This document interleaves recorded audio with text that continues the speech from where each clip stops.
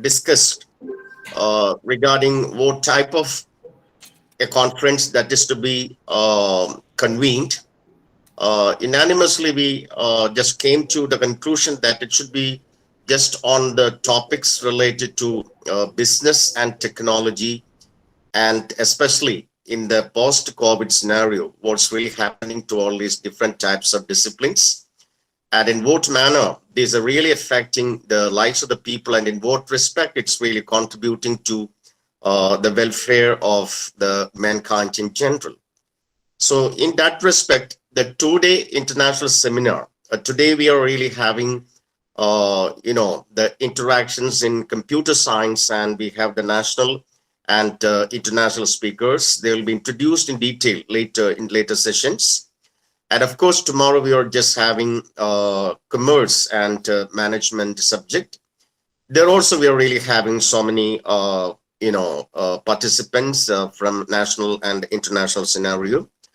And altogether, we are really hopeful that this kind of a conference will just make us aware of what's really the condition all around us, especially those people who are just been caught in the anxiety-stricken arena of day-to-day interactions of life. So I'm not going to, prolong my speech because a minister is with us. And I actually expressed my happiness at first regarding two things. One is really a memorable day because we are really organizing the international conference for the first time. Secondly, because we are just having the presence of our respected Minister of Education, Higher Education, Dr. R. Bindu. And when I really convened this particular matter, she was so earnest in agreeing and promised that she will just come and just inaugurate this session. And we are actually having our great gratitude and concerns for our minister. And also she happens to be a long-time friend of mine, and maybe because of that, in the busy schedule of today's life as a minister, she just consented to come here and just to make this kind of address. So without prolonging my speech, let me come to my duty to welcome all the people who are here, eagerly waiting for the transactions of our conference. First of all, let me welcome our Minister of Higher Education, Dr. R. Bindu. She herself really a researcher and really an expert in the field of her subject.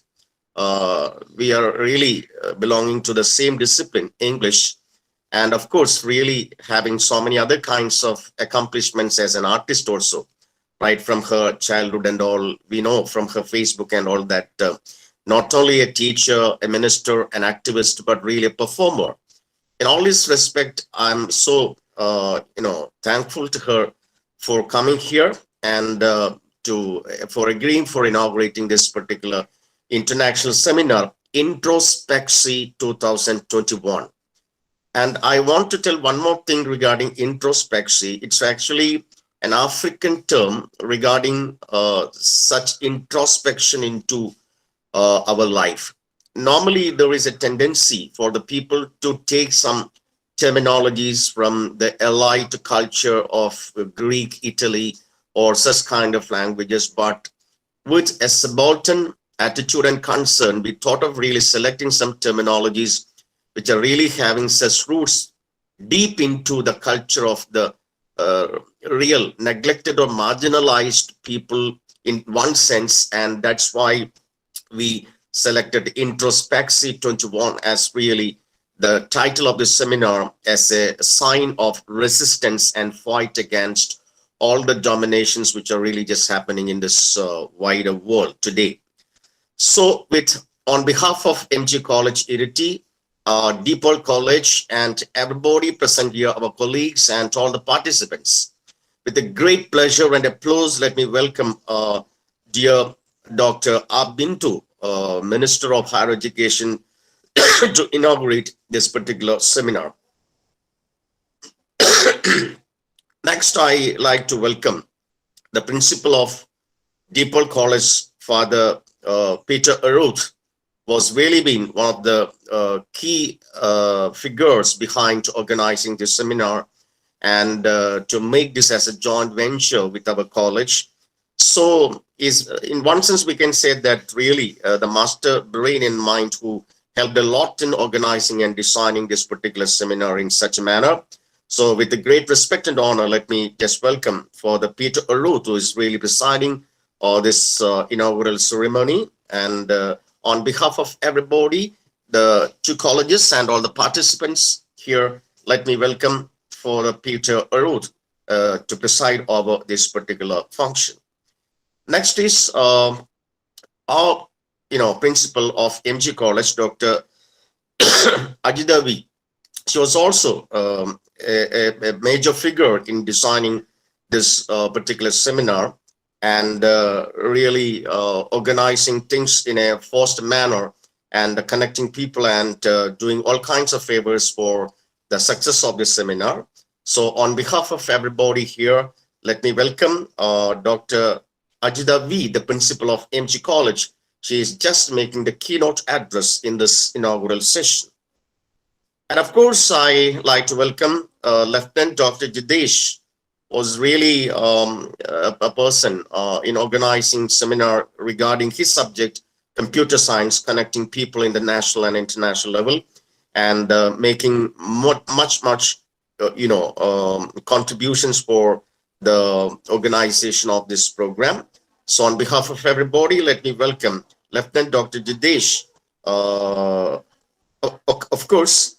And finally, let me welcome Father Jomi, the vice principal of DePaul College, and of course, a person really concerned with this seminar, really doing all kinds of such hard works for making the program schedules and every time, with the great effort and all, he just made this really wonderful and fantastic.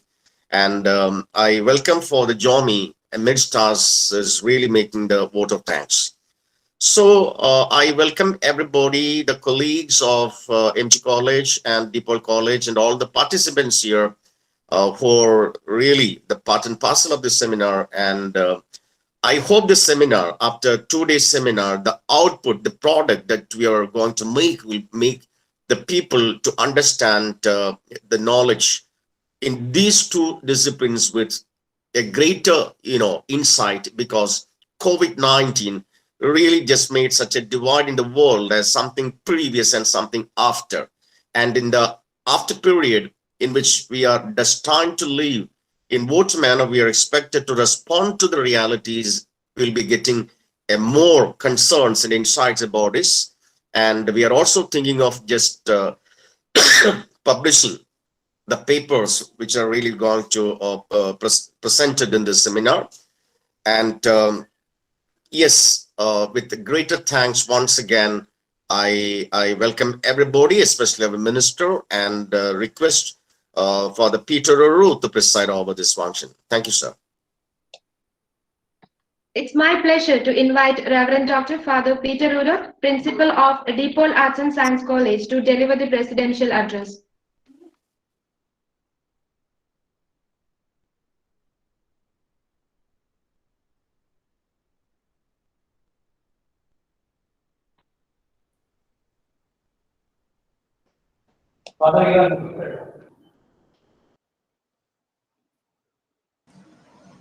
Good morning to all. Respected Minister of Higher Education and Social Justice, Dr. R. Bindu, Syndicate Member Dr. Pramod Vellachar, Dr. Ajdavi, Principal, MG College, Iriti, respected teachers and students.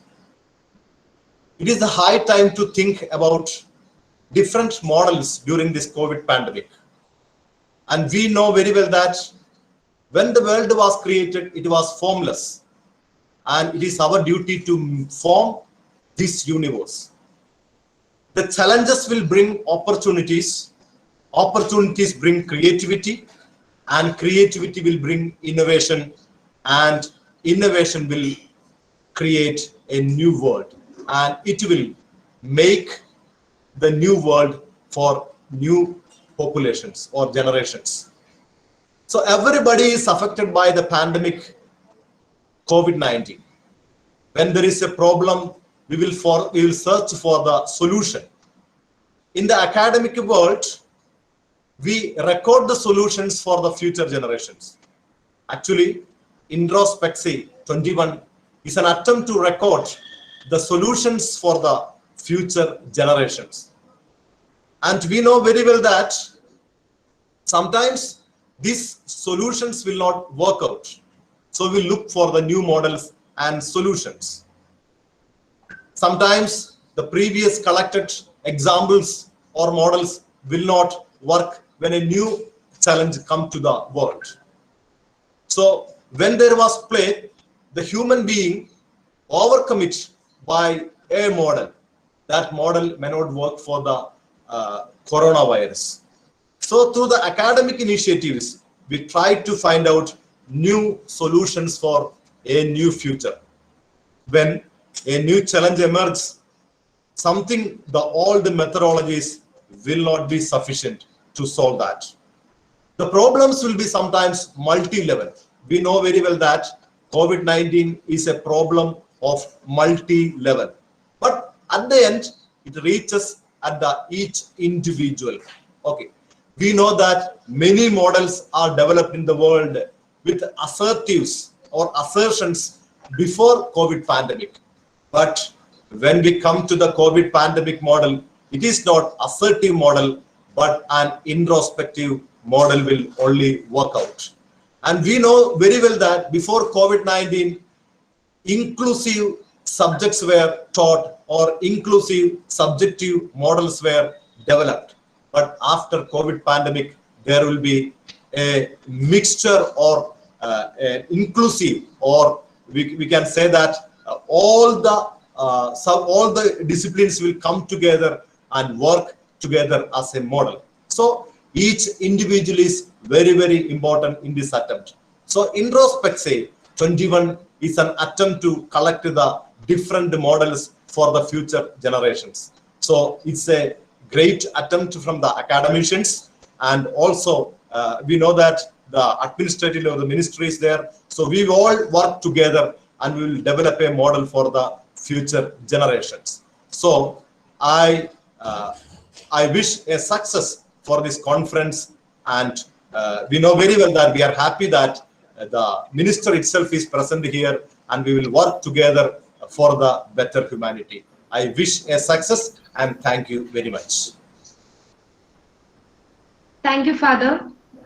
Former Mayor of Thrissur Corporation, Kerala. Today she is the Minister of Higher Education and Social Justice, Government of Kerala. I invite R. Bindu to inaugurate the ceremony. Am I audible? Yes. Yes, Minister. Yes. Honorable Chairperson of the session, Dr. Father Peter, Dr. Ajitha V, Dr. Pramod Vellachal, other dignitaries and delegates, and dear students.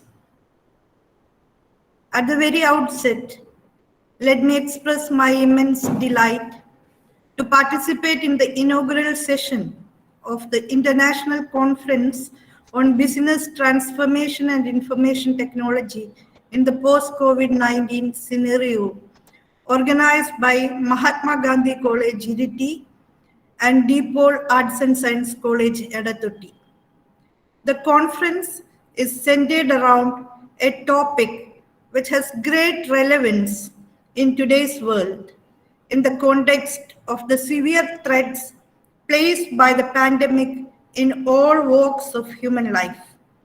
The close scrutiny and appraisal of the transformative force and consequences of the pandemic are inevitable to carve out a sense of direction to all important spheres of human existence, especially spheres related to economy, education, business, and national and international transactions. Would the pandemic lead to a total systemic transformation of the global economy? That is the question to be discussed at the very outset, because the knowledge thereof is essential for any reasonable speculation of changes in the business sector.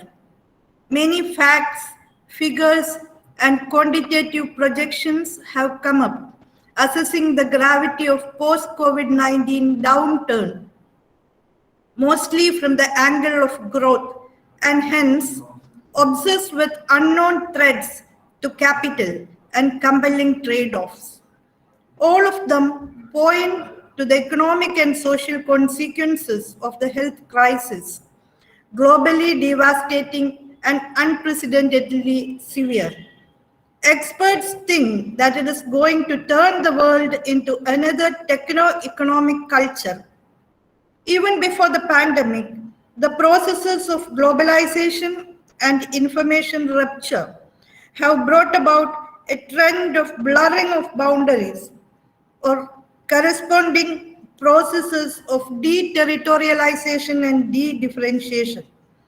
The blurring of boundaries between national economies and national cultures, blurring of boundaries between disciplinary categorizations, blurring of boundaries between different spheres of human activities. In such a context, a minute change or shift in any of the spheres of human activities may upset the whole, as it happened after the financial crisis of 2008. The loss of jobs, the steady decrease of income, and people's inability to purchase, etc., resulted in severe economic crisis due to the crisis started in the housing sector of the USA. COVID has caused a worse situation by placing serious impediments in the rates of every kinds of transaction. COVID-19 pandemic has created devastating effects to the economy world over, even though the developed countries have a relatively less intense effect. According to critical political economists, COVID-19 induced downturn precludes recovery of conventional capitalist economy. At the same time, nobody can say that the global economy would continue without any change. It appears that the global capitalism would recoup very fast using the pandemic panic and the fear of life-threatening virus. Studies have demonstrated the ascendancy of a mutated form of capitalism after the major financial crisis of 2008. This mutated form, driven by science and technology as source of accumulation, is called techno-capitalism, popularly known as knowledge society and knowledge economy. Unlike the past industrial system of manufacturing goods and services, the new type runs huge research establishments in science tech hybrid fields for the production and exchange of intellectual property and patents, the most potential source of accumulation.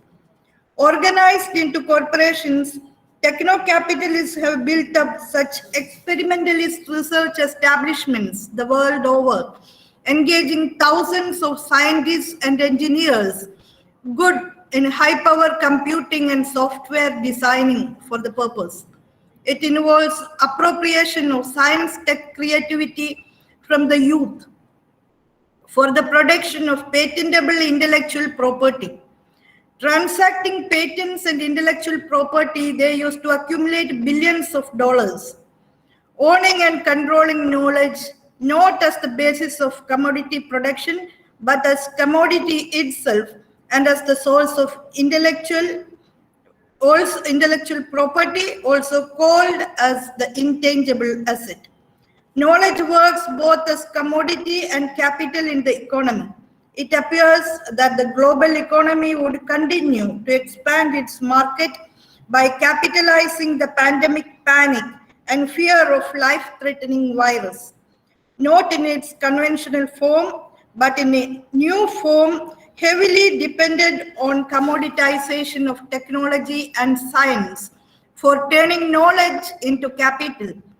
Corporate laboratories have concentrated their dynamics through researchers in latest science, science tech hybrid areas like genomics, biopharmacology, biomedicine, synthetic bioengineering, bioinformatics, robotics, nanotech sensors and transmitters. Tens of billions dollars worth intellectual property in hand and patents in the pipeline. Techno capitalists will flourish. COVID-19 crisis will boost the accumulation, making the knowledge-oriented multinational the wealthiest and most powerful corporations that exert unprecedented influence on contemporary world. At the same time, possibilities are there to open up ecologically sustainable alternative development models, leading to systemic change in the economy. Adding to the pandemic, climate change-induced disasters, though hardly ever spread panic among people, unlike pandemic, are affecting seriously, making it inevitable for the planners to ignore the inevitability of the factor of ecological balance in future development. Reviewing historical experience of crisis-driven survival struggles and the rise of alternative economies is helpful in understanding the present situation. Post-pandemic recovery measures of governments caught up in transnational trade wars will normally give top priority to doing everything to restore the global economy of capital flows. A series of new exactions like healthcare levy, salary control, wage reduction, job retrenchment, and public expenditure cut, besides withdrawals of welfare measures would follow. Naturally, there would be people's movements desperately demanding their governments to ensure better health security, redistribution of health, enhance consumption, and generate employment.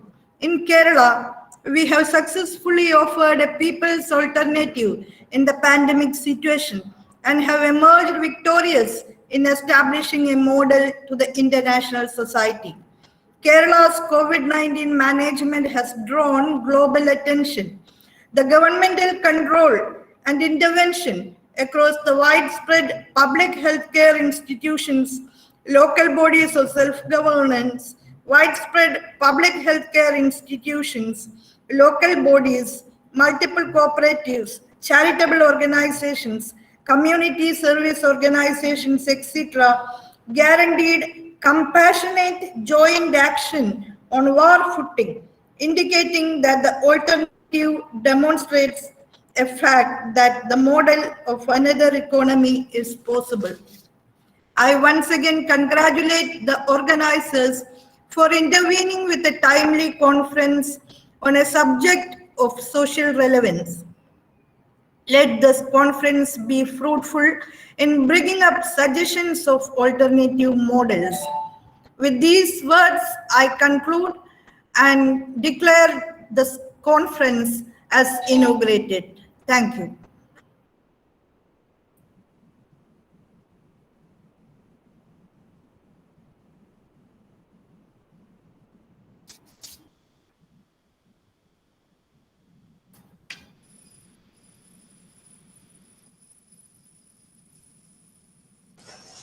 Father Jomi is not audible. Father Jomi is not audible. Not audible.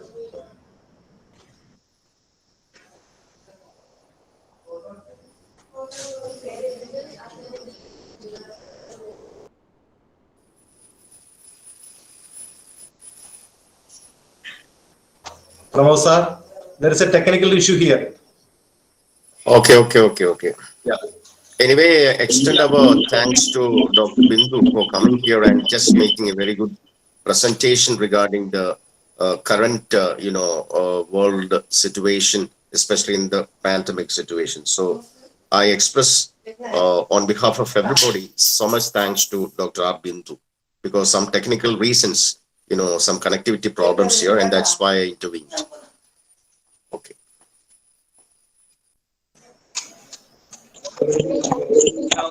Now I invite Dr. Ajita, Principal of MG College, to deliver the keynote address. Am I audible, participants? Yes, madam. Respected Chief Guest, Dr. R. Bindu, Minister for Higher Education and Social Justice, Government of Kerala. Respected Reverend Dr. Father Peter Oroth, Principal, Deepole Arts and Science College, Edathutti, and other distinguished members watching this conference. Very good morning to one and all present here, and thank you for joining us today on the International Conference INTROSPEKSIE 21. This is the first conference in the history of MG College Iriti and Deepole Arts and Science College Edathutti, which is completely conducted on digital platform due to the COVID-19 pandemic. Actually, this conference is a prestigious event with a motivation to share a progress in recent technologies. Nowadays, in our busy social media world, it is easy to forget the importance of being face to face with other people in the community. So, being active in one's professional association can have many benefits. For achieving our goal, one way is to engage and actively participate in this sort of international conferences. I think most research scholars thought that taking a few days away from their work to take part in an international conference can seem like a total waste of time. But this type of conferences may be just what one needs to discover new ways to expand their knowledge and make headway in their stagnant research work. So, I am sure that by participating in international conferences, one will get unique learning experience and opportunities to become active in research.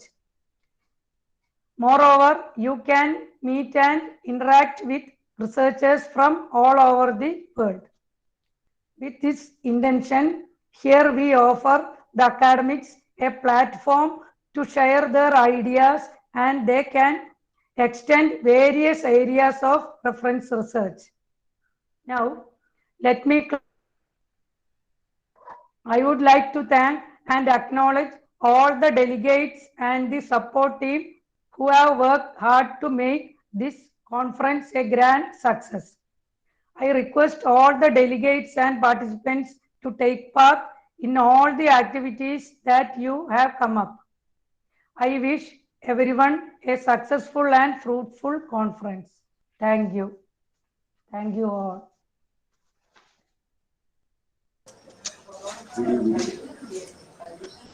Thank you, Ajita madam. Now I invite Dr. Jidesh to felicitate the whole conference. Thank you. At my side, the network is late. If anything happened wrong, here with me. Respected guest of honor, Dr. R. Bindu, the Minister of Higher Education and Social Justice, Government of Kerala, a prominent and eminent teacher of English department. Respected Chair, Dr. Father Peter, Principal of DePaul College, keynote speaker, our beloved Principal, Dr. Ajita V, my friend, colleague, Prof. Vellachal, Dr. Father Roy, and all other dignitaries on and off the line. It's not at the desk. At the outset, I extend a warm greetings to one and all. As all we know, the entire world has been facing off the catastrophic impact of COVID-19 pandemic for the last couple of years. and we don't know. Nobody is certain, nobody is certain that when it is going to be thwarted. I hope all of you have inoculated against this lethal virus, or else do it at the earliest. Everybody said about the past, about the future, and we need to move forward the future with all expectations and assurity.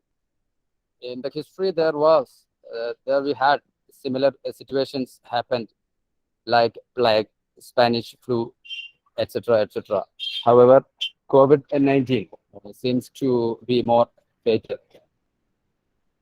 It is really redefined the history and separated the era like pre and post-COVID scenario, or rather epoch.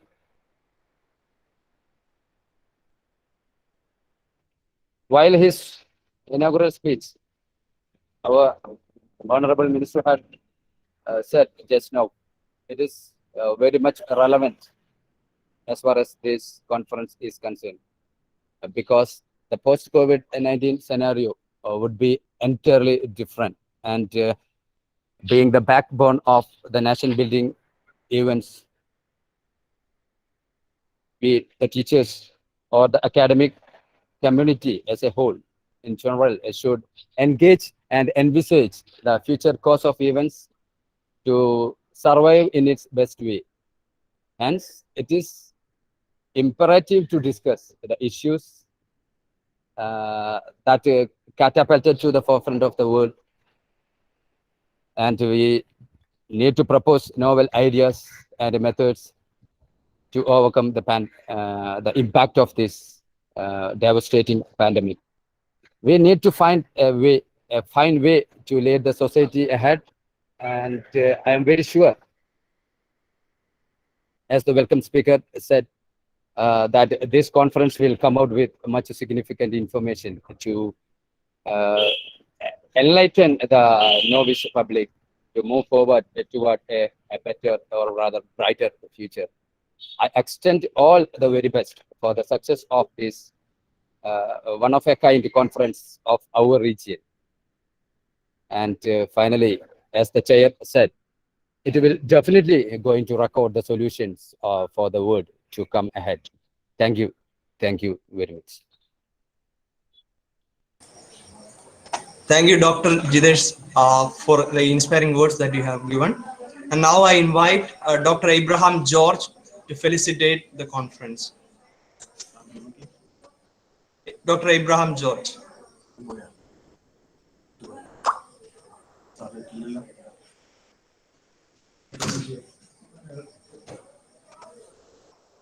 I think there is some problem with Abraham George sir's connectivity. I'm ready. I am ready. Okay. Okay. Okay, sir. Okay. Yes, sir. Carry on. Okay. Today's chief guest, Dr. Bindu, Higher Education Minister of Kerala, respected Professor Dr. Ajit, then principals of both the colleges, that is MG College Irutti and Deepal Arts and College Adathutti, and IQAC coordinators of both the colleges, and finally all the participants of these 2 days international webinar. Now we know all the human beings and industrial world are in the midst of COVID-19 situation. Regarding the industries, we know all industries are at present struggling to maintain their business. So many companies have been closed down or reduced their businesses. Along with that, we know so many employees lost their employment opportunities. I think only IT-related companies are doing their business to some extent, because we know their employees are doing their work from home. That is, work at home culture is developed in the IT-related industries. Hence, I think the entire business and academic communities should think about these issues in deepening. That's why I think the Deepal Arts and College Edathutti and MC College Iriti both thought about to conduct an international webinar on the topic business transformation and information technology. I think in this 2 days webinar, definitely major issues or major challenges faced by the industries will be addressed. So many papers definitely will be presented by the academic and business communities. And through that papers, definitely major issues will be addressed or discussed. And most probably some solutions to tackle these issues also will be given as recommendation through these papers. And our Honorable Minister and also respected Principal Dr. Peter Roc, both of them referred about the creation of a new model in the business area. Because only through new models or only through new thinking in the coming world, business can sustain. So let us hope new models will be discussed, and most probably at the end of this seminar, new models will be created in order to run the business that is closely connected with the information technology. I don't like to prolong my speech. I wish to congratulate the IQAC team of both the colleges, especially Pramod Vellachal sir and also Father Jomi, for conducting a webinar like this. I wish all success for this 2 days webinar. Thank you so much. Thank you, sir. Now I invite Dr. Father Roy Varat, Principal of Deepal College, to deliver the vote of thanks.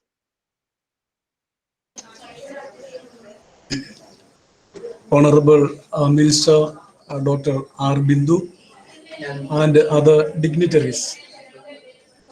German philosopher Martin Heidegger sees death as an imminent event from which no one can save himself or herself. Then, two possibilities in facing death.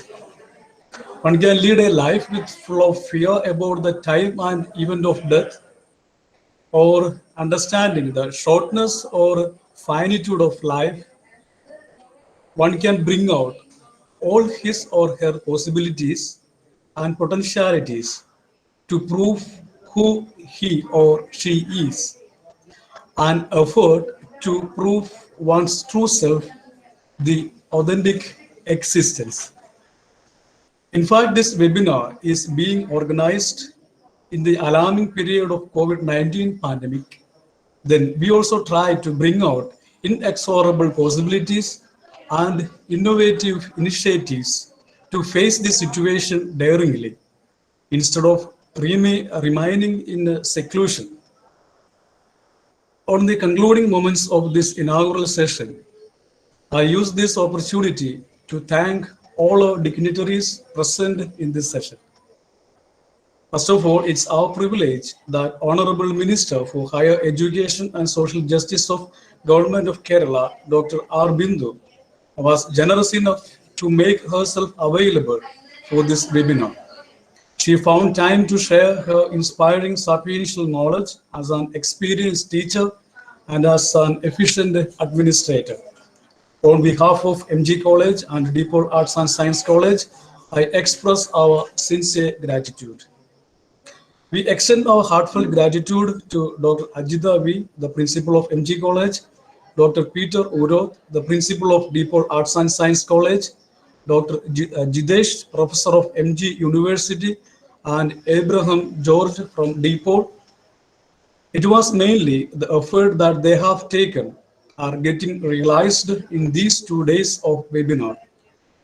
Also, I take this opportunity to thank Dr. Pramod Vellachal, the chairman of this webinar, professor of MG College and syndicate member of Kannur University, for his presence and all the efforts that he has taken to make this webinar a true event.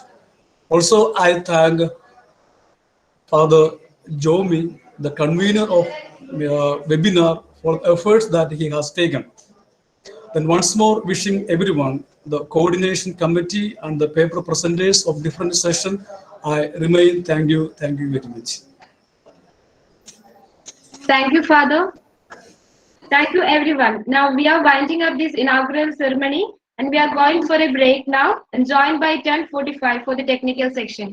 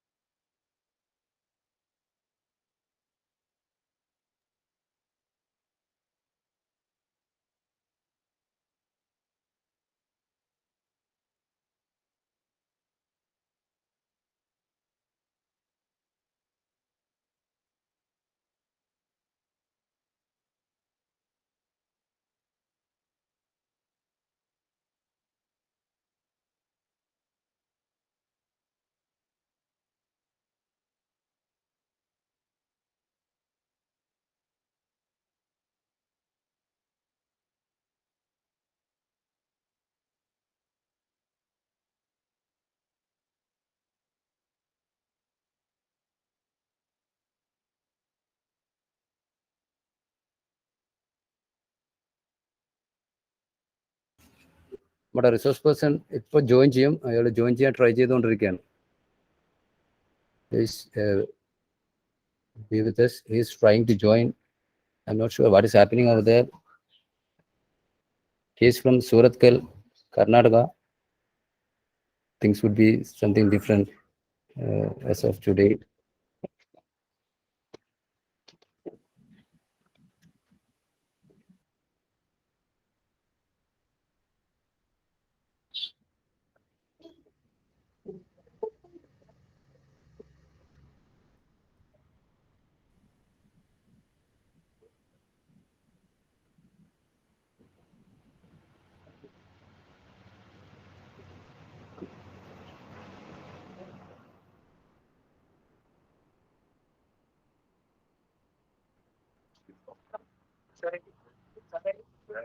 ഇനി programme 10:45 ഞങ്ങളുടെ ഇവിടെ പ്രശ്നമുണ്ട്, internet ചിലപ്പോൾ കട്ടായി പോകുന്നുണ്ട്. അപ്പം എന്തെങ്കിലും ഉണ്ടെങ്കിൽ അനുവിന്റെ ഇടയ്ക്ക് കട്ടായി പോകുന്നുണ്ട്. എന്തെങ്കിലും ഉണ്ടെങ്കിൽ സാറൊന്ന് ഇടപെടണം.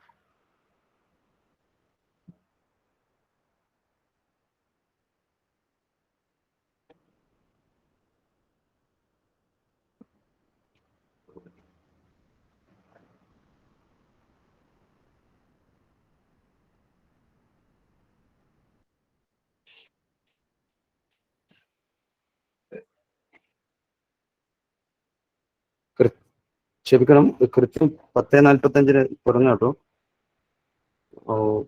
Sorry for the wrong message. Actually, here also I too face network issues.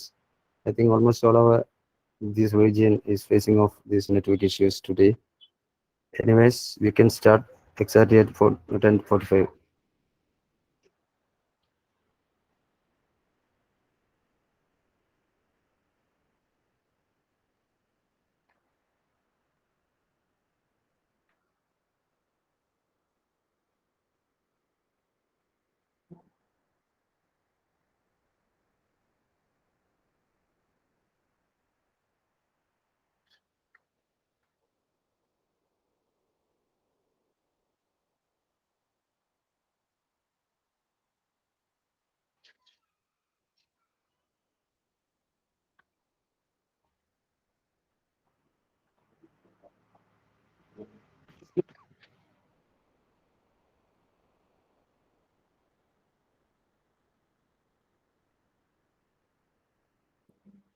The inaugural ceremony has ended even before we expected. Actually, we thought it would be extended up to 10:30. What happened is it has ended before the time.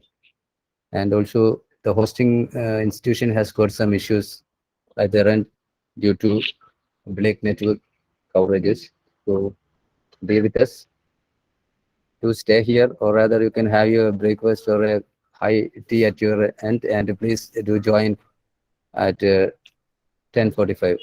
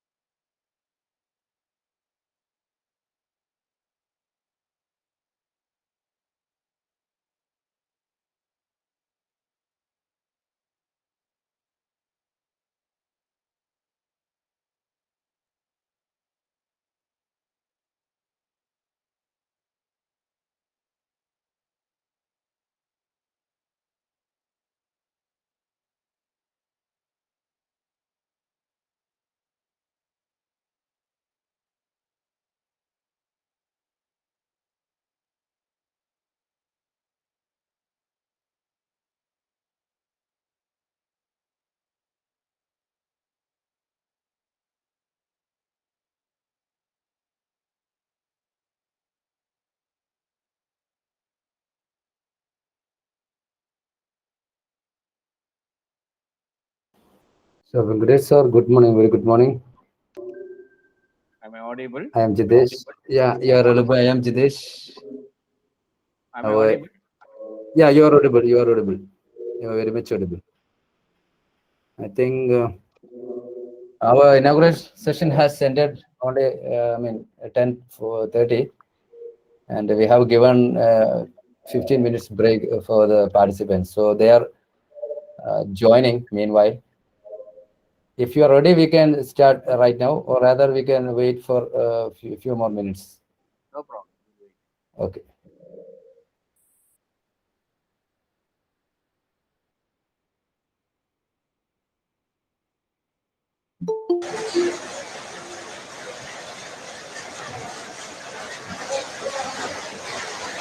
So Venkatesh sir, welcome. Yes, sir.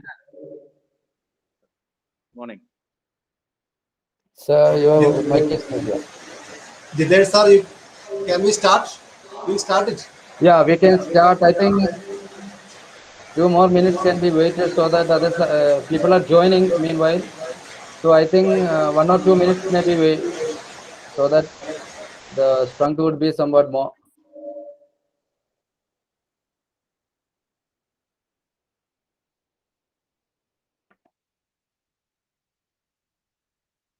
Or rather, I think we can start right now. I know you can begin, sir. Meanwhile, people will join. Sure, no problem. Good morning, everyone. Welcome back to the second section of INTROSPEKSIE 2021, the international conference. Now we are moving to the technical section now, and we are privileged to listen to the most awaited talk from Dr. M. Venkatesan sir. Now I invite Dr. Jidesh to introduce our resource person. Thank you. Once again, good morning to one and all. You might have present in the inaugural session. It has ended wonderfully few minutes before. Minister has consented her, accord her consent, and she was very much present. Our Education Minister, Dr. R. Bindu, were present in the meeting, and she did a wonderful talk, enlightening talk. She has touched each and every nook and corner of the present, past, and future situations, and we are actually blessed with her. Now, the second session of this 2 days seminar, a talk from an eminent professor from NIT Surathkal. Actually, it has been our long cherished dream that came true a few hours ago. Our international conference, ICBT and IT, that is International Conference on Business Transformation and Information Technology post-COVID scenario, and we named it INTROSPEKSIE 21. The evolution of name has been the story behind the naming convention has been delivered by our welcome speaker in his talk, and I think you can, or rather you can go to the Google and find it exact meaning.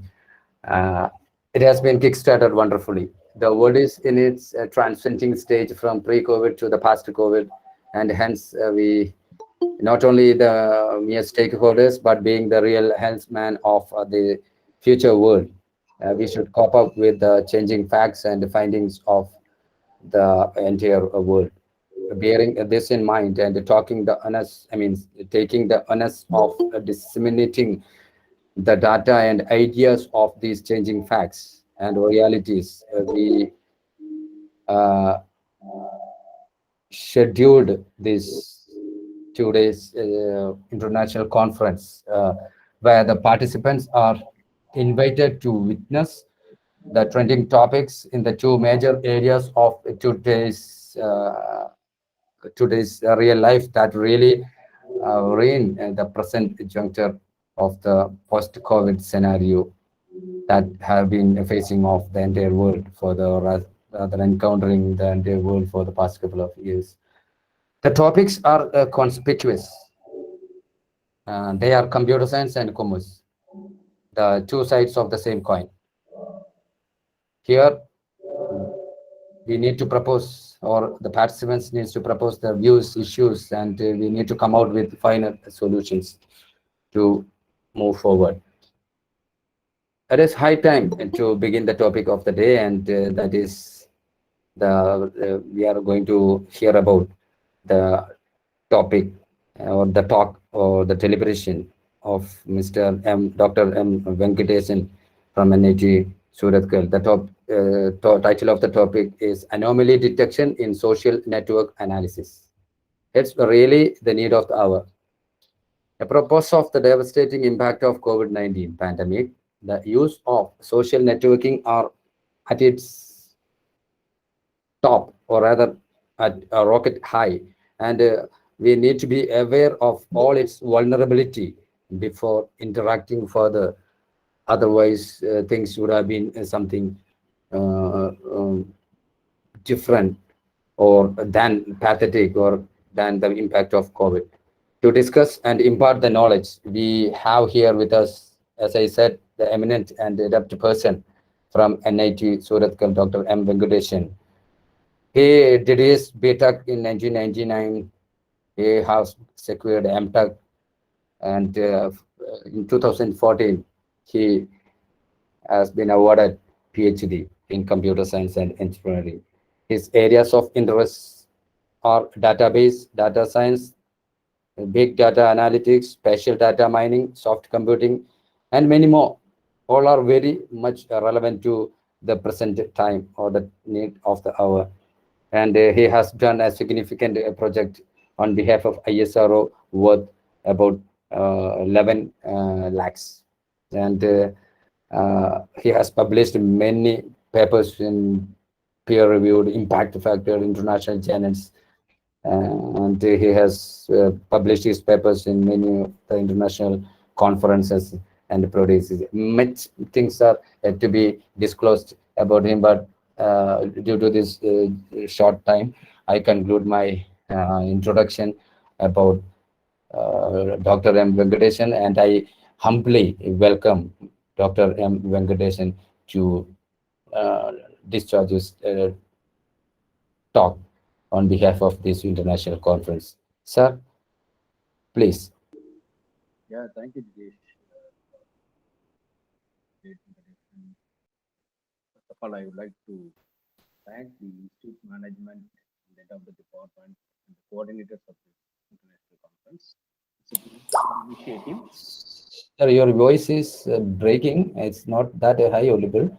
Can you adjust? Now, you check Yeah, for now. now it's okay, sir. It's very much okay. It is clear now. It's okay, sir. It's sounds good. Very good. It's good, right? Okay.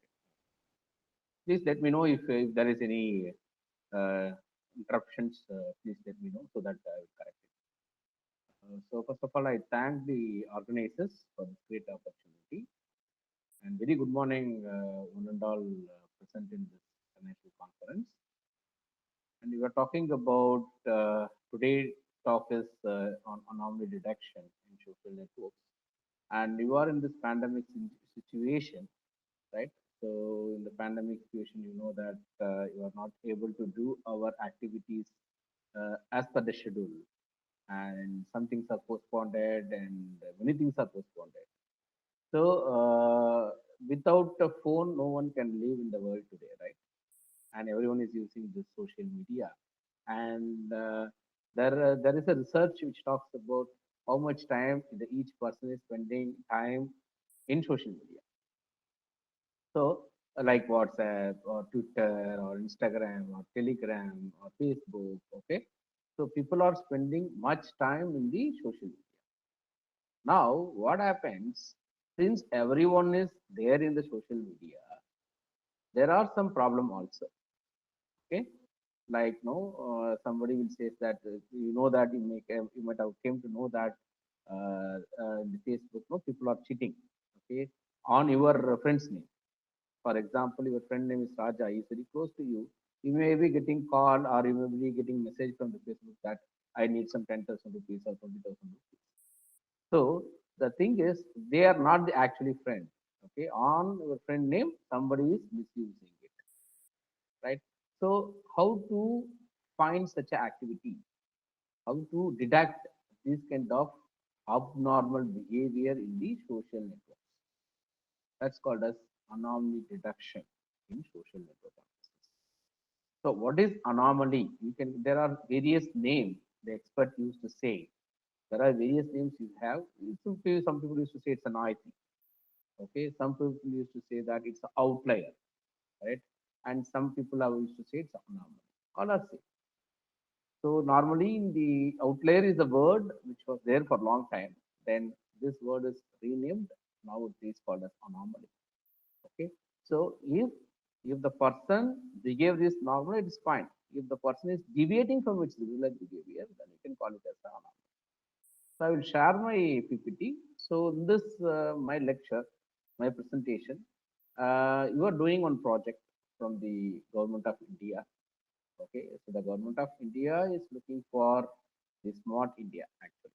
Government of India is looking for a Smart India so that they have announced a smart city, right? Then now if you need a smart environment, if you need smart environment, yes, hello, am I audible? Yes, sir, you're audible. I think it is something else. So now the thing is, so you have to check this anomaly in the social network.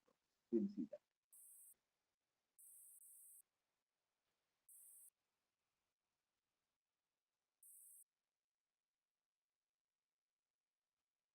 One minute.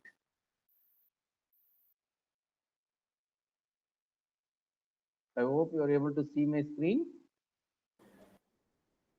Sir, it's coming. It's coming on the way. It's on the way. It's on the way. Yeah. I think you are able to see that. Yeah. Right now it's okay. You can select your pages. Yeah, it's good. Clear? Visible? Yes. Very much, very much. Right. So the topic of this today's session is anomaly detection model for social network analysis using machine learning. So you know what is social networks. So by seeing this image, you can understand, right? And now when you look the social network, when you look the social networks, one person is connected with the another person, right? One person is connected with the another person. So the good way of representing social network, or I can say the data are independent, not independent, dependent. There is a relationship between one data to another data. Okay. So how to represent the social network? The social network will be represented in the form of graph. The social network will be represented in the form of graph. Right. So once the data is represented in the form of graph, then we can find the node which are anomaly. Okay. So anomaly detections. Are you able to see my PPT? Yes. What is Yes, the sir. need of this topic today? Okay, what is the importance of this topic? Why we have to study this social media or social network analysis, anomaly detection in social network analysis? Why research is required on social media and social networks? So now you can see that there is a one picture in my PPT. In 2018, okay, in the month of May, the government has announced, okay, a tender for social media analytics tool. Because you know that even recently also there was a big tough war between WhatsApp and the government of India and Twitter and government of India. Because these social medias or social networks, they are not ready to follow the government guidelines. Okay, right? So the government start off introducing or they want to analyze the social media and social networks. So they announced a tender for social media analytical tools. So it is very important to develop some analytical tools to analyze the social media. Okay, So social media research is very, very, very advanced and very much needed for this current scenario, particularly, right? So that's why we are going to discuss this anomaly detection in social networks. So what is an anomaly? How you can say it is an anomaly? How you define the anomaly? Okay, so you can see the graph. It's a histogram graph, right? So you can see the green colors. Okay, so normally there is a range. Okay, let us take, if you take the y-axis is 0 to 10, you can say normally it is near to 4 or 4.5 or 5. If you take, or you can say this is called as you are running our family, you would like to expenditure of monthly every month. Let us say this is January, February, and this is March, something like that, and this is April, May, like that. So now if you look the expenditure of the family in the every month, almost it is near to 5,000, let us say, which is 5,000, near to 5,000. But what happened in the month of March? There is a sudden increase. Okay, it is double, it is 10. Okay, so the normal behavior of the family expenditure is 5,000, but in the 1 month, it is a double. Okay, so it means that in the March month, the behavior is changed. The pattern is changed. It is not the normal pattern. There is a change in the pattern. Okay, so you are getting alarm. That's called as anomaly. So anomaly is defined like this: a pattern in data that do not conform to a well-defined notion of normal behavior. Or we can also say an object is an anomaly when it deviates from the normal behavior of the object, then it is called as an anomaly. Okay, you got it? So that's called as an anomaly. So in the social networks, as I told you, the social network is represented in the form of graph, right? And what will be there in the graph? The graph will consist of node and edges which are used to connect the various nodes. Right. So now in the graph, the node may be the anomaly. The user in the social network may be the anomaly. He may say that he is a friend of mine, but he may not be my friend. Okay. So he would like to cheat something from me. So I have to identify such a user. Sometimes the communication between the user may be the anomaly. The edges which are connecting node 1 to node 2 may be the anomaly. Okay. So you have to identify such edges also. In some other cases, what happens, a group of people join together and they will do some unnecessary things in the social networks. Okay, so that is called as a subgraph anomaly. So there are different type of anomaly, we will see that. Okay, I hope now it is clear to you what is anomaly. So if you look the social networks, you can see there are online communities among people with common interest, right? Like, for example, you have social networks, Facebook for PhD. Okay, those who are doing PhD and they will have some Facebook group or WhatsApp group. Okay, so online communities among people with common interest or activities or backgrounds and friendships. So what is the need of it? Why they need such online communities? Because they want to share some information. They want to communicate and they want to collaborate. Okay, right? So the social network is a platform for a people to share, communicate, and collaborate about the particular research topic. All right, that is the need of a social network. Now you can see if you just open your WhatsApp and you see that there are various groups, like we have World Network Research. Okay, so that there the people from different part of India are the members. Okay, there they will come to know what is the book is published, what is the research on particular topics, everything will be there. So it is shared. That is the important of social network. But now people are misusing it. That is the problem. The social network is a good platform to share and communicate and collaborate. But now what is happening? There are some people, okay, there are some group, okay, which wants to misuse the platform and they want to get benefited. Okay, right? So you want to detect such a activity. Okay, right? So you want to identify such individuals or group of individuals. So anomaly detection is nothing but it may be the individual or a group of individuals are making sudden changes in their pattern. Just in the previous slide, I have shown you the graph where there is a sudden change in the pattern. Okay. So making sudden changes in their patterns of interaction or interacting in a manner that differs from their peers. Right? If I have a friend Kamal, then I know that how he is going to behave with me. But someone says that yes, I am your friend Kamal because the face is not visible in the social media sometimes, right? In the Facebook, if there is any chat, then but I know that the behavior and the way in which he used to write everything I know, so easily I can identify it. But many cases it is not true. So you need some tool to detect such anomaly behaviors. Okay, right? So there are different type of anomalous activities like bullying, terrorist attack planning, and fraud information disseminations. All these things comes under this anomaly detection. So you can see this graph, right? So here you can see that G1 and G2 is nothing but a group of people. G1 is one community and G2s are the another community. And F1, F2, F3 are called as the anomalies. Because see, this is the set of points you can say in the set of points when I apply my algorithm, it forms a group G1 and G2. Okay. So these are the points which have similar properties. So they are in the group one, and these are the points which have a similar property. They are in the group two. But we can see there is a one point which is not part of this group, and there is another four.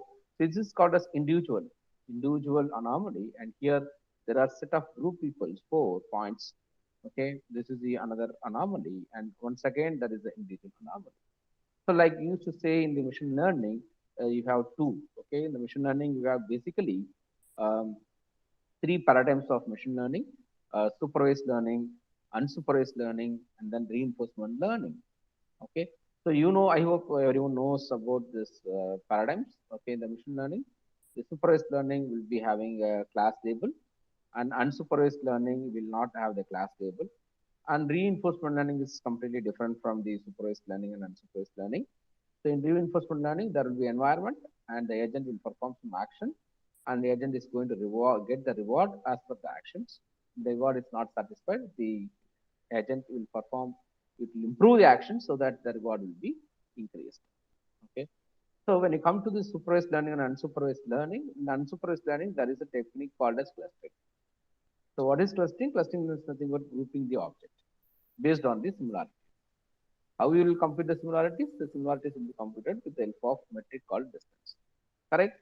So here you have applied the clustering and you form the groups. So when you form the group, you found that there are three anomalies you are able to detect.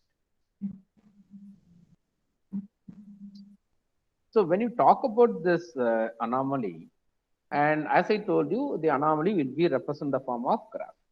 Okay, here you can see the anomaly will be represented in the form of graph. Correct?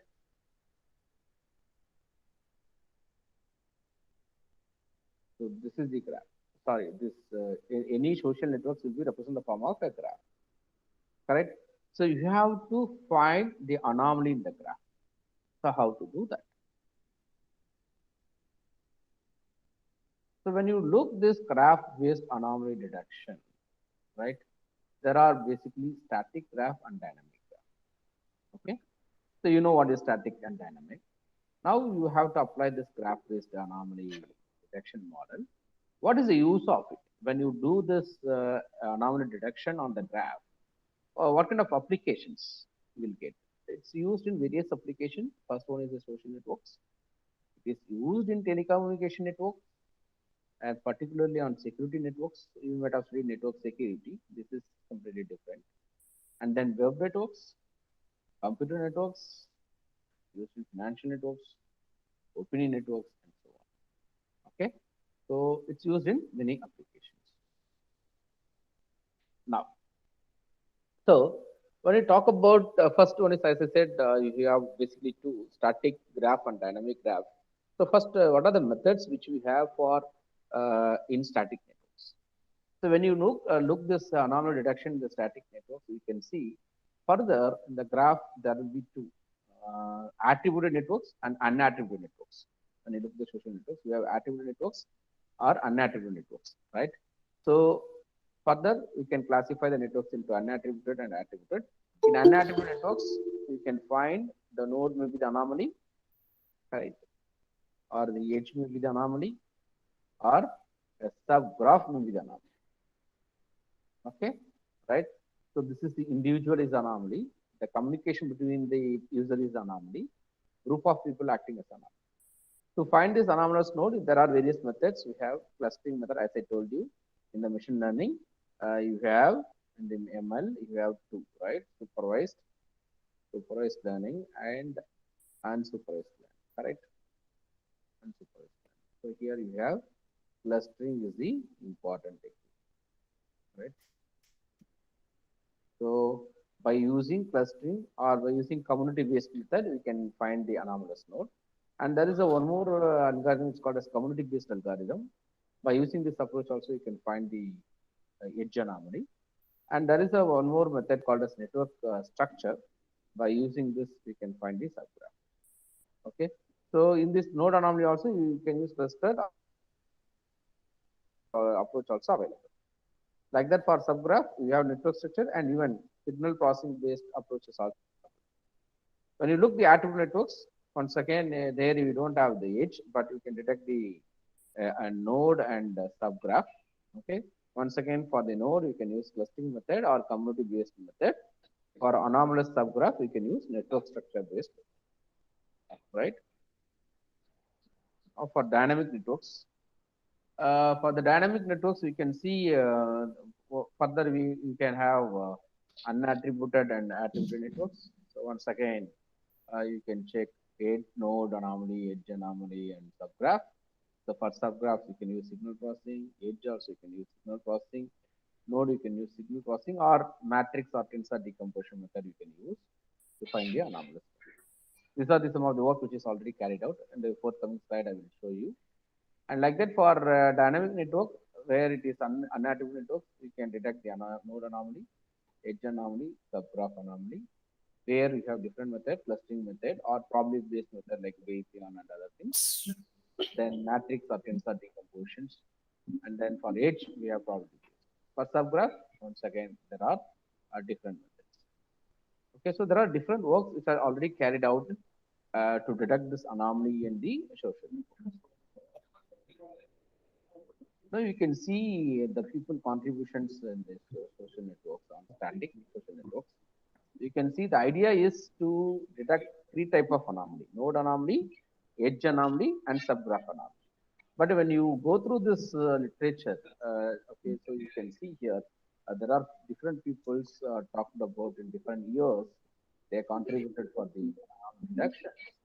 You can see the type of network unattributed, nothing here for attributed, and this paper talks about only unattributed. This paper only talks about attributed. Correct? You don't have a paper for both. One. And second thing, there are some papers which talks about node anomaly, and this is for node anomaly in attributed, and this is node anomaly for unattributed. And these two paper talks about edge anomaly in unattributed, and there is no paper on edge anomaly in unattributed. Like that subgraph, there are some papers which talks about the subgraph anomaly detections in the unattributed networks, and there are some set of papers for subgraph anomaly detection in the attributed. And what are the approaches they have followed? Everything is clear. Like I told, no, there are different approaches are there, so people have used it, and how they are reporting anomalies. So normally, how the anomalies are computed. So you will see, for example, when the student, I ask my students to submit the assignments, okay, and so I'm going, or I can say simply, I'm going to conduct a exam, and if you're going to secure 70, then you are students. Otherwise, I say you are a bad student. So I can say here the bad student is anomaly. So I'm going to fix a threshold 70. So if that student is not crossing the 70, then I will call it as anomaly. So here also the anomaly definition will vary from context to context. Okay. So here you can see in the first method, they use scores. They computed some scores and then they will check with the threshold. If the score is greater than the threshold, then the object should be anomaly. Okay, but some cases they are used binary levels. Okay, like that, nodes of states. So there are different way to reporting this anomaly. Sir, Yes. no, sir, no, sir. Sorry, sorry. Okay, continue, continue. Then anomaly detections in the dynamic social network, same way. So in the previous slide, we have discussed the various methods in static social networks. Correct. Now, this is for dynamic social networks. Okay, same way we have taken network and then the anomaly. Okay, so networks we have unattributed and attributed, and anomaly, node, age, subgraph, sometimes even event. The event which occurs in the network may be the anomaly. Okay, so that also we have considered, and then the approach used. These are the approaches used for different methods like distance-based, probability-based, sensor decomposition, signal processing, community-based, probability-based, and so on. Okay, and reporting anomalies. So some people have done Z scores to compute the anomaly. Some people use the probability values. Okay, based on the probability value, the anomaly is detected. Right. So there are different ways to detect the anomaly. So what are the challenges we have in social network analysis with respect to anomaly detections? Just by seeing this literature survey, you don't have single model for all type of anomaly. Okay, some people have worked on node anomaly, some people worked on edge anomaly, some people worked on subgraph anomaly, and some people worked on static, and some people worked on dynamic. So the need of a single model for all type of anomaly that is node, edge, or subgraph for static and dynamic social network. That is the one challenge. There are some approaches to detect the anomalies, but what about streaming networks? Okay, there are some scalable approaches for static, but you don't have it for streaming networks.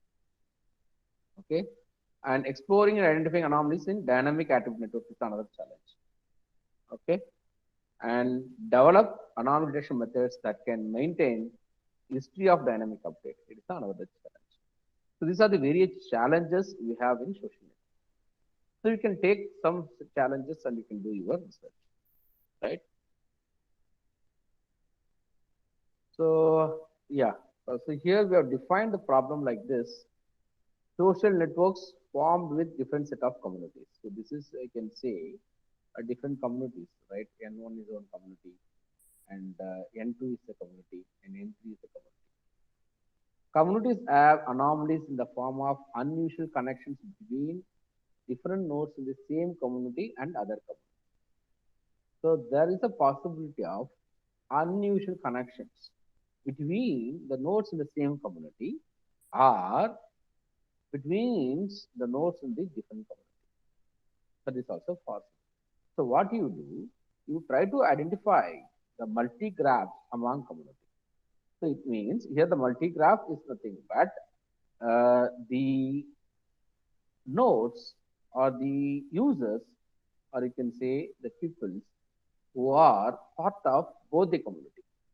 For example, if you take this, okay, or if you take this part, these are the people who are playing in common between N4 and N1.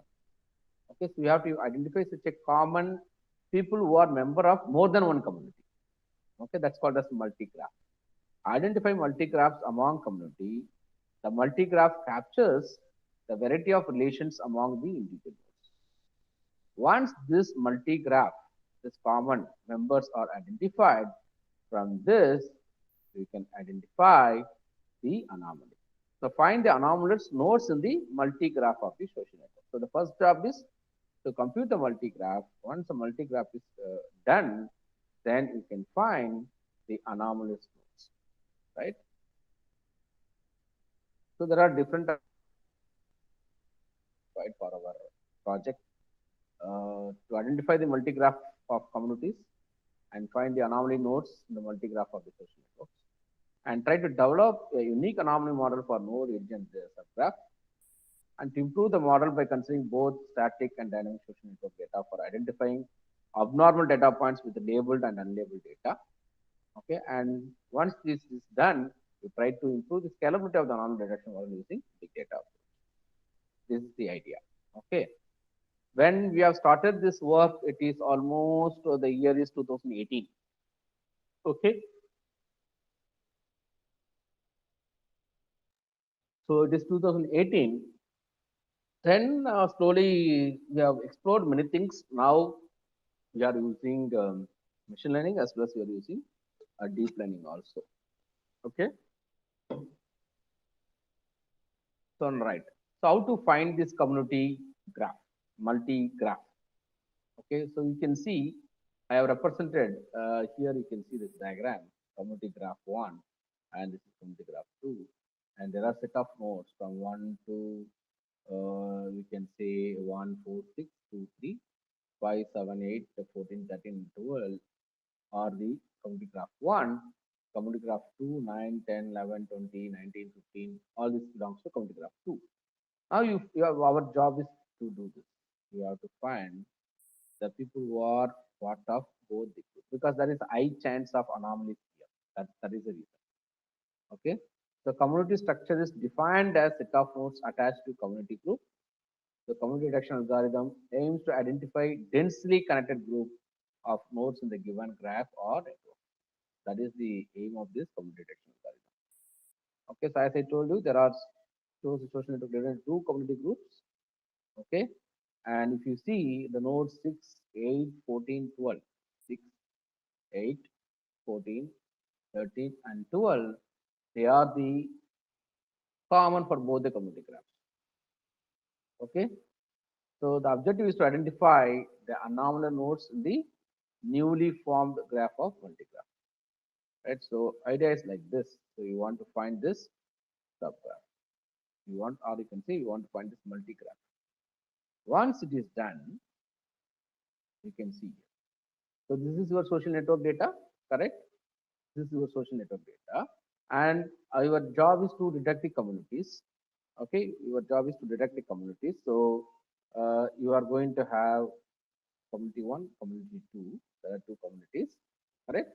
And you want to find this. Sorry. So you want to find this, the nodes which are common. That is called as multigraph. Finding multigraph. So you get this. Now from this, you want to know whether the node is anomaly, one node I have taken, or this communication between the 2 nodes. This is anomalous. So anomalous edge, and then sometimes all the 3 together can be the anomaly, the subgraph anomaly. So node anomaly, edge anomaly, and subgraph anomaly. Right? Clear? So this is the algorithm we have used for this multi-graph community detection algorithm. Okay, and so in this algorithm, you can see the input is set of communities. You have to feed the set of communities, and then the concept which we have used is individual degree of individual node. But it is nothing but what is the degree of node in the graph? It's nothing but the number of neighbor the node has. That is the degree of individual node, right? So we have used that concept, and we are able to find the multi-graph. So the output will be set of nodes participating in multiple communities. I hope it is clear. The social networks will be there, and there will be a number of communities, and we want to find the nodes which are the member of more than one community. That's called as multi-graph here. So that we want to identify by using the degree of the node. Okay. Then once that graph is multi-graph is found, then from the multi-graph we have to check whether the node is anomaly or not. Okay, so the input will be the set of communities once again and nodes, their degrees, okay, and that are part of multiple communities. Okay, then output is anomalous nodes in the communities. So we will compute the Z score. We'll compute the score, community score here. It is called as community score. That's why it is Z of F of C. Okay, it determines the community score. Based on that, we are trying is anomalous or not. Okay, right?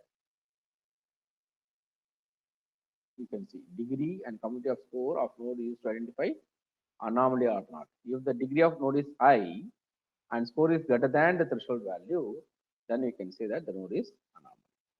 Okay. So there are two, no, static and dynamic. So in static environment, you will be having all our data here, the data how to represent the data. Okay, the input data can be in the convert that data into Excel or XML or JSON format, whatever you want, and then you want to find the multi-graph community directions. Okay, because the input here, the data will be there in the graph, correct? Then it will be given to here, given to this model where we'll find the multi-graphs, like I have shown the algorithm by using that. Then once it is done, then we will identify the anomalous nodes in the multi-graph. And then we will visualize it. Okay. And if it is dynamic anomaly directions, you want to make it as a dynamic data. So we are introducing the Apache Kafka. Okay. So by using Apache Kafka, we can do this dynamic streaming data analysis. So you can see the input data will be any social network data, Facebook, Twitter, Orkut, or YouTube. It can be any social network data. And because it's all are dynamic, right? Streaming data, right? So it goes to the Apache Kafka producers, okay? And then to get this input, streaming data. Then this data will be converted and it will be given to Kafka consumer, consumes the data. And then this data will be represented in the graph. In the graph, you will find out the multi-graph communities, and then you will find the multi-graph. So we are using this environment. Okay, right? Apache Kafka, so we are using it, and the data can be visualized here. Right. So this is for the streaming data analysis, or you can say dynamic anomaly detection.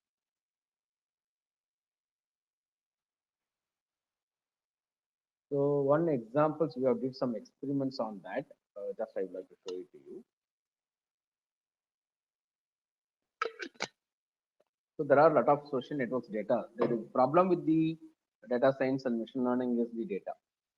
Correct. If anyone is doing research, I know that many of you may be struggling to collect the data. Okay, because some people are not interested to share the data. For example, you will say in the curiosity you might have selected, yeah, healthcare, machine learning in healthcare.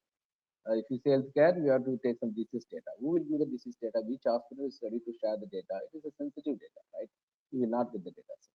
So the data set is the big problem in the machine learning and data science. Okay, so there is a one website, snap.stanford.edu. There we will have this social network data, particularly networks with the ground truth communities. Okay, so there are many things here. You can see Orkut data is there, YouTube is there, Amazon is there. Okay, and you can see what type of network it is, undirected or communities, directed or communities, then nodes, how many edges are there, how many communities are there. Okay, and the descriptions are also there. Okay, now if you have taken this Orkut data set and you have tested our algorithm, so it's able to produce like this. So the social network data has, the data is converted in the form of CSV file, and the number of nodes given in the data set 1060, and the number of communities are 14. So if you have a graph, correct? If you have graph and you are given to the algorithm, okay, anomaly detection algorithm, and it is able to find there are 16 nodes in the data. Under that there are 14 communities. Okay, and the total number of multi-graph communities, from this number of communities you have to find, because there are different groups, so you have to find the multi-graph communities. There are 6. Okay, from the 6 we have checked that there are 13 nodes which are anomalous. Okay, so anomalous in the multi-graph communities. So this is the way to detect the anomaly. I hope you got some point. Okay, right. So this is the way to detect the anomaly in the social networks. Right now,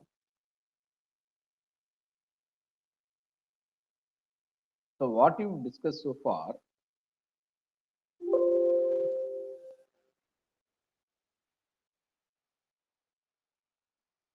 we have discussed about how to detect the anomalies. Right now, so you have used the machine learning approaches, right, to detect the anomalies.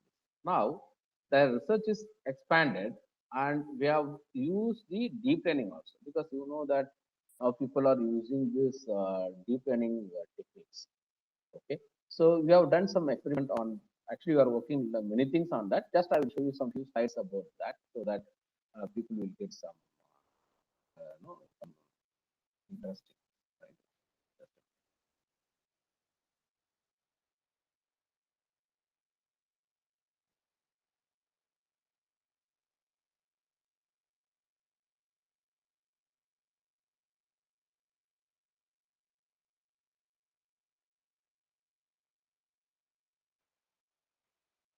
Are you able to see my new PPT?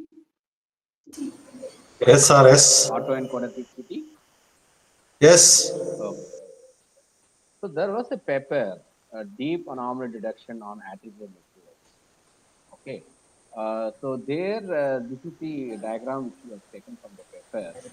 That's why we are given these notes here. Now this is the these are the nodes and the users in the graph, and there they have used the concept called as autoencoder. You know that I am talking about machine learning supervised and unsupervised. The autoencoder in the deep learning also a unsupervised learning method. When you go for unsupervised learning, whenever you don't have a class label, you will go for unsupervised. Correct? So the social networks also, many data may not have the class label. So we'll go for the unsupervised learning. So here we have used autoencoder. So the autoencoder, please mute. I'm getting some noise. Somebody has to mute. Yeah. Right. So you are using, you know that in the autoencoder, actually, I think that diagram, yeah. So this is the autoencoder. So you will have one encoder and you will have one decoder. Okay. So what it does, actually, what is the purpose of autoencoder? Generally speaking, the purpose of autoencoder is we take the input image, okay, and if you supply this input image to the autoencoders, it produces some latent space representation, or which is called as embeddings. Okay, which is called as embeddings. Then we will use decoder, and it means we are going to reconstruct from this embeddings, and while reconstructing, you will get the construction loss, and then you will, by using that loss, you can find the anomaly. Okay, so that is the concept here actually, right? So in this architecture, this paper, they have used 3 hidden layers here. Okay, and you know that in autoencoder, within autoencoder there will be backpropagation neural network will be there. So you know that there are different activation functions. So they are used ReLU activation functions. And what they are trying to do, they by using this attributed network encoders, they are trying to create the embedding vectors. They are trying to create the embedding vectors. And from that, by using that embedding vectors, they are using 2 decoders. One is the attribute reconstruction decoder, and there will be one more decoder. It's called a structure reconstruction decoder. So there will be a structure and as well as attribute. So you have to reconstruct both. So they are using 2 different decoders to do that. And then at the end, they are comparing it and they are finding the score. And from the score, they are trying to rank the anomaly. Each user will get score. From that, you will have a threshold. If any user score is greater than that, then that will be called as the anomaly. This is the concept these people have proposed, okay, in this deep anomaly reduction on attribute. And you have done some modification on this. There are many modifications you have done. One of the modification goes like this. Actually, yeah, this is the logic. This is the equations of this.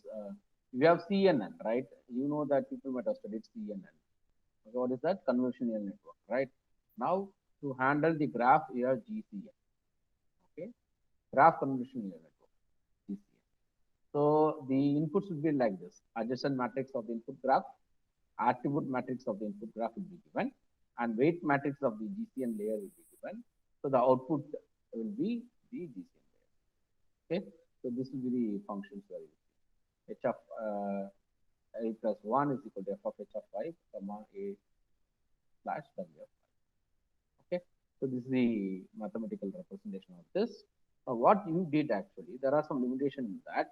Okay, so there is a limitation of GCNN. So to overcome that, you have used non-local graph neural networks. Okay, NLGCN. Okay, so what it does actually, it's used for local embedding. Okay, it's used for the local embedding where it's used to aggregate information from the one of neighborhood, right? So, and also we have used attention guided sorting mechanism here. Okay, so what is the use of this? The main purpose of this attention guided sorting is to learn an ordering of nodes where distant but informative nodes. See, what you will do when you look this neighborhood, you will take all the neighborhoods, correct? But some nodes may not be informative, it may not be useful. So in that case, even though the nodes are distant, okay, but it may be informative. So you will find out such a node, okay, and then you will try to sort it. So that is a mechanism followed here, attention guided sorting.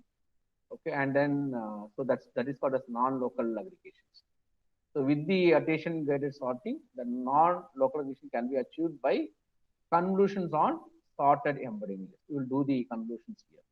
So this is the architecture which we have proposed. So we will compute the attention score. Okay. So based on that, you will perform the attention-based sorting of the nodes. Then you will use our GCNN and you will try to produce the output. So this architecture is changed now. Now earlier you had only 3 hidden layers, correct? Now they are GCN layers, correct? Now you can see there is a modification. What is that? You are using 2 GCN layers, and in between you are using 1 NLGC, non-local GCN. You can see non-local GCN value. Okay, so for the encoding purpose, there is no change in the reconstruction stage, but we have done some modification in the encoding stage. Okay, so which produces a good result than the generalized GCN. We can see these are the different social network data we have considered. We have Twitter data set, we have Amazon data set, we have Disney data set and Facebook data set. And this is the state of art in this. So this is the accuracy. And this is the method which we proposed, non-local GCN based GCN, where you can see the comparisons. The Twitter, the accuracy is 0.829, and the state of art 0.654, and it is 637 for Amazon, it is 668, and this is 572 and 585, and Facebook 715, 721. But for Twitter, it is working very well compared than there is slight improvement here, but here there is a major deviation. Okay, so such a way you can use the deep learning also in the right. And I would like to show you one more. If you quickly you will see that there is a one more work you are doing in that. It's called as how to find the subgraph anomaly actually. So here what happens, no, there will be input graph, correct? This is the, sorry. Yeah. So this is the input graph. You can see here, you are partitioning into 3. This is 1. So these 3 nodes are part of one graph. And then these 2 are on graph. This is alone. So this graph will be given. Once again, you are using this autoencoder here, okay, and you try to produce the embedding nodes, right? Then from this embedding, you are using some clustering technique, okay. You are clustering this based on the embedding, okay. So when you do that, you are able to produce the quotient graph, okay. So quotient graph is nothing but these three graphs are combined and you got one, and these two are combined and you got, and this is this. So this is the portion graph. Once again, this portion graph will be, so the idea is we'll take the input graph and you will have to produce the portion graph. Okay, for that you are using encoder. So there are two encoders you are using. One encoder to receive the data and will produce the embeddings, and the embeddings will be clustered, okay, based on the embeddings. And when you do the clustering, what will happen? You will get the similarities, right? So all the similar things will be joined. So you will get a quotient graph. Now, then this quotient graph once again will be given for the autoencoders to find the anomaly. Okay. So you can say in this quotient graph, this is red color, this is anomalous. So if it is, this is anomalous, its subgraph also anomalous. So this is anomalous. So the idea is to find the subgraph is the anomaly. This is another method approach we have used, and we were able to find the anomaly. Right. So this is the way to. There are many approaches. Even even you made some. There are different robust approach we have proposed. That and all we can't reveal it. Okay, there are many methods we have developed to detect the anomaly detection. And if you have, yeah. So this is the way. So you can concentrate on your research to find the anomaly detections. So with this, I would like to close my talk, and if you have any queries, you are most welcome.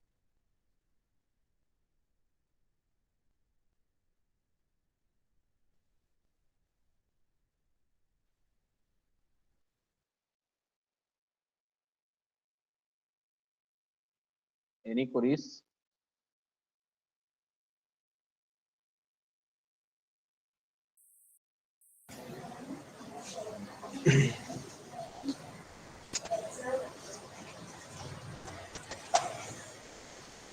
If you have any queries, you are Yeah, most sir, please.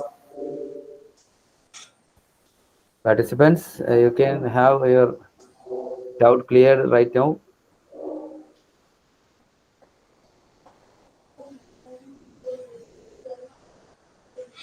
Do not desist or hesitate to ask the queries. Sir, you cannot. Yeah. sir, one small query is there. Yes, sir. Venkatesan, sir. Hello. Yes. Yes, sir. Yes. So you are presenting a new model with regard to Yes. the social networking. Correct. How far it is possible in the villages of India? It's practical application. Yes, sir. So in the practical see, you know that in the, even in the villages, the government wants. That's why the government has introduced. They have to set up these network facilities for even in the villages also. Okay. So once that network facilities are arranged in the villages, particularly now, even in this pandemic situations, actually are facing issues. Our students are located in the, across the country, and there are some students, they are in the villages, even they are not able to get this internet, okay, internet facilities. That is the problem, right? So now the government of India is looking for to provide the internet facilities even to the villages. So if it is available, then our model is able to detect the anomalies in the villages also. Uh, okay, sir. Thank you. Participants, even if you are not able to ask the queries, you can take my mail ID. This is my uh, mail ID. So you can send me mail, shakti77@gmail.com. So always you are welcome to send a mail, and whenever I find a time, I can.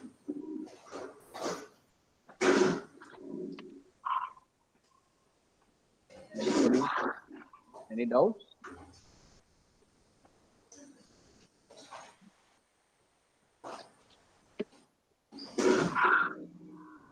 So, yeah.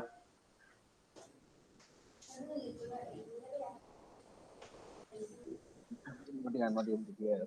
Yeah. Or you can put in chat box also if you have any queries.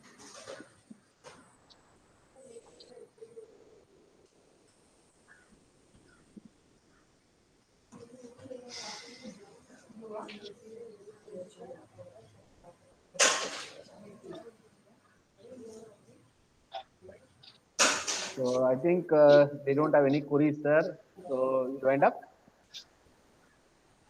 Jidesh sir? I think, okay, sir. Everyone is leaving.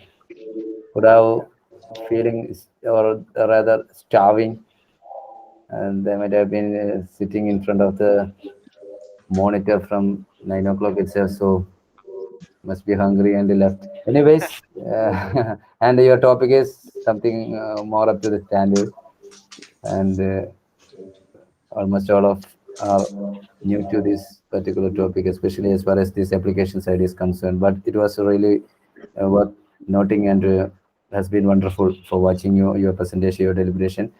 Now, on behalf of this conference, I would like to invite Anu to propose vote of thanks to our beloved, eminent, adept, Dr. Ravindran. So, Thank you, sir.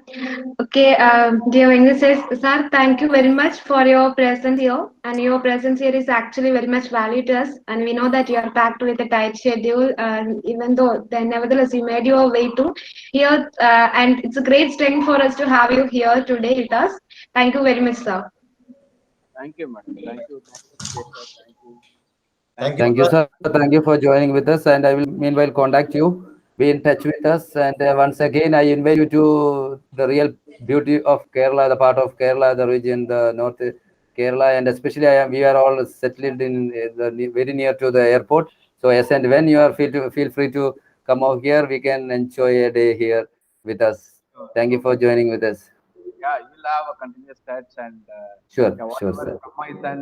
from my end, the support is required. I am ready to do it.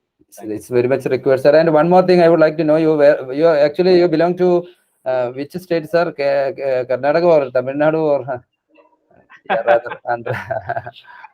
Actually, yesterday Yeah, itself I have got this doubt. Before, actually, I belongs to Tamil Nadu. very nice, very I nice. belongs to Tamil Nadu, and yeah, I am Yeah, working in Karnataka. But to reach Tamil Nadu to Karnataka, I am traveling in Kerala. that is it. That is it. You need the way through. All the way you can't go without touching Kerala, and you actually really you touched the Kerala not in the land but in the minds of the entire participants. Really touched it. No, Kerala is Okay, very and nice. I used to travel now. Almost I'm spending around 6 to 7 hours in from. It's once it crosses Coimbatore, I will reach Palakkad, okay. Kozhikode, and Kannur, then Mangalore. So So are you belonging to Coimbatore district? I mean Coimbatore. I belongs to Vellore district, which Vellore, is okay, Chennai. okay, okay. The Vellore Medical College, no. And okay, sir. And hereafter, Yes. through as and when you are going before your en route, I mean, meanwhile your en route, you can join here. I mean, we can stay one time here, especially, Sure, sure. I will and tell that you. would be relaxing for you as well as your en route age. Sure. Anyways, thank you, sir. Thank you. Okay. Thank you, Mr. Paul, sir. Thank you.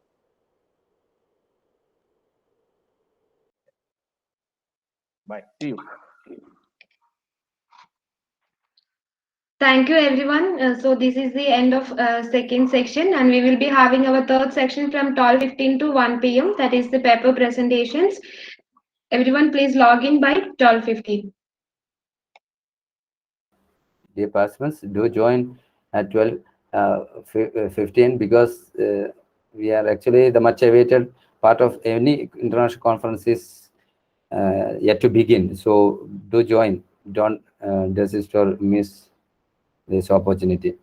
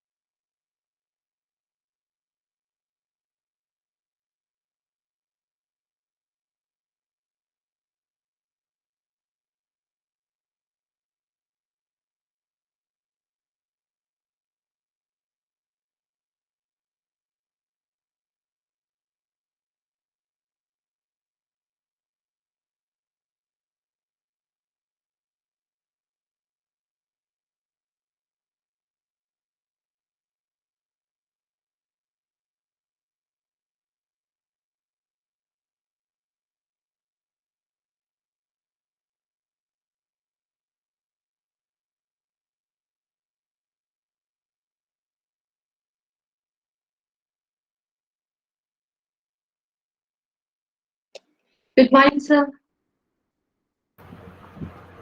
Good morning, madam.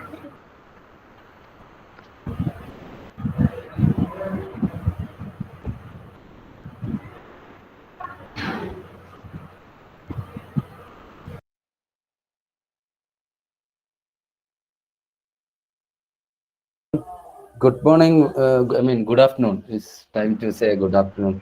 Very Good good afternoon. afternoon, sir. And since long we Good have been afternoon, Jitesh sir. How are you?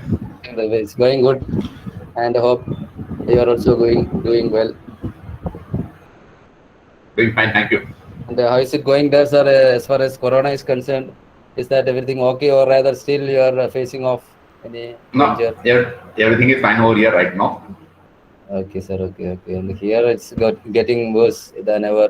I think the third phase is started, and we are facing something different situation as far as the Yeah. other side of the India is concerned. So first of all, let me congratulate for conducting this international webinar. Yeah, and all are The Corona has also given a new opportunity to conduct the webinars and other things really, using the online platforms. really, and everyone is acquainted with this sort of lifestyle. And I am not sure after the COVID has been contained and what is going to be happened.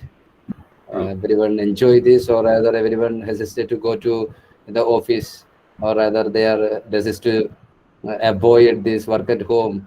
And we'll see Definitely. how find it. Okay, and sir, are you? I mean, do you have classes going over there? It's online classes right now. Yeah, and we are here as well, and we are planning to open the school. I mean, especially higher education institutions in the Right. next month. Okay. I'm not sure. Okay. So far we didn't got any kind of note from our higher technical education, so we are waiting for that. Yeah. But our higher education has plan to do that. Actually, they declared the date of reopening, but within this 2 or 3 weeks, I am not sure what is going to happen. That's Let's true. hope That's for the true. That's true. yeah. Let's hope for the worst. And meanwhile, we are encountering one another such kind of viral fever like Nipah. So it's also noted here. Okay. So things is would have been going to changing Everything. anything. And, Let's hope everything will get soon very well. yeah. That is the only thing that we can hope. Yeah, but people are equated to survive, or they are experienced to face any drastic situations. True. As far I mean, that is what exactly we have benefited out of this corona. Yeah. Okay. I think, So, sir, actually the last session has ended before time. Actually, it is the session ended before 12 o'clock. So we have given 15 minutes break. okay. If you are have already left the meeting, I think we can wait a few more minutes Okay. No issue. to make them join. Okay. No issue. And moreover, the time is noon session, and everyone. So keynote speaking is over or what? Pardon, sir. Keynote speaker. Yeah, keynote speaker actually he's from NIT Suratkal. Okay. Someone, Mr. Doctor, I mean Dr. Venkatesan, is Hmm. really belonging to Tamil Nadu. He Okay. joined NIT in the year 2016 or something like that. And the inaugural session, actually, the session was inaugurated. I mean, the conference was inaugurated by our higher education minister, Good. Dr. Bindu. She was a professor at one of the prestigious colleges in Kerala before assuming assuming the charge of minister. And the valedictory function is supposed to be inaugurated by the Vice Chancellor of the university tomorrow. I will get you the link. If time permits, you can join, sir. So you are starting with the technical session, right? Yeah. Okay. And that in the afternoon session, one Mr. Lakshmi Narasimham from USA is joining with us for handling the this technical session in the afternoon.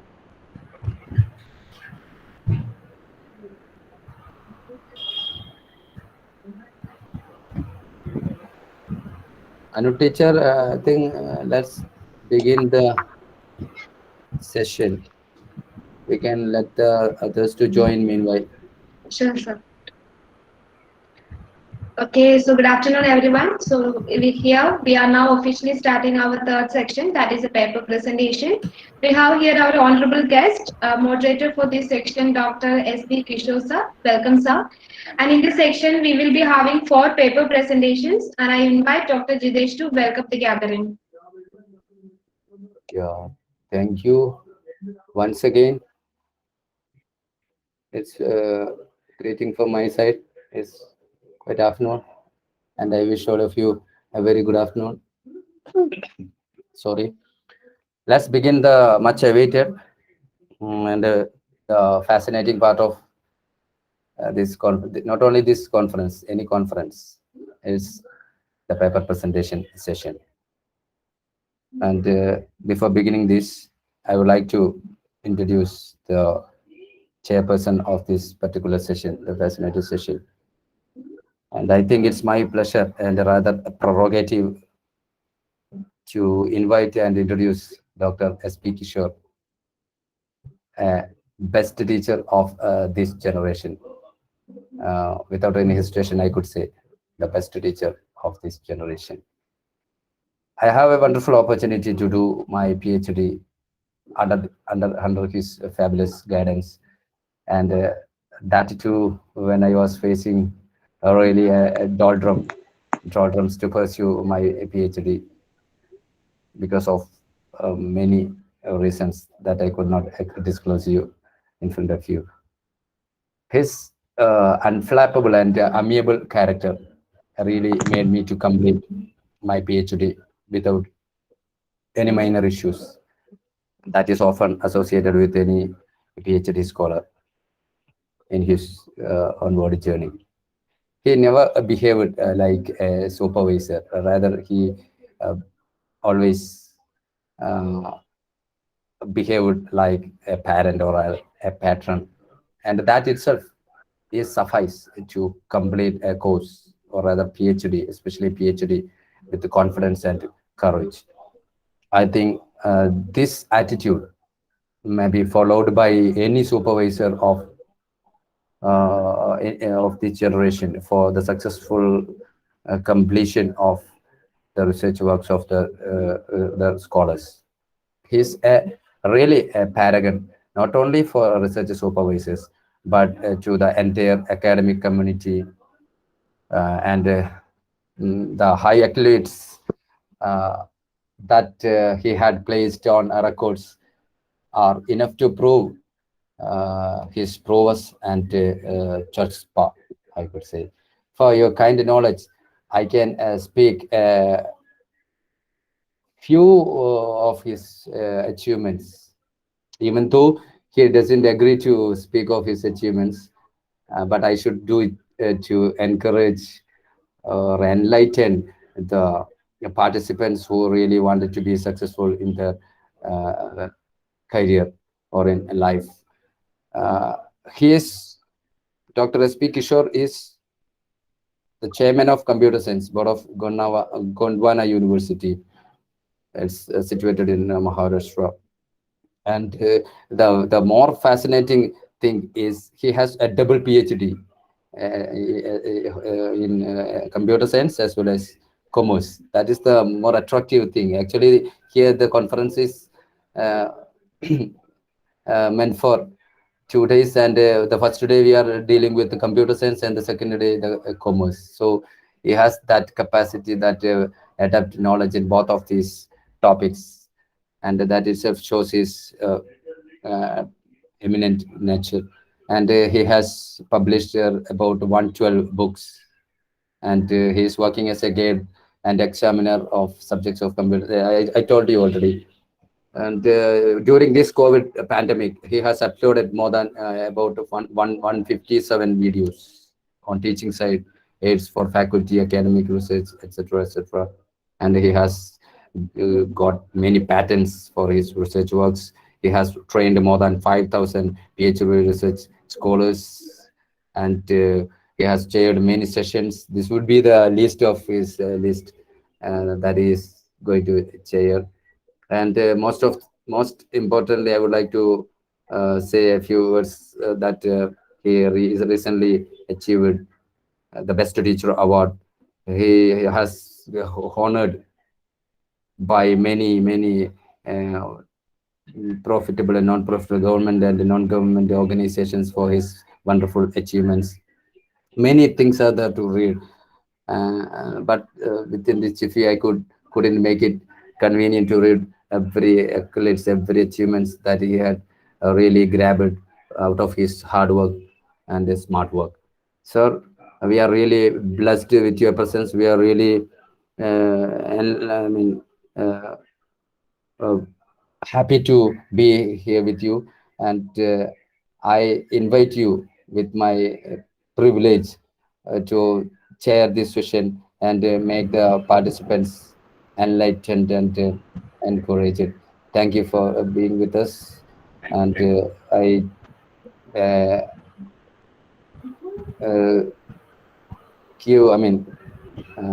conclude my words with these words. This is time to take charge of this particular session. Thank you, sir. So thank you, Jidesh, for a brief introduction of mine. So thanks to principal and the organizing committee and all the respected members of the committees. So first of all, let me thank to all of you for giving me an opportunity to interact with all these people who are going to be present their paper. So I hope that definitely after the end of this session or after the end of this conference, obviously you are going to take a lot with you, because every day we are learning something new, and I'm definitely sure that after the end of this session you are going to learn something new and you are going to take certain new things with you after this end of session. So with that, once again, I'm very much thankful to organizers for giving me an opportunity to have an interaction with you all. Thank you very much. So now I request you to start with the session.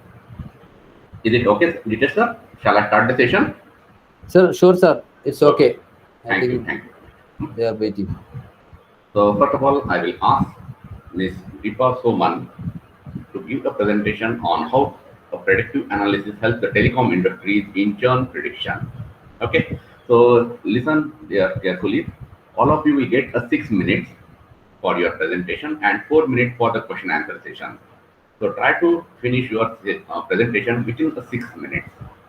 Okay, so Ms. Sonam, you may start with your session.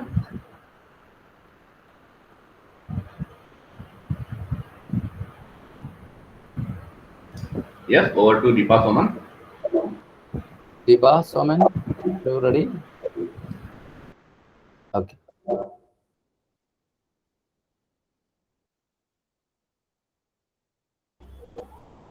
Deepa, you are not audible.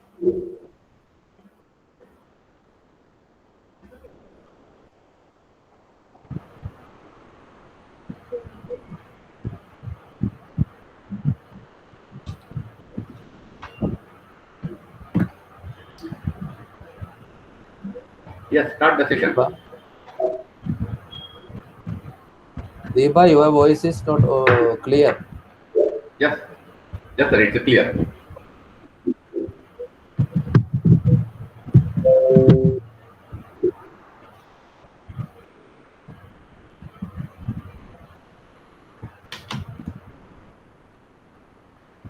Deepa, can you hear me? Hello. Is it my fault or? No, she is mute. Kindly unmute yourself.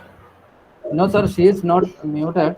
She is actually unmute, but her voice is breaking or there's some network issues over there. Deepa, you are not audible. I mean, your voice is not clear. It's rather blurred, disturbed.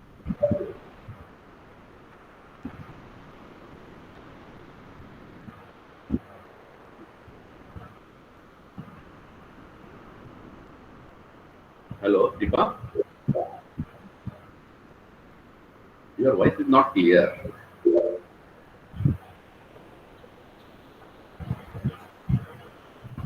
Deepa, try to rejoin. I think we can call the other. Sir, is it that No okay issue. to call this next person?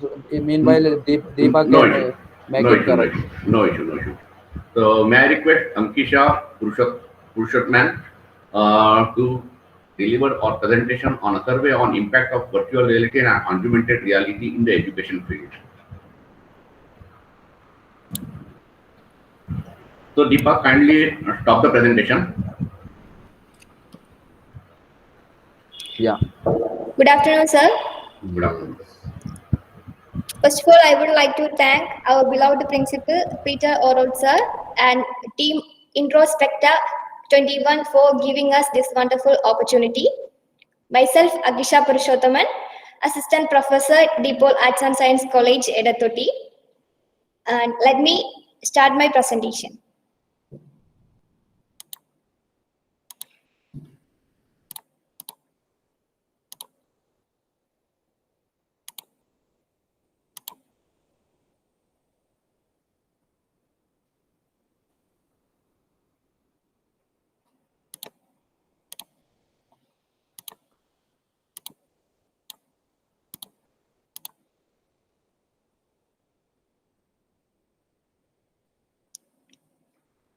Sir, is it visible?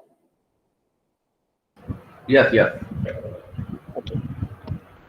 My topic is impact of virtual reality and augmented reality in the education field. Once again, myself, Agisha. I'm Assistant Professor in Dipol Arts and Science College. Okay. Nowadays, due to the COVID-19 pandemic situation, education is going through online platforms. Studies prove that students are getting bored due to this online class. In this situation, virtual reality and augmented reality play an important role in the education field. AR is a computer-created reality or recreation of a real-time environment. VR is immersive.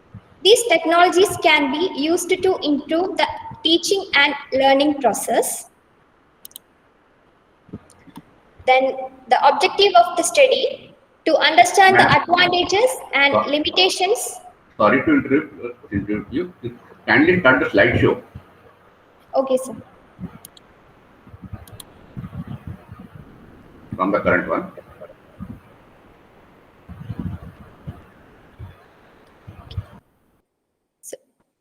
Agisha, you can Sir, press the F5 button, function 5 button, so that you'll be presented. If you are on laptop, then function with F5. Yeah, and that's it's not working. No, sir. From the current slide, select the from the current slide, second option. Second, middle one.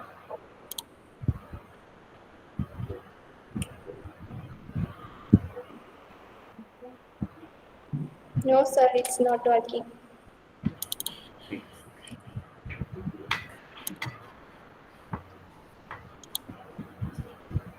That one, select.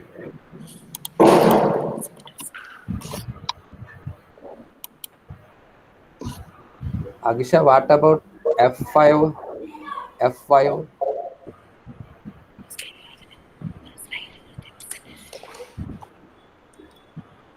So it is not working. Press F5. on your keyboard.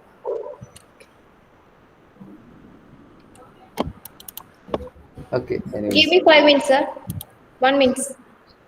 I think, sir, I think she can continue with this available. No issue. No Yeah. issue. Continue. You can continue.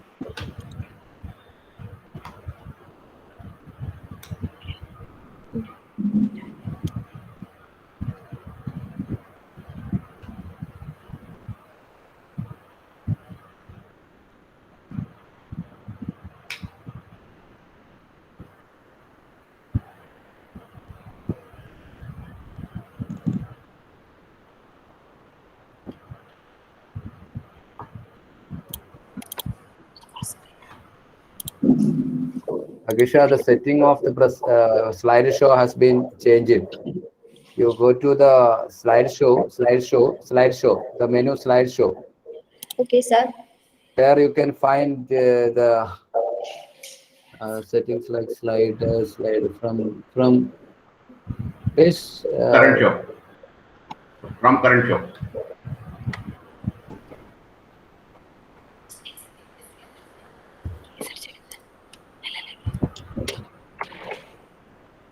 Actually, I'm setting the time duration. That's why. Okay, no issue. Continue. Continue like that.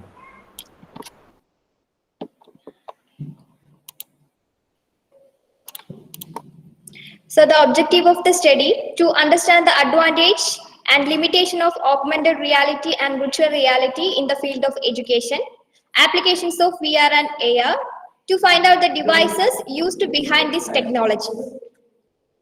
The research methodologies, the literature survey, virtual reality and augmented reality in education, augmented reality in education, current technologies and the potential for education. Analysis of the data. Virtual reality creates a virtual and interactive environment for the students. Augmented reality is the combination of the real and virtual world. According to the survey, there are many applications of AR and VR. First one, education field, then healthcare, military, engineering field, history and social science. One of the most important advantage is that the technology changed the role of the teacher from the deliverer of knowledge into a mentor.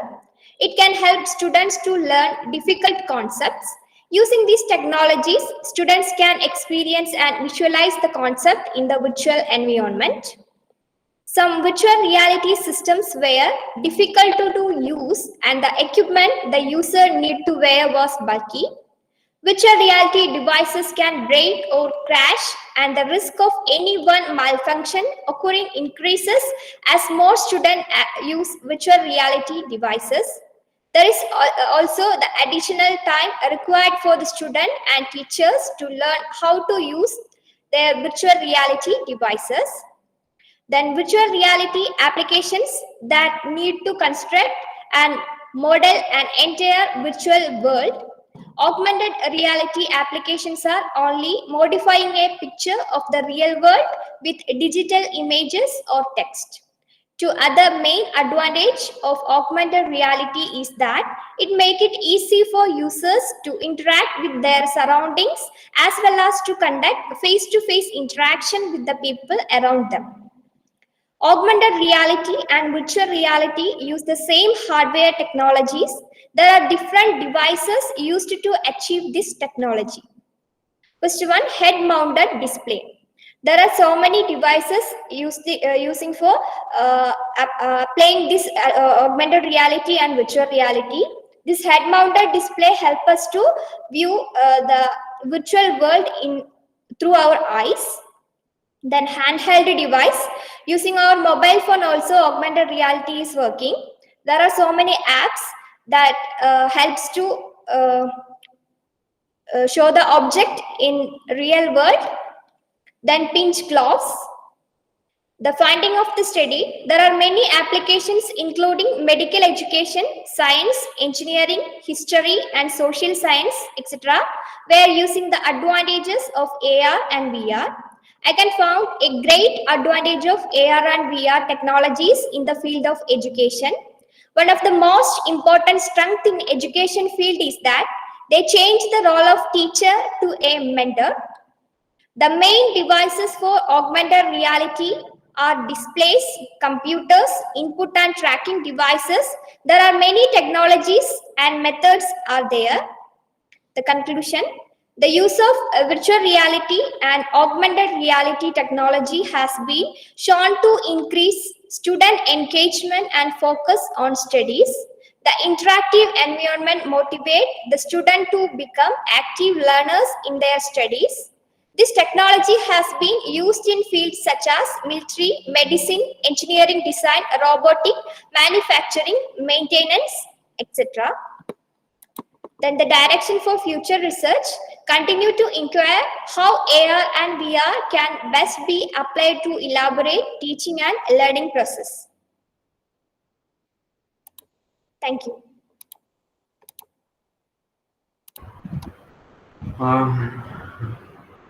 Okay, first of all, among the audience, do you have any questions?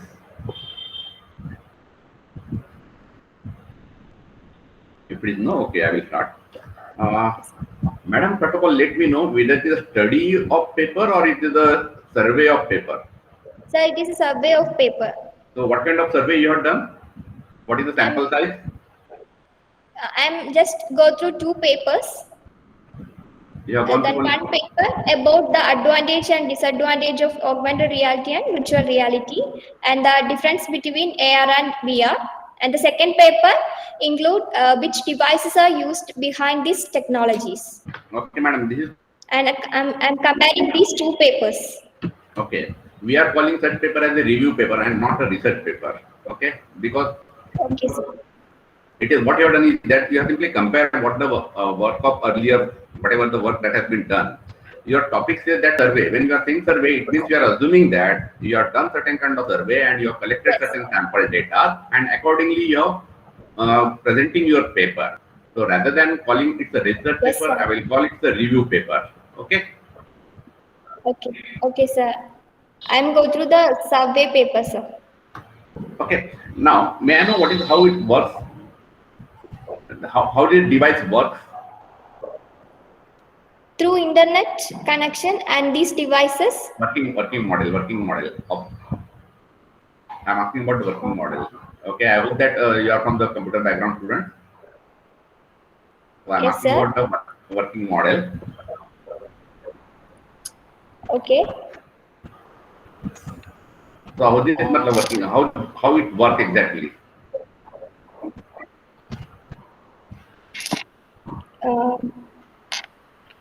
Sir, I'm not clear the question. Akisha sir actually wanted to know how this device is functioning. The what is happening behind the screen. Okay, sir. Behind the screen, using this device connected through internet and these devices, the real world changes into virtual world. The people were engaged in or immersed in a virtual world. No, Akisha, sir actually wanted to know the performance. That is the technical side of the thing. He actually really wanted to know the working model. Okay. No issue. Okay, sir. No issue.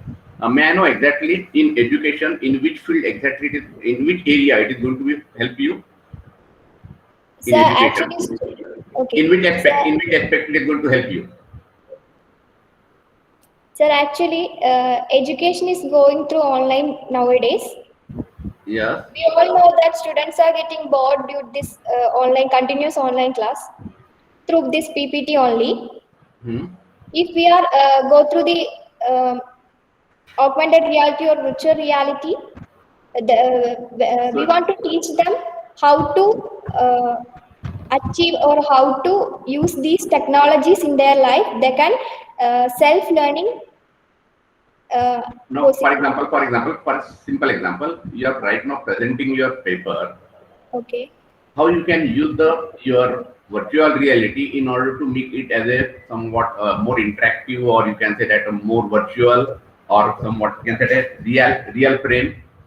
How it can possible? For So your that presentation, for your presentation itself, okay. if you are going to use the virtual reality, how it can going to help you, or it is going to help our audience in order to understand your topic very well. What are those aspects?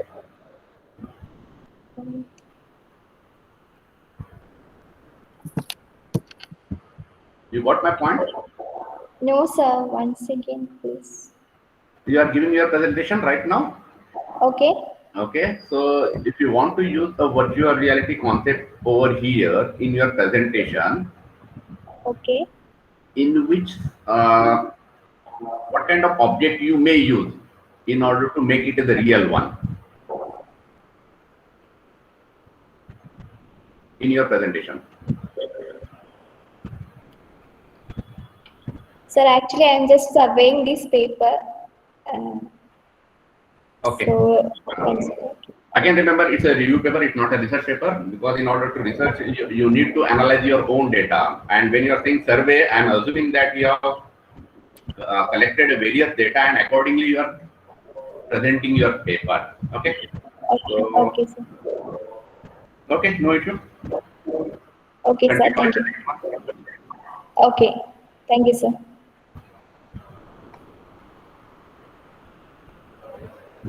So now, the next participant, machine learning technique for credit card fraud detection system by Delna Joy.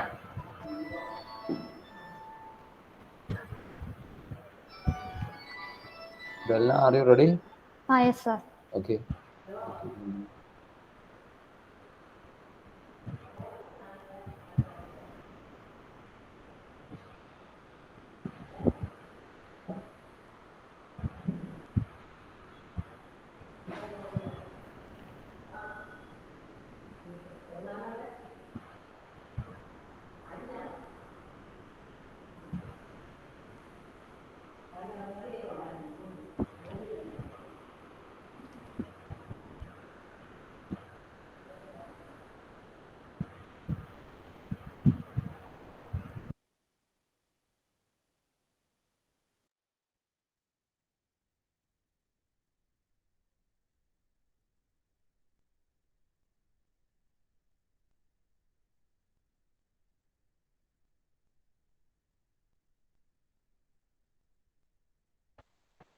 Yes, madam, are you facing any issue?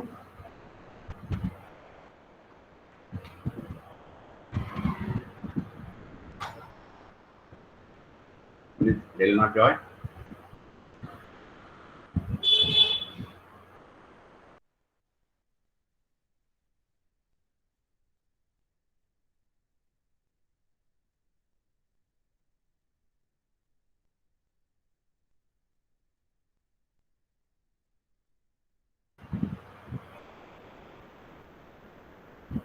Yes, Sanju madam, kindly take the issue.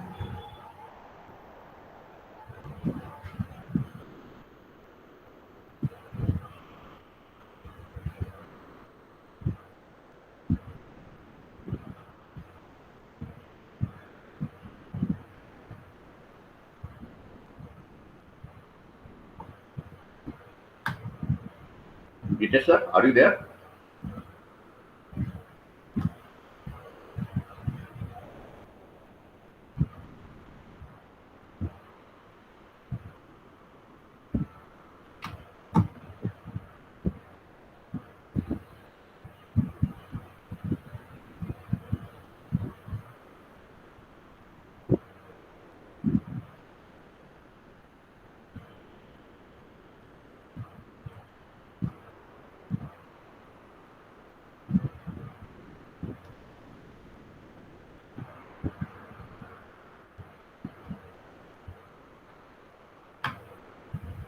Among organizers, if there is anyone?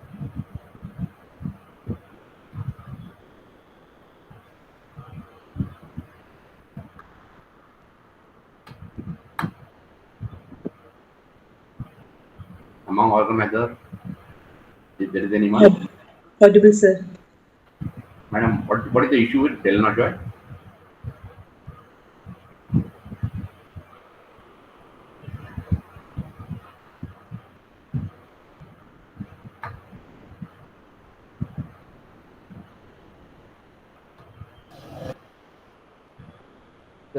I was away for a while due to my network issue. What happened, I'm not sure. Okay, then we will continue with the next one. Data mining and e-commerce by Sini. KR. What is happening? What about Jancy Joseph? What about Deepa? Everyone has left, sir, or rather they are completed. So far, only one presentation is done.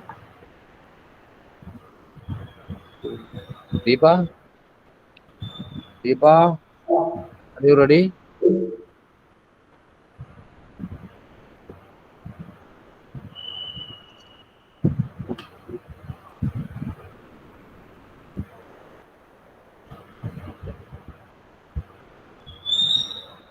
Either Deepa or Sini. Are you ready? Yeah, Deepa is presenting. Okay, good.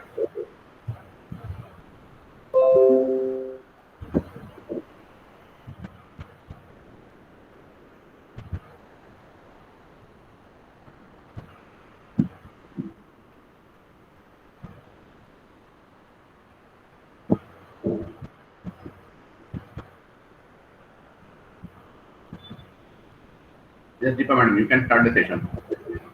You can start your presentation. No issue.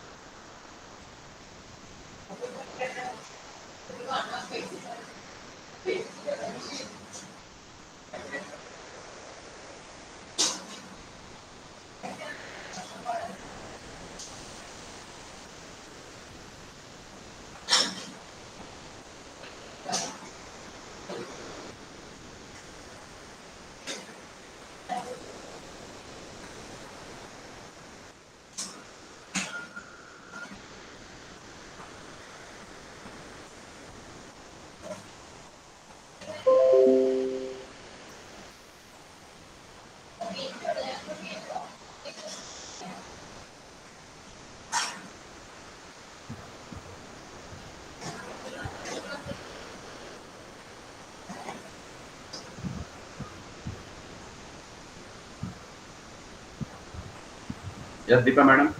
What kind of issues you are facing?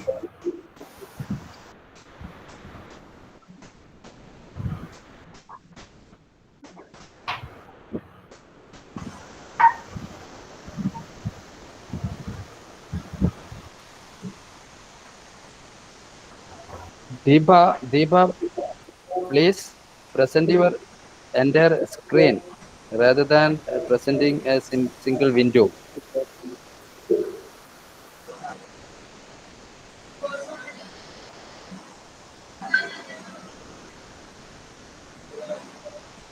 Okay, Oscar, look, start. It's okay now.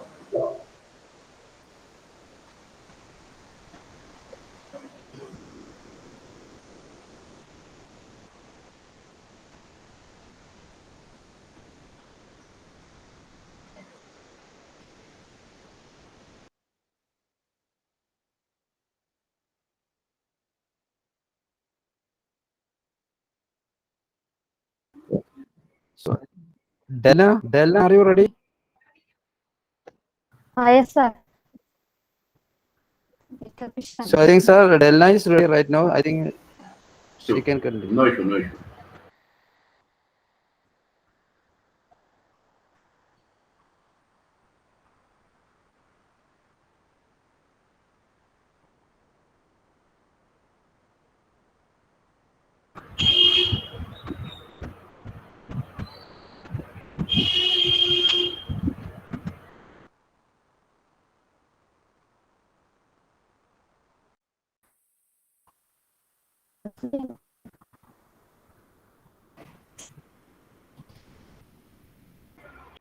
Delna, you can start. Okay.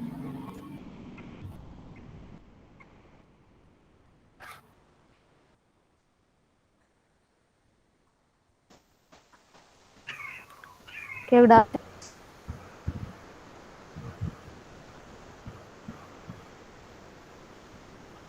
I'm audible.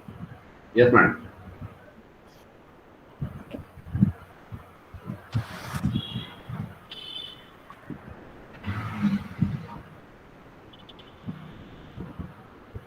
Okay, my topic is my machine learning techniques for credit card fraud detection system. Kindly start the slideshow. Introducing. Kindly start the slideshow.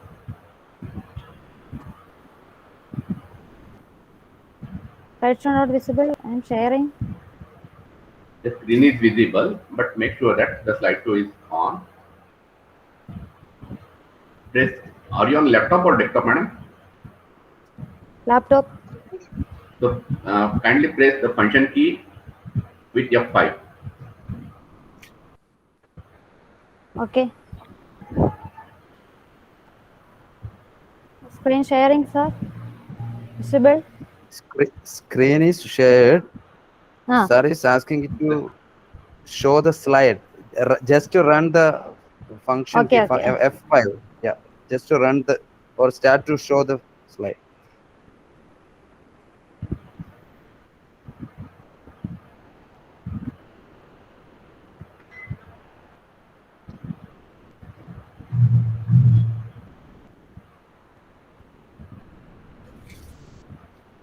See, after all, you are computer science teachers. You are still finding issues with the PowerPoint presentation. Sir, I am not clear what. Actually, you are supposed to ask to run the slide. I mean, play the slide. You are just showing the screen. That's good. Madam, is it the first time that you are giving a presentation? Madam, is it your first time to give a presentation? Sir, I am not clear. Delna, Is it your first time to give a presentation? Yes. That doesn't matter, Delna. Hmm. You just play the slide. Just press the F5 function key on your keyboard. Okay, So I that press. it will, I press F5 key. First of all, I press F5 key. Still it is not working. What exactly happening? Okay, so machine learning techniques. Which version are you using? Which version is that? Are you working with Windows or Windows something 10. else? അവിടെ slide ഷോയിലേ play work ചെയ്യുന്നില്ല. ഉണ്ടല്ലോ സാറേ, ഞാൻ work ചെയ്യുന്നുണ്ട്. Beginning തൊട്ട് work ചെയ്യുന്നുണ്ടല്ലോ. ഞാൻ F5 click ചെയ്തപ്പോൾ പ്ലേയിങ് ആണല്ലോ. നിങ്ങൾ സാധാരണ ഒരു പവർ പോയിന്റ് തുറന്നത് പോലെയല്ലേ ഉള്ളൂ ഇത്. അല്ല, സ്ലൈഡ് ഷോ കാണിക്കുന്നുണ്ട് എനിക്ക്. അത് നിങ്ങൾക്ക്, അതാണ് ഞാൻ പറഞ്ഞത്, നിങ്ങൾക്ക് കാണുന്നുള്ളൂ, നമ്മൾക്കത് കിട്ടണില്ല. അതിനെന്ത് വേണമെന്ന് വെച്ചാൽ നിങ്ങൾ സ്ക്രീൻ ഷെയർ ചെയ്യണം, വിൻഡോ ഷെയർ ചെയ്യുന്നതിന് പകരം. Okay okay okay sir.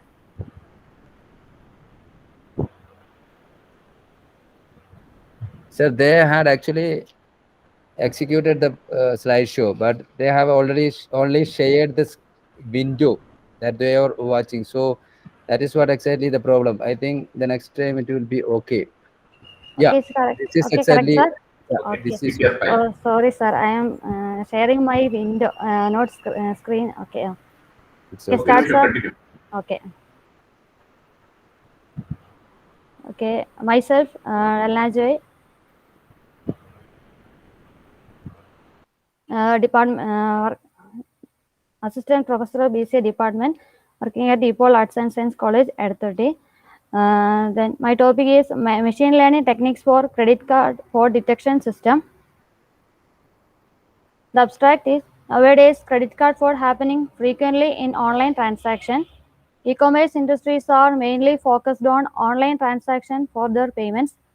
Credit card is the most popular mode of payment.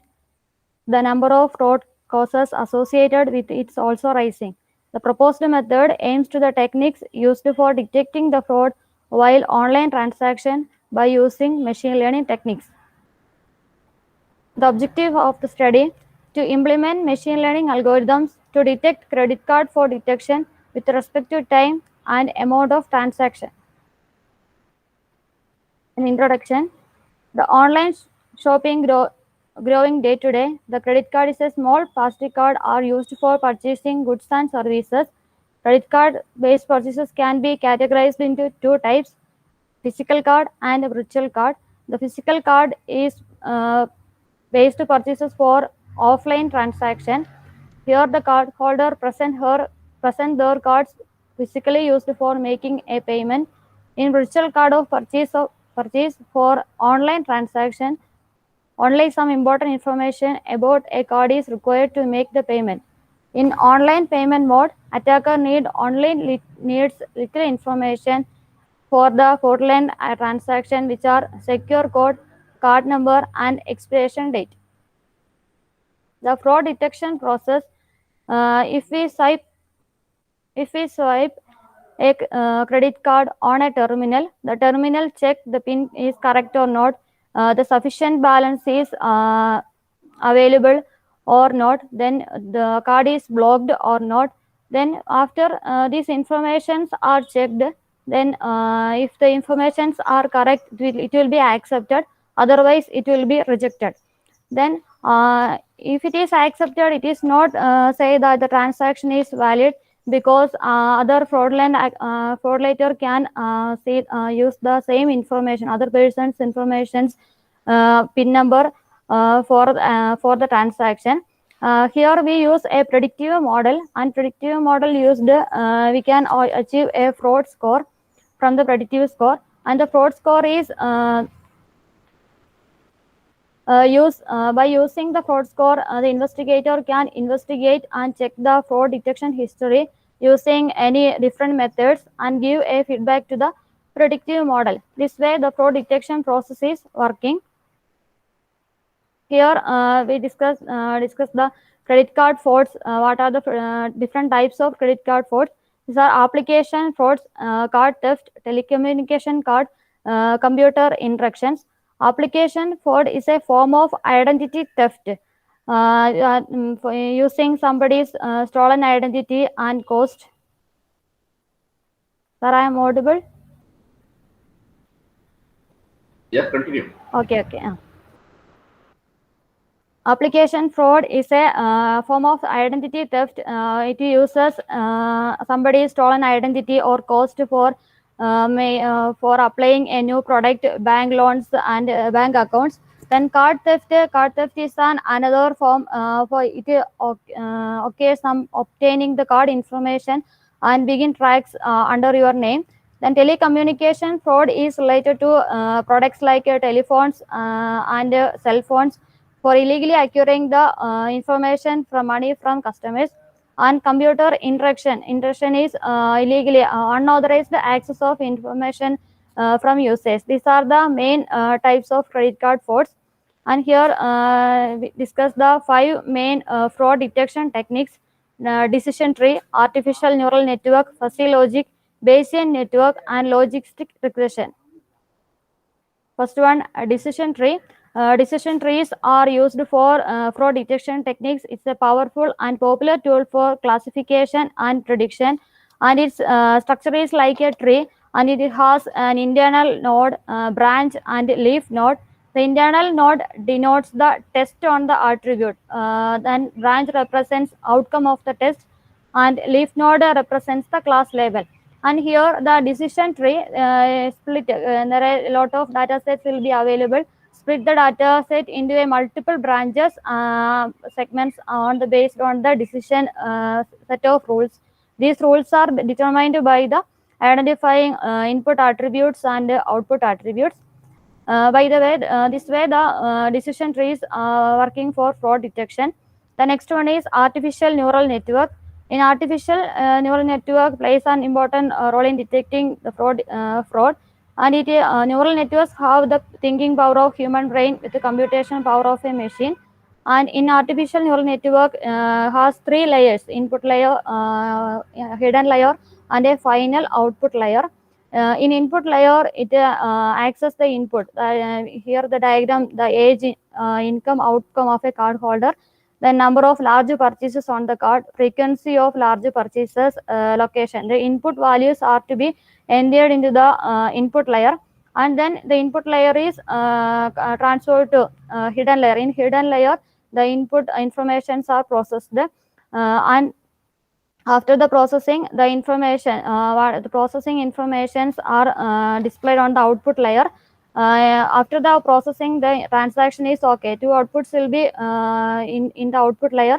Transaction is okay, or the transaction probably fraudulent. This way, the artificial neural network working in the fraud detection process.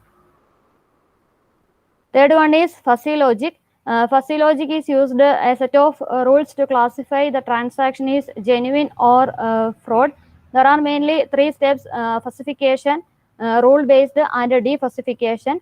In falsification, based on the transaction value, it will be divided into three categories: high, low, and medium, and classified in the first section. Then rule based, in rule based set of rules, certain criteria of rules are to be applied.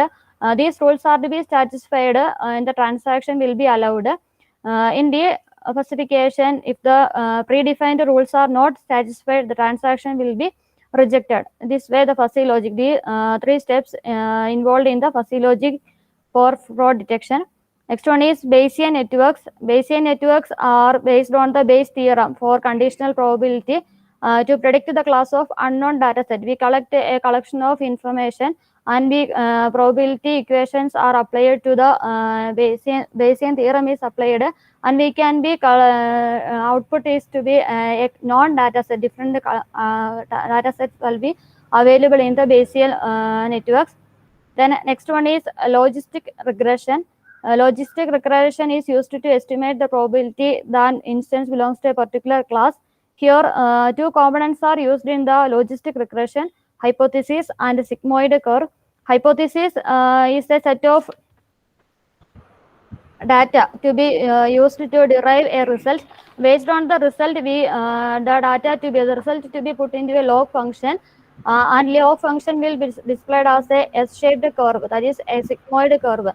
These are the main 5 machine learning techniques used for fraud detection.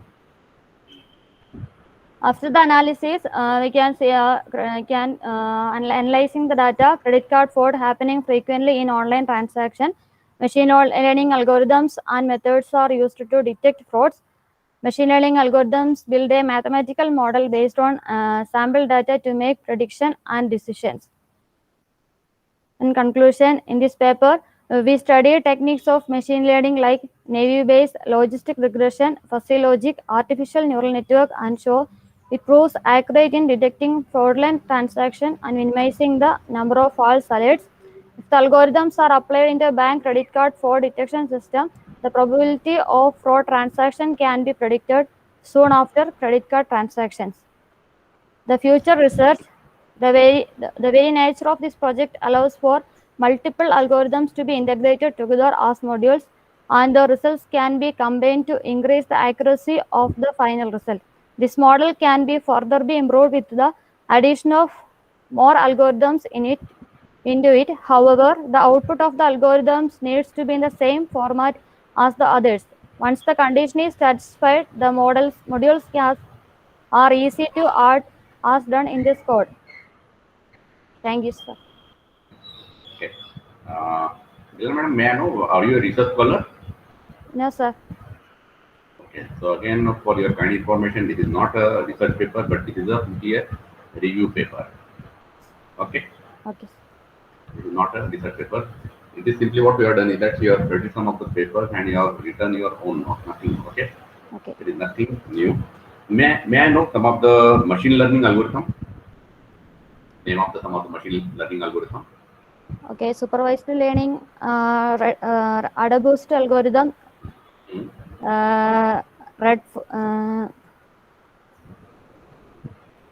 AdaBoost Red Forest algorithm. So how it learn exactly?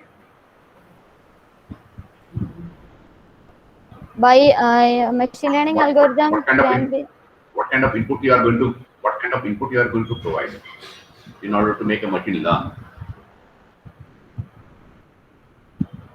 Kaggle site, in Kaggle site we can get a machine learning algorithms data set. What kind of input you are going to provide in order to make a machine learn? What kind of data set you are going to provide? So that you will consider that your machine has learned. Okay.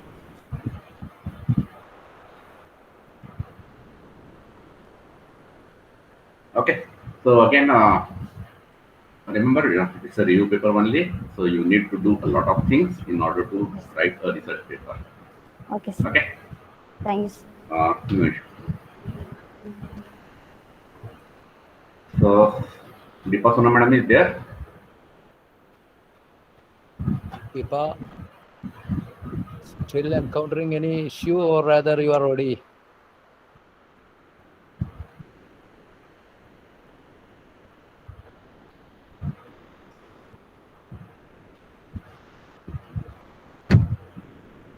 Deepa, yeah, that's good. Yeah, she has started.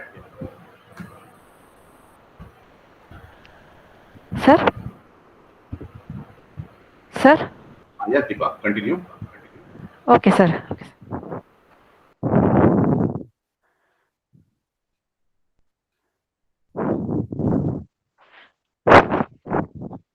sir, I'm really sorry about earlier issues made by me. Good afternoon, everyone. My name is Deepa Soman, and I am really grateful to be a part of INTROSPEKSIE 21 International Conference. So my topic is how predictive analytics help the telecom industry in churn prediction. Move to the biography. My name is Deepa Soman. I am MTech scholar at College of Engineering, Munnar in Computer and Information Science. The co-authors along with me are Dr. Deepa S. Kumar. She is the Associate Professor at College of Engineering, Munnar, and Ms. Shelley Moore. She is the Assistant Professor at DePaul Art and Science College, Eduthutti. They are here, madam? No, sir. Coming to the abstract, today AI merge over the planet. Everywhere it is present. In this current situation of COVID-19, the mobile network and internet plays a vital role. We all need a strong telecommunication network. But in the view of telecom companies, the swapping of service providers are really high, and also acquiring new customers is really expensive these days. So the only way is to retain our already existing customers. And if any subscriber who leaves our network then go to another, it's called churn. So our aim is to predict whether a customer will churn soon or not based on the predictive analysis using the past data. Objective of the study. The predictive analytics is used to answer the question, what is probably going to happen? So by using the predictive analytics, first, we need to identify the customer who have high risk of churning, and also we need to find the main churn factors which are affected them, so that we can retain our valuable customers. So this is the research methodology I followed. In the stage, in data gathering, I collected all data related to the customer service and contact information, and also like the packages and subscription information. After that, I analyzed the data by data quality report. And in next stage, in data pre-processing, first I reduced the columns which are having more than 25% of missing values. And by using the decile binning, reduce the columns which are not showing any concern with the churn values. Data cleaning is the most important phase. So first we need to treat the outliers. So by plotting a box plot, we can find the outliers. So we can see here the outliers are the points which are significantly differ from other points in the data. So most of the time we can reduce them if it is less in amount, but when it is high in amount, we need to remove the highest values of the outliers and we need to replace other outliers with our mean value. So next one is we need to treat the missing values. For continuous data, we can replace the missing values with the mean value. For categorical data, we can replace the missing values with the mode. Next step is the creating dummy variables. We need to create dummy variables for categorical data because categorical data are mostly in string format. We need to convert them into a numerical form. So each category in the categorical data will be denoted by a number. So next step, we need to create new variables so that we can reduce the complexity of our model. We can create new variables from reduce the number of columns in our model.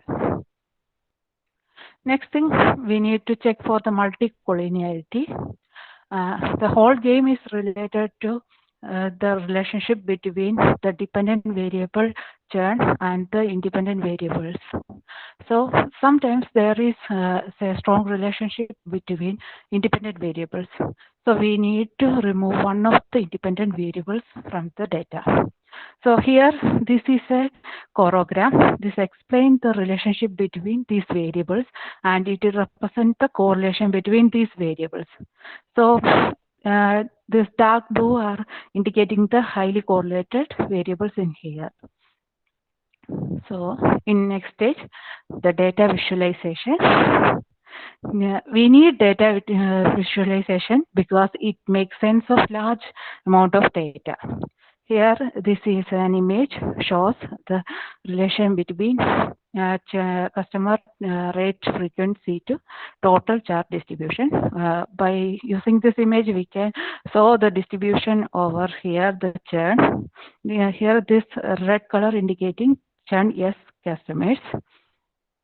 So next step is the data splitting. In data splitting, we need to divide the data into training data and testing data. The training data is used for training the model, and we use the test data for training, validating the model. Next step is the model creation. In model creation, I use the logistic regression. Logistic regression is a mathematical model used to predict the probability of event occurring based on the previous data. And here, this equation indicating the logistic regression, and this is the modified version of our straight line formula, y is equal to mx plus c. And here, this y stands for the dependent variable churn, and this alpha refers the error in our model, and this beta 1 to beta n are the beta coefficient values correspond to the independent variables x1 to xn. And next step is the data iteration. Data iteration, it indicates the number of times the algorithm parameters are being updated. According to the p-values, the least important features will eradicate. And when all features are important, the iteration will stop. Next step is the making prediction.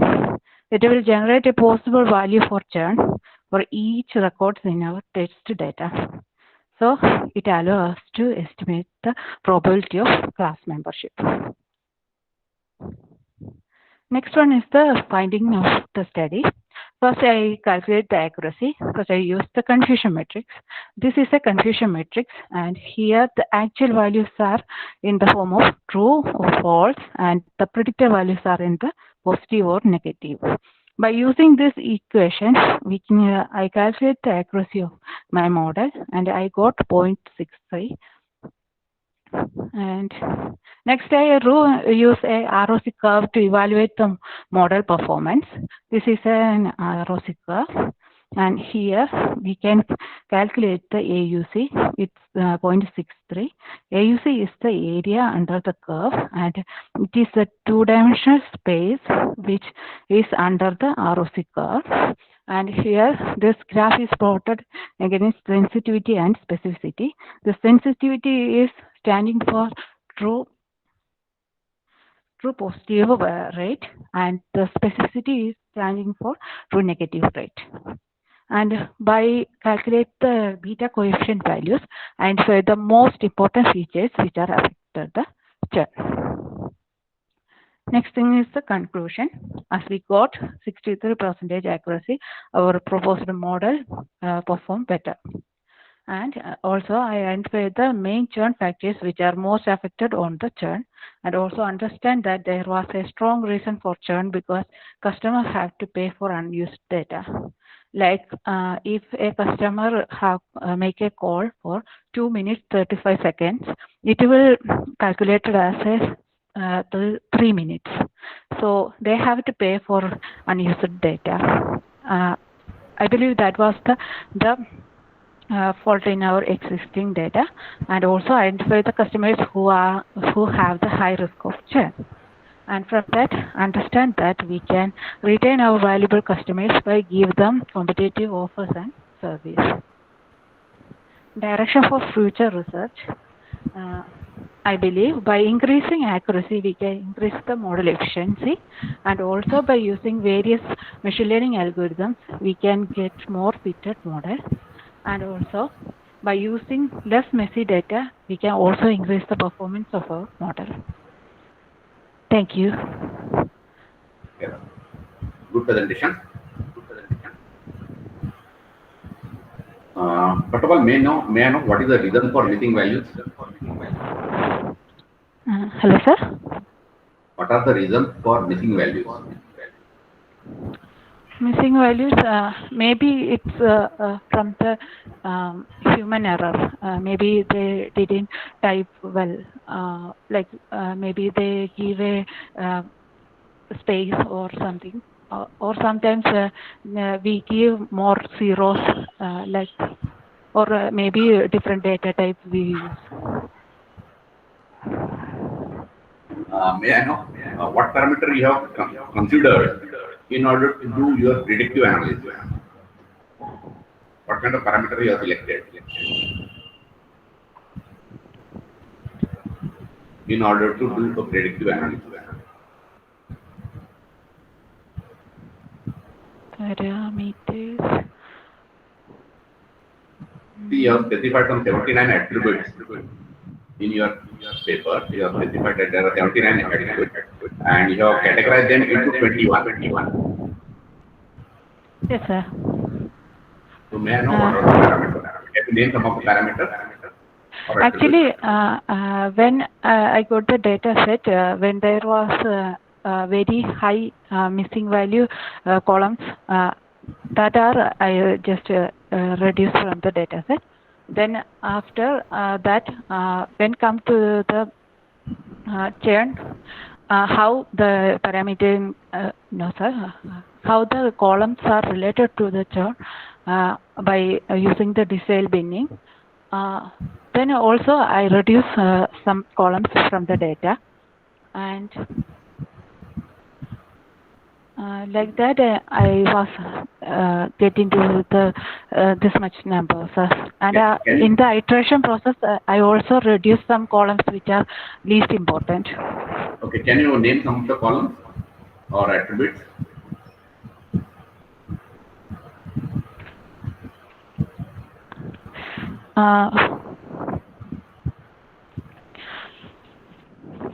Attributes.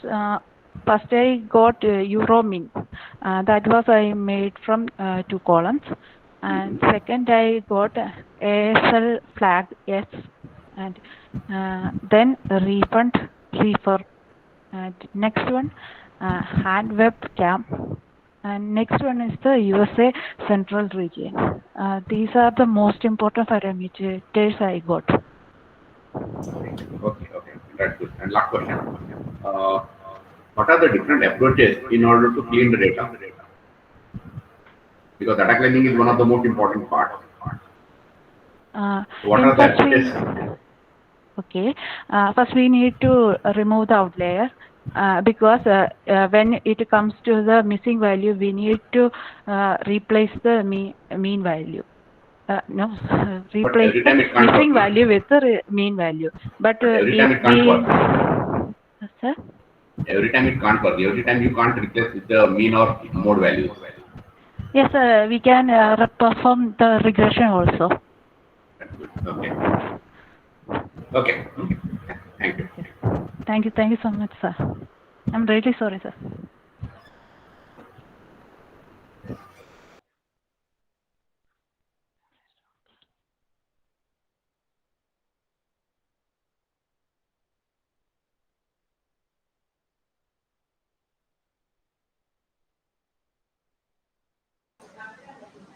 Jitesh, Yes. yes, sir. Is that over, sir? Is there anyone remaining? I think Shelly is not. Shelly is feeling not good. presenting. She is hospitalized. She has been hospitalized. Sir, one of our presenter has been hospitalized due to some health issues. Simi So, is presented, sir. no, Sini is not at present. Sini, are you there? I don't find Sini here.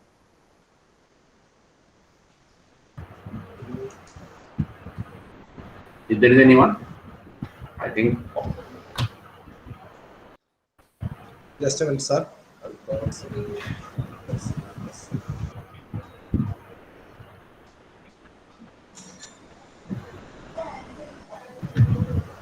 If there is anyone. One more is there, sir. One more is there. Okay. Just a minute. Yes, sir. Sir. Yes, Sini, are you ready? Yes. Yes, sir.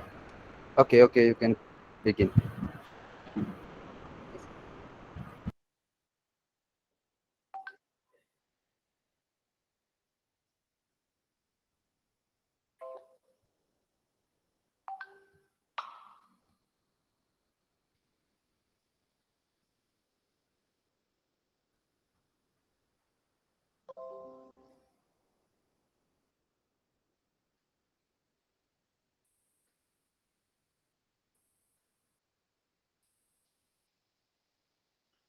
Good afternoon, all.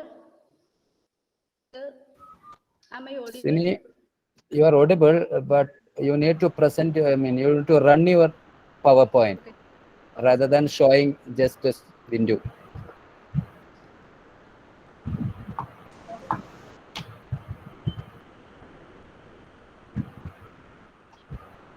You do one thing, Sini. You do one thing. Stop the presentation and go for presenting the entire screen instead of presenting a single window, so that you can execute, so that you can run the PowerPoint. You can show the PowerPoint. Otherwise, the PowerPoint won't be played.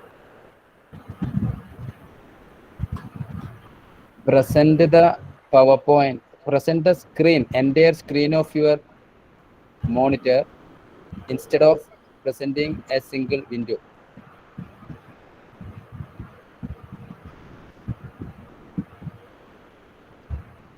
Yeah, that's good. Sir, is it visible? Yes, you can start the presentation. Good afternoon, all. I'm Sini KR. I'm currently working as an assistant professor, Deepole Arts and Science College, Edathutti, in the Department of BCA. In this international conference, my topic for presentation is data mining and e-commerce. Through this presentation, I would like to present the impact of data mining techniques in electronic commerce.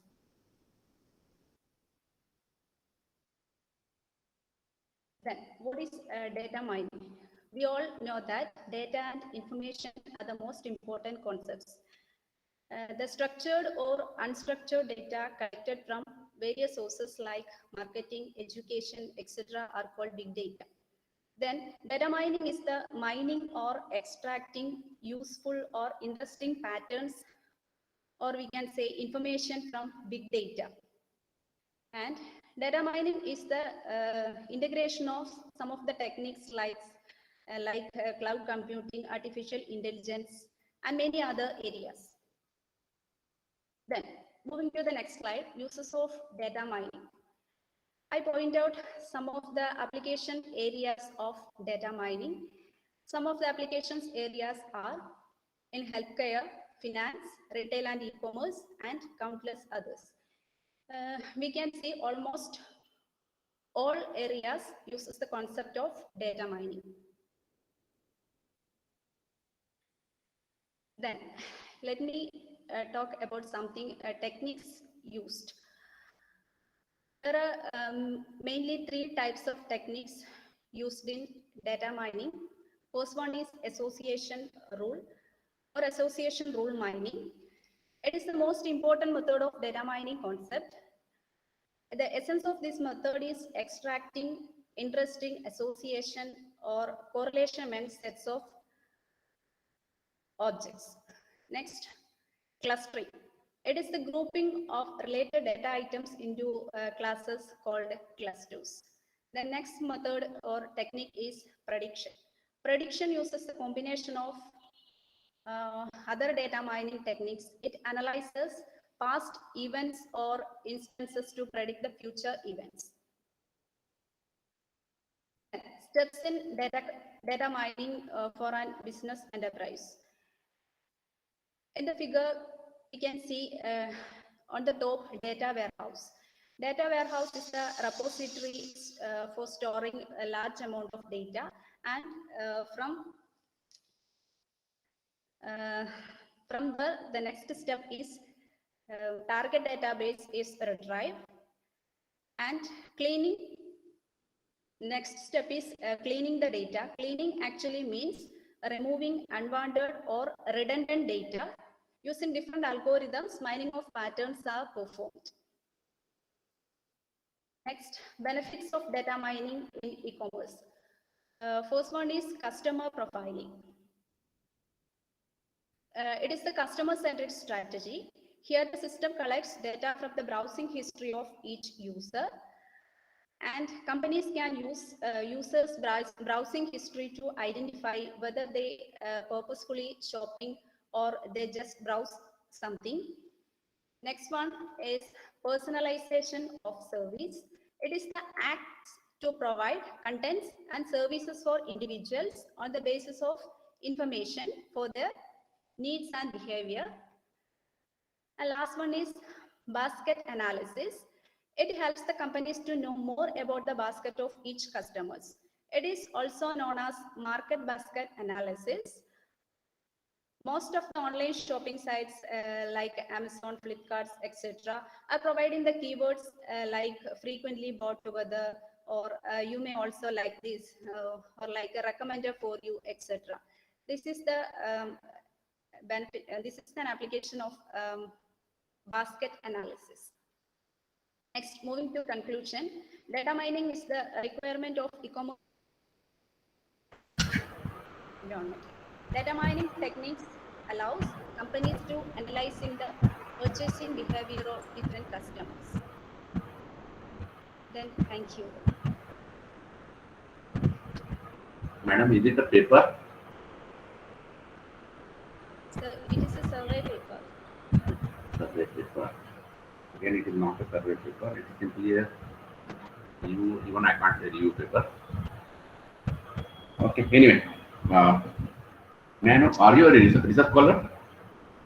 No, sir. Okay.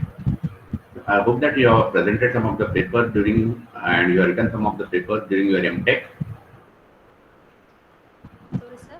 I can't hear it properly. I hope that you have presented some of the papers during your MTech. No, sir. Okay. Okay. What is basket analysis when you are talking about the market? Basket analysis. Have you heard about this word, basket analysis? Yes, sir. It is market basket analysis. A technique to analyze the buying behavior of customers using this technique. Can you give any example about the association? Oh, sorry, sir. About this market basket analysis or association among the items. Can you give any example, real-time example? Assume that you have visited some of the malls. So you might have, or you might have found that there are n number of atoms.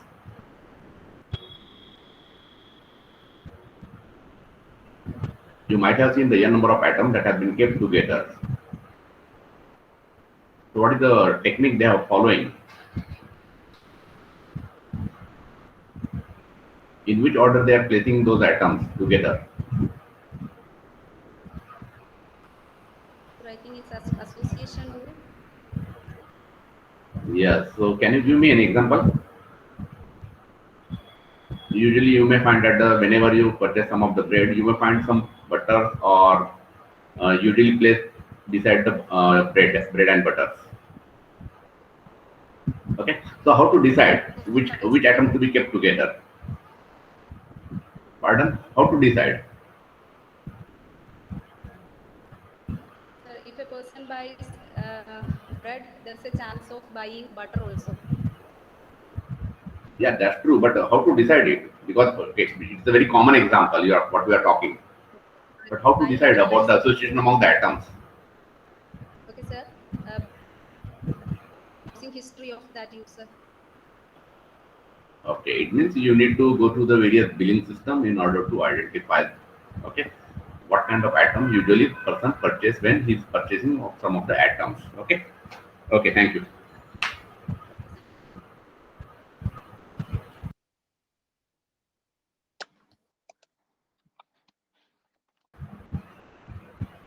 Thank you, sir. Thank you for moderating the paper presentations, and we are very happy to have you here even during your busy schedule.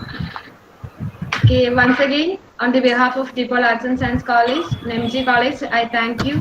Thank you very much, sir. Thank you, madam. Thank you. So for giving me a chance to interact with all of you. Yes, sir. Please, Jitesh, sir. Yes. No, sir. No, sir. I just want to convey our regret for having this inconvenience meanwhile. But this is No. one among the issues. This is the one among the issues of virtual conferences. And to be frank, sometimes somebody will blame the network to evade themselves out of their issues. That is happening. Anyways, I think you can adjust with this because I know you, and I think you have enjoyed this session. Actually, from the beginning, from the session beginning, I said it was the fascinating thing that we have been waiting for. But actually, after experiencing this particular session, I would like to add one more word. It is the difficult section as far as an international conference is concerned. So, anyways, happy to meet you again, and thank you. Thank you. And once again, I owe once again before you. Thank you.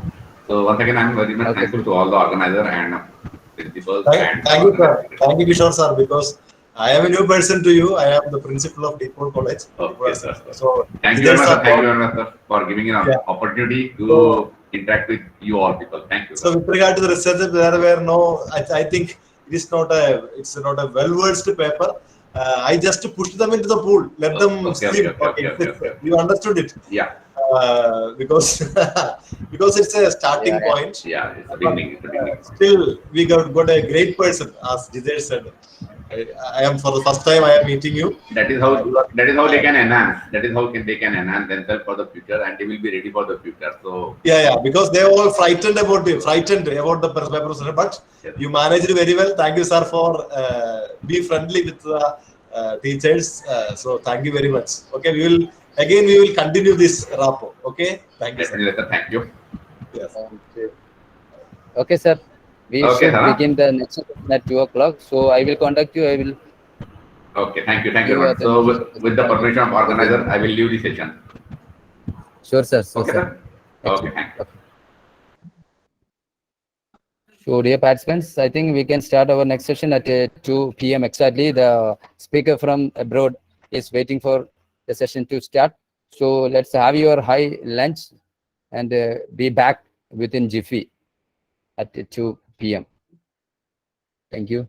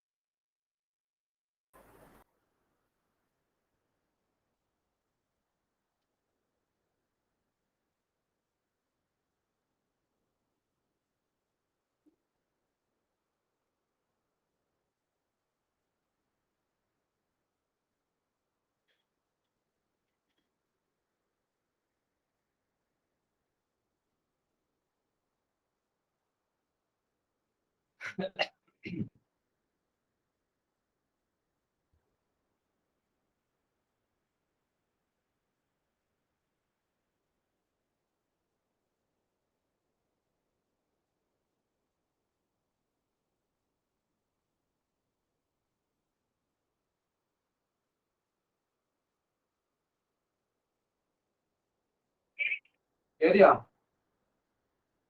Oh, you didn't know.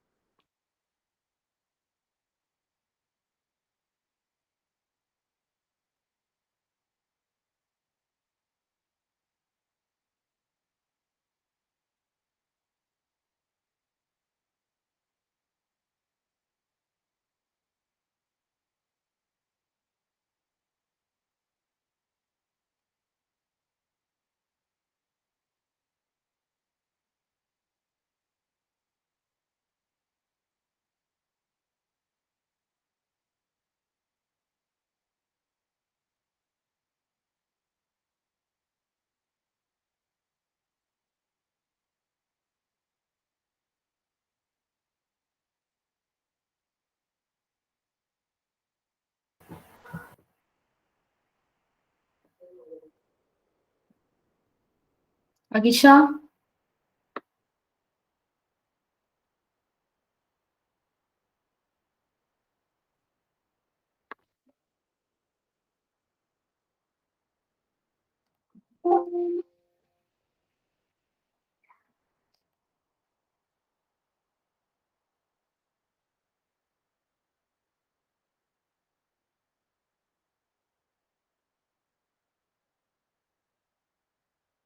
Hello?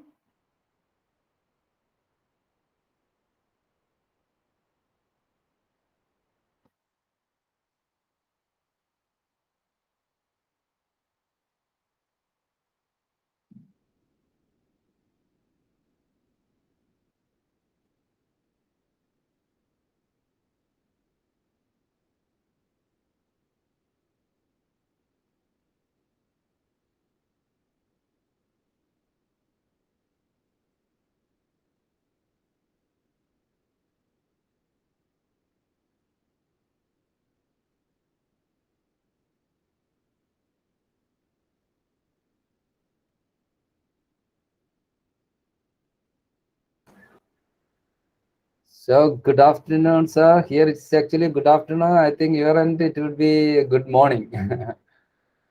Actually, I am Jidesh. We have been. Sir, am I audible to you? Yes, you are audible to me. Yes, sir. Yes, sir. Actually, the last session extended beyond the scheduled time. So it ended only at that time only I called you up. So I think we can wait. So It's should we wait? two more minutes to go for 2 o'clock. And meanwhile, the participants will join definitely. Okay, so should we wait for some more time then? Yeah, I think it would be better if we wait for 5 more minutes. Okay, okay. I can complete my other work. Yeah, in the that meantime. would be better. I think you can join before 2:10. Sorry? I think you can do. I mean, we can extend up to 2:05 or 2:10. 5 more minutes or 10 more minutes. Yeah, because I have to refer time again. Okay. Sure. Yeah. So 5 or 10. Let's make it 10 minutes. Yeah, that's good. That would be best. Okay. Thank you.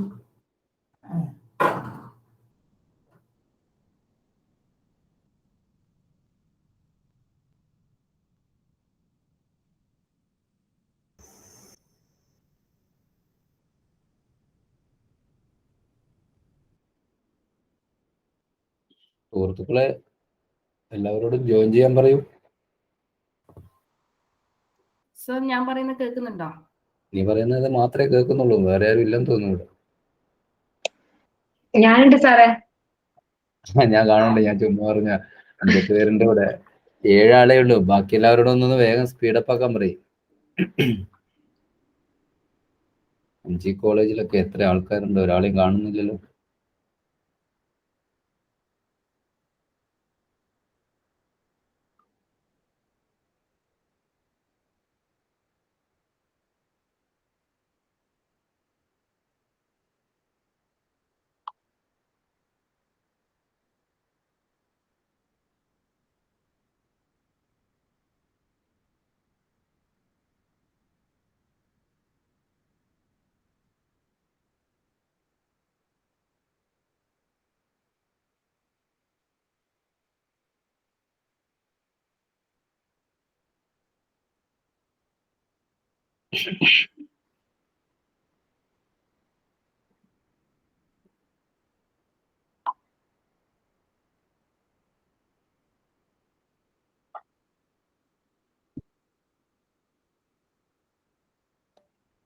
നമ്മുടെ കോളേജിൽ ഇന്നും നാളെയായിട്ട് നടക്കുന്ന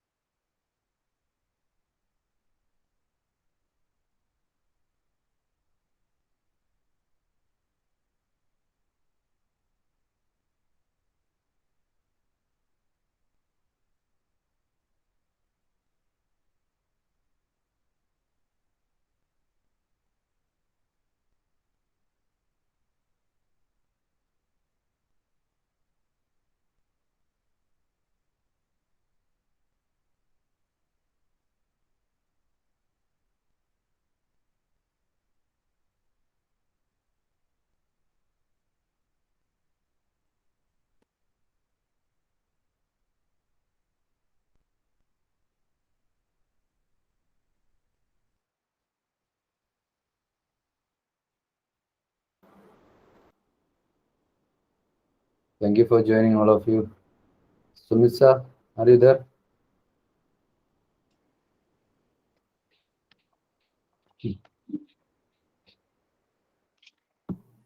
Yes, I am there.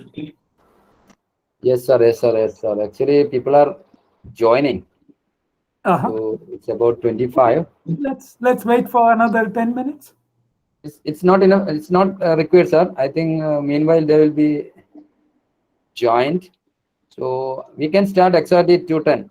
I mean, we can take 2 more minutes. That's enough. 2 more minutes. Yeah. Yes. Okay. Okay. Now, can you see my PowerPoint slide if I make it? It's not at flaunted. It's not at Can you displayed, see sir. my PowerPoint slide? No, sir. Not at displayed. Not at. Okay. How do I make it display? You can click that 3 eclipses seeing beneath the screen. That 3 dots. I'm sorry. Yeah.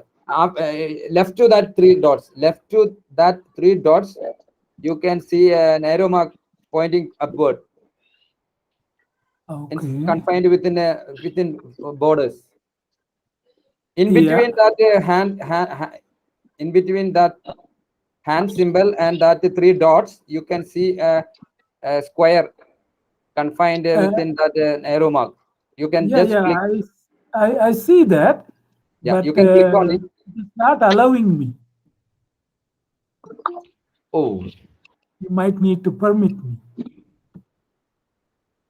Just or rather, I mean, sir, that won't be an issue. Everyone is allowed to present. Can you allow me to present? Yeah, actually, you are also already accorded Can you permission. see my PowerPoint? Not at present, not at shown, sir, not at display visible. Settings.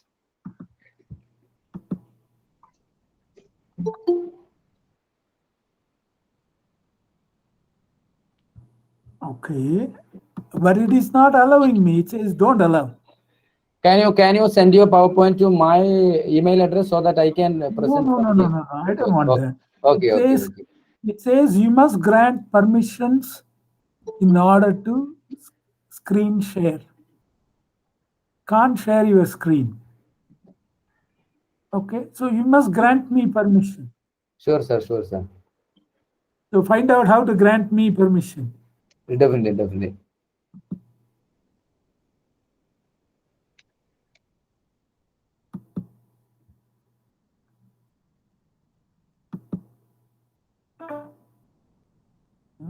You must grant permissions.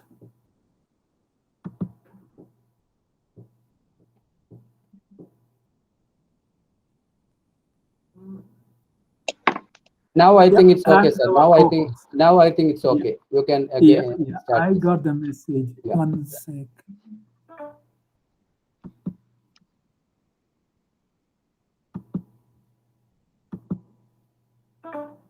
Still, it says I don't have the permission. What about now, sir? What about now? 1 minute. Can you see my PowerPoint?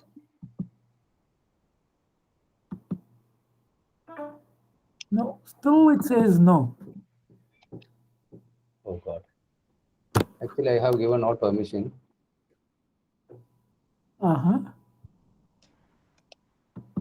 Sir, can you join once more after exiting once?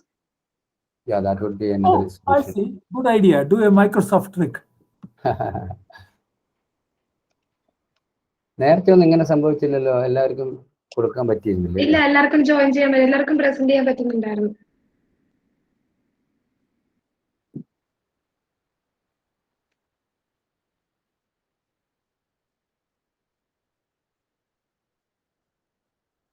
or otherwise we can give him the login ID and password and enter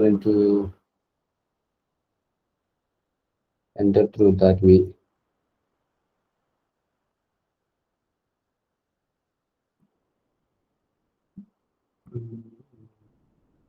Anu, do you have that login and password? Yes, sir. Can you share this on screen? Yes.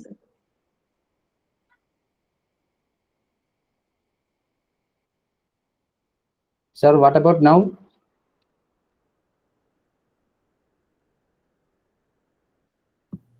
Does it work now? Still, it is not coming, sir. Actually, everyone has given the permission to present PowerPoint and also. No one has denied from our side. Yeah. Or rather, I would give you a login address and password. Can you please log in through that mail so that you can join without any hesitation? Can you do that? I will give you. Okay. So, Anu, please share the. I mean, don't share. I get me through my WhatsApp. I will. I'm not trying using WhatsApp at the moment. Okay, then I will give you through your email address. Yeah.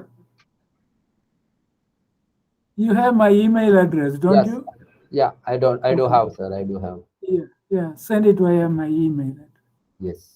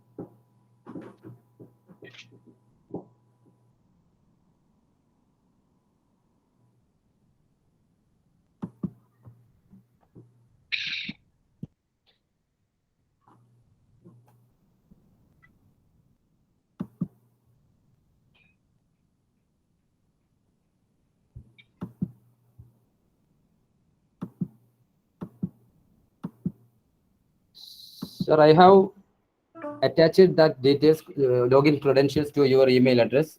You can enter into that email address so that you can join and present your PowerPoint. Did you receive it? Not yet.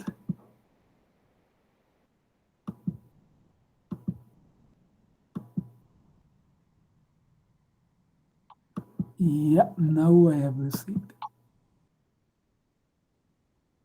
You can use that login credential through Gmail. And So from what, that what should I do now? What should I do? You just enter into that Gmail account. Okay. Just log in into that Gmail account.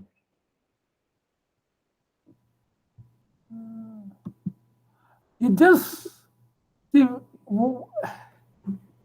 please tell me clearly. You need to log in. You need info@bettab.in. Should I double click it? Info at etlab.in. Yeah. So should I double click it and it launches a new message? No, sir. It's you don't want to double click it. You just want to. It is an email address. It is a Google email address. You just need to log into that email address. You just open the email. So I website. just double click it. It will. Do not. Sir, can I say once? Yes, ma'am. So you can just log in using the same link that we have provided. So there will be a switch account on the right side of the screen. So you can switch there. So they will be asking our email ID. You can enter this ID that have given by sir and the same password. So you will be joined using link. So the first of all. So first of all, you need to log out your current account, Gmail account. Oh, I need to log out of my current account. Then in that case, I need to record. Then log in with this user credentials. Okay, 1 minute, 1 minute. info@etlab.in. Yeah. The password is 8113040003. Right, exactly. 1 minute. 8 11 8. Okay, so I need to log out. Yeah, first at the outset, you need to log out, then rejoin with that user credentials.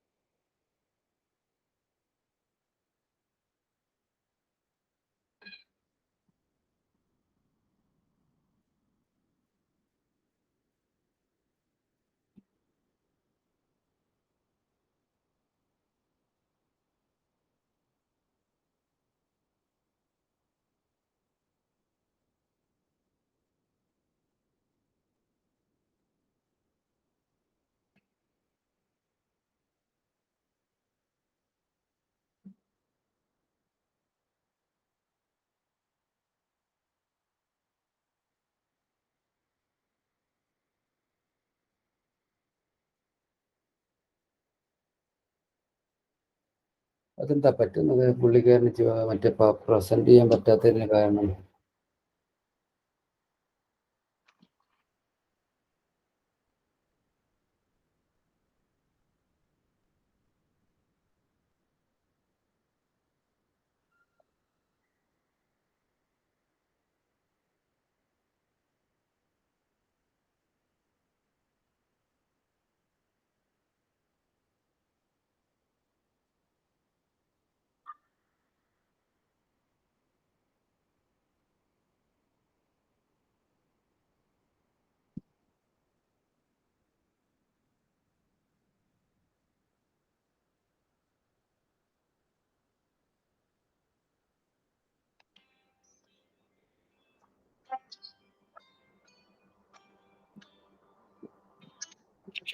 So is that okay? Ah.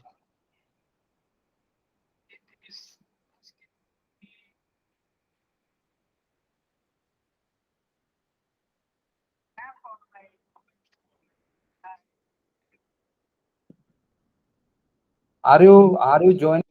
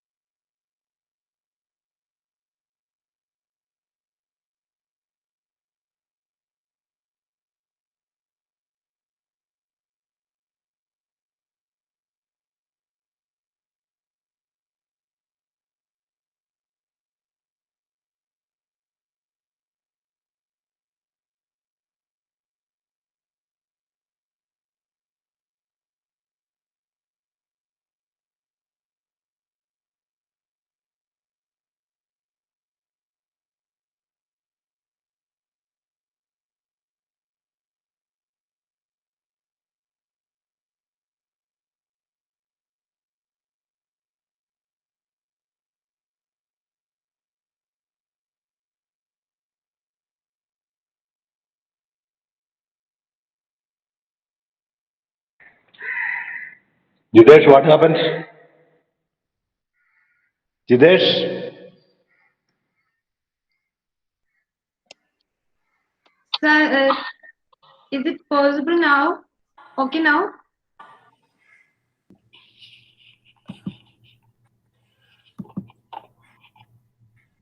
Can you see my no? Can you see my PowerPoint?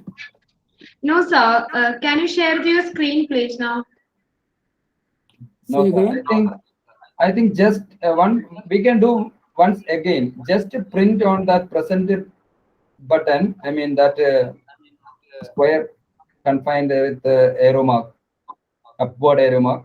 You just press.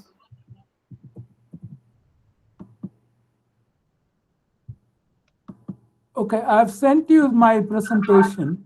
Okay. I will do. Okay, sir. I will do. I have Okay. received.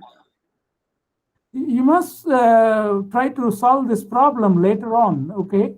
Definitely, Because this is the perhaps your previous session where the speakers were local, i.e. within India. yeah. Definitely, Okay, sir. so This is the then first it time we would are have worked. encountering this issue, and the next time we will definitely sort it out. Yeah. Sorry for the inconvenience caused. This is the first time.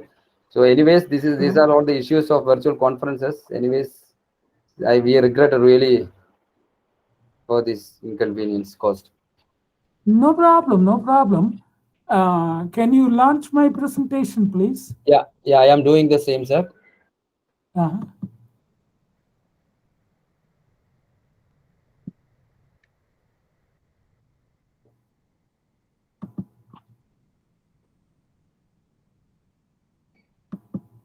I think it's coming all over you. Okay. Is the presentation coming? Yeah, I am pressing. Yeah. Here it is, sir. Is that visible? Where? Oh, yes, it is visible. Yeah. Okay, now can I start? Sure, sir. Before that, we have an welcome session. I invite Mr. Anu to, Reshma, Dr. Reshma PK of MG College RT to propose the invitation to our beloved, most prestigious, most precious guest of honor of today's afternoon session. Reshma, please. Yes, sir. I think it's audible. Yeah, you are audible. Yes. Good afternoon and welcome back all to the international conference. I'm Reshma and I feel really honored to introduce such an eminent resource person who is with us for today's second session. He has published around 500 papers in the areas of data science, AI, software engineering, information security, information engineering, and related case studies extensively. In particular, his research interests are in AI, data science, computer architecture, parallel and distributed computing, software testing, data mining, software process, asset management systems and standards, and information management and fusion, and the extensive case studies and performance evaluations. His papers have appeared in such archived journals as the various IEEE transactions and IE proceedings. He has also been the technical chair of 2 other conferences and has been on the technical panel of over 80 leading international conferences. This outstanding academician has won $8 million in research funding from various funding bodies, institutions, and industries. He has consulted to a number of industries and educational institutions on various IT and software engineering projects, including Boeing Aerospace, DoD in Australia and the USA, and more. He is a senior member of the IEEE and ACM Fellow of ACS, IE Ost, and IE UK. He is a technical member of various standard bodies such as ISO, ANSI, and IEEE. He is an IEEE Distinguished Visitor and an ACM Distinguished Speaker and a Commissioner in EBET, USA. His goals are to be of help and assistance to people of all nature in the technical sense. He has a particular passion for embedded systems for medical applications. This is only a very brief introduction, just a glimpse of his excellence and achievements. And with these words, let me welcome Professor Dr. Lakshmi Narasimhan, presently a Senior Vice President, Srikar and Associates International Incorporation, USA, and a full-time professor of computer science at the University of Botswana. Welcome, sir. Thank you, Dr. Reshma. Now, can I see the presentation on the, yeah, good.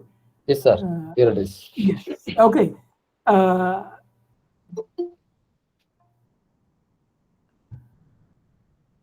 Okay, now, a war and a pandemic, that too once in a century event, are technology enablers. Okay. This may sound a little bit awkward to some people, but that is the truth. For example, the Second World War introduced radar and many other new inventions. And now we are using them, particularly the magnetron that is fundamental to our household microwave oven. Okay, that is actually a World War II invention. Similarly, Velcro is also a World War II invention. Okay. Now, COVID-19 has exposed vulnerabilities and it has magnified weaknesses and exacerbated long festering issues. Okay. Now, next slide, please. Right. This one or? So the pandemic initiated changes have happened on two major fronts, namely social aspects. There are several of them, and then technical aspects. Okay. In social aspects, there are travel and leisure. Okay. How immersion holidays and extended getaways are helping. And then culture and lifestyle have changed. And then fashion has changed because of the pandemic. Homes have changed. Okay. And then work has changed. And then the body and mind has also changed. The technology enablers are more contactless interfaces and interactions because we don't want to touch. Strengthen the digital infrastructure, including cybersecurity provisions, and better monitoring using IoT and big data. And then AI, artificial intelligence enabled drug development, telemedicine, more online shopping, and increased reliance on robots and more digital events. That's an interesting thing. And rise in esports. Okay. Next slide, please. Next slide. Hello. Thank you. The evolution of the employee has changed. In the past, we used to work 9 to 5, but in the future, already happening currently, we work anytime. Okay. We used to work in an office, now no more. And if you see down, there are many such variations in the evolution of the employee. Now, the interesting question is, most people are adapted to that, but some are unable to. Okay. So how do we go about it is the talk. Thank you. Next question, next slide. Okay. The flow of the talk is as follows, namely how the pandemic and the technologies in plural have affected each one of these sectors, namely education sector, transportation and warehousing sector, health and well-being sector, and a whole list of them with a little focus on cybersecurity. Okay. Next slide, please. Now, next slide. Yeah. In the education sector, the previous slide. Yeah, thank you. In the education sector, distance education is here to stay. So those of you who want to go back to work, particularly in the education sector, no, you will be forced to do at least some courses or subjects via distance education. And then Zoom doom, gloom, whatever you want to say, Zoom, Google Meet, etc. are here to stay too. Distance examinations of all the things are here to stay. Distance IT services are here to stay. MOOCs are not successful initially. By the way, MOOCs, when they were developed, people thought it will be a big success. It was not. And thanks to the pandemic, they are now being successful. And one of the best MOOCs is from India. Okay, NPTEL is a brilliant, excellent MOOC system. Swayam is also another one. And by the way, I don't like Coursera and Khan Academy and all. They are all US based. Okay, and let me also predict that Indians will dominate the education sector. Already they are. And the chance of India again becoming a Viswaguru will be significantly enhanced, because whether you like it or not, Chinese, Americans, Australians, Europeans, and even South Americans are logging into NPTEL and Swayam, and they are learning from there.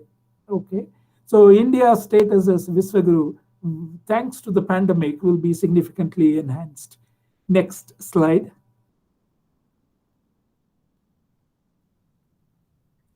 Yeah. Now, the transportation warehousing sector, the self-driven vehicles will increase. Public vehicles will decline, so leading to environmental degradation.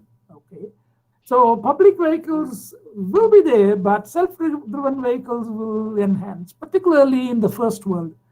Okay, so public transportation will become sterile. By that, what I mean is the technology will allow you to do the following. For example, when you enter the public transport, you will be automatically sprayed.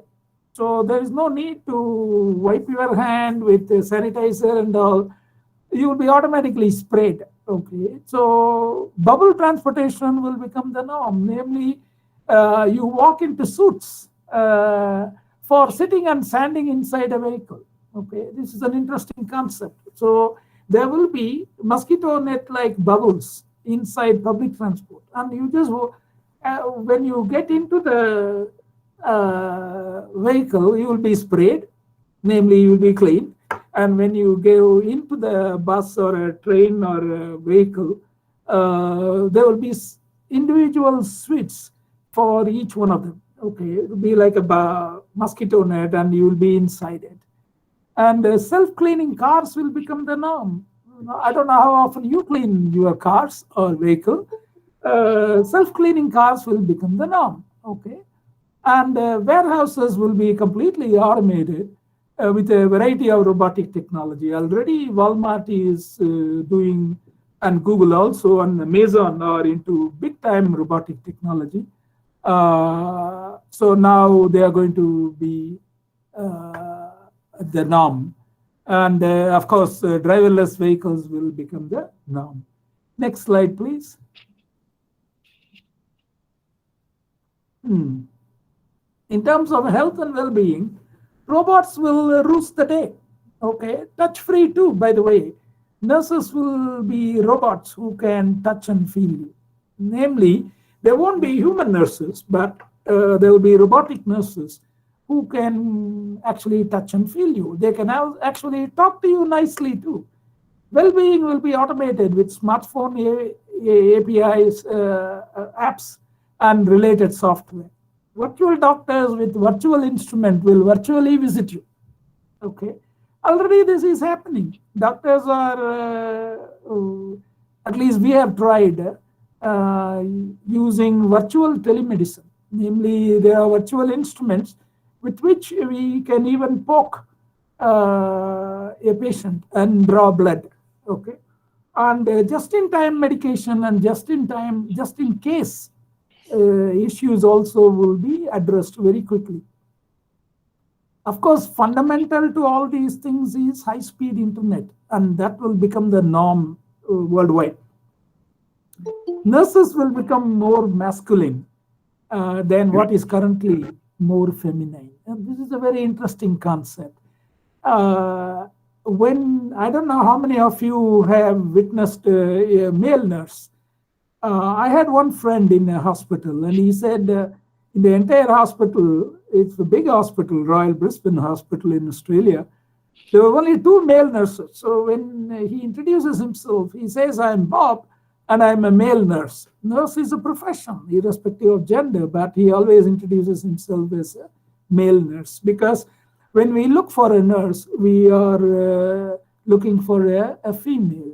Why? Because we expect a feminine quality of ability to empathize, communicate, and other things. And we generally think men are unable to do that. That's why, that probably a few reasons why men don't go to the profession of nursing in a big way. And there are a lot more females in the nursing profession.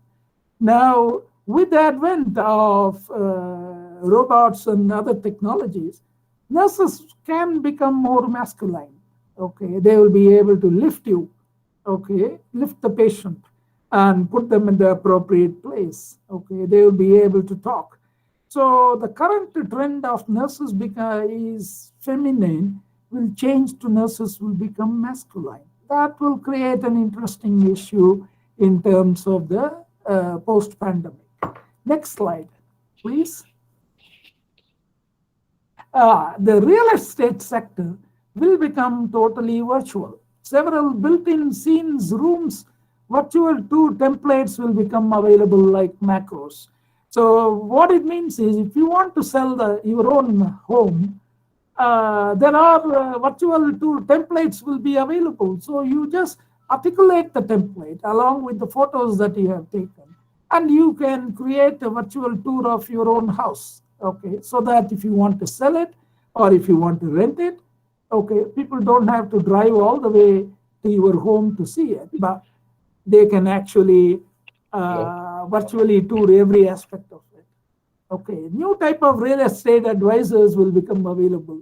They will be geospatially aware. So by that, what I mean is, your real estate agent could be in America, Australia, and they will be able to advise you which house you can rent in Antarctica. Okay, and they will be able to tell you what kind of facilities you need to buy, what kind is already available, and all those things. And the houses will become geospatially aware, and your real estate agents will become geospatially aware. And that actually will mean that the real estate sector will be dominated by first world real estate agents like Ray White, etc. Okay, so watch out. Okay, next slide, please. Wholesale and retail trading sectors. Robotic technology will underpin these sectors in a big way. Retail will become completely e-tail. So already it is happening, isn't it? Amazon, you just order. Flipkart, you just order and you get everything. Okay, and this will dominate post-pandemic, because once you are used to e-tailing as opposed to retailing, then provided the quality of delivery is good, then you don't want to go to the shops, particularly in crowded areas, okay, which is generally the third world anyway. So, so that means once you are tagged on to e-tail, it is very hard to go back to retail.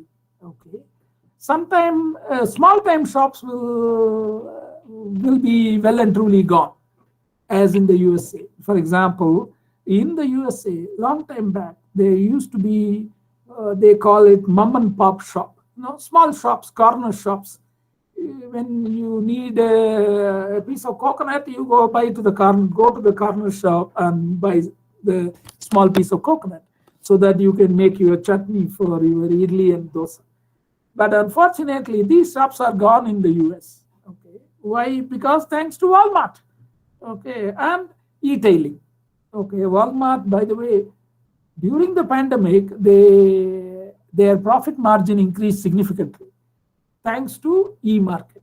Okay, so even the great physical Walmart may become extinct. Okay, the physical Walmart, but not the actual Walmart. Next one, pharmaceutical sector. Pharmaceuticals will rule the world. New technology, mRNA extensions will come up, and personalized medication will come up. Now, that's an interesting thing. What is a personalized medication? Now, let me tell you that in pharmacy, most of the drugs, medications are tested for white man and white woman only. So a lot of results, a lot of dosage developments that are being advocated from the first world is not suitable for non-white and non-white men and non-white women, namely Indians, Chinese, Africans, South Americans, Latinos, and all. The personalized medication is not there. What we are taking as a medicine, particularly for diabetes, blood pressure, and all, those dosages are dictated by the first world, and they were analyzed on white men and white women. Now, with the advent of newer pharmaceutical technology, namely personalized medications, that means you can personalize it to the individual level. We know that people, some are fat, some are thin, some are tall, some are short. So the medication need to be tailored for their particular conditions. Now, big fish in this sector will also eat small fishes. That is, all the small pharmaceutical companies will be nicely eaten up by the big pharma companies. Next slide, please. Entertainment and recreation. Already entertainment has become digital. Theaters are gone. Okay, I don't know about Kerala, but in Tamil Nadu, there used to be a lot of theaters. Okay, and the entire Tamil Nadu politics is based on movies anyway. So stupidly, by the way. So theaters will be gone. Already gone in big cities. Theater experience will be available at home. That is the beauty. 3D technology is coming up in a big way. So what it means is you will have 3D entertainment at home, along with virtual and augmented reality over 5G and 6G wireless networks. South Korea is already trying big time on 5G plus, they call it. Again, the bottom line will be high-end internet services. Okay, so you'll be paying a lot of money to internet services such as Airtel and other things. Okay, next slide.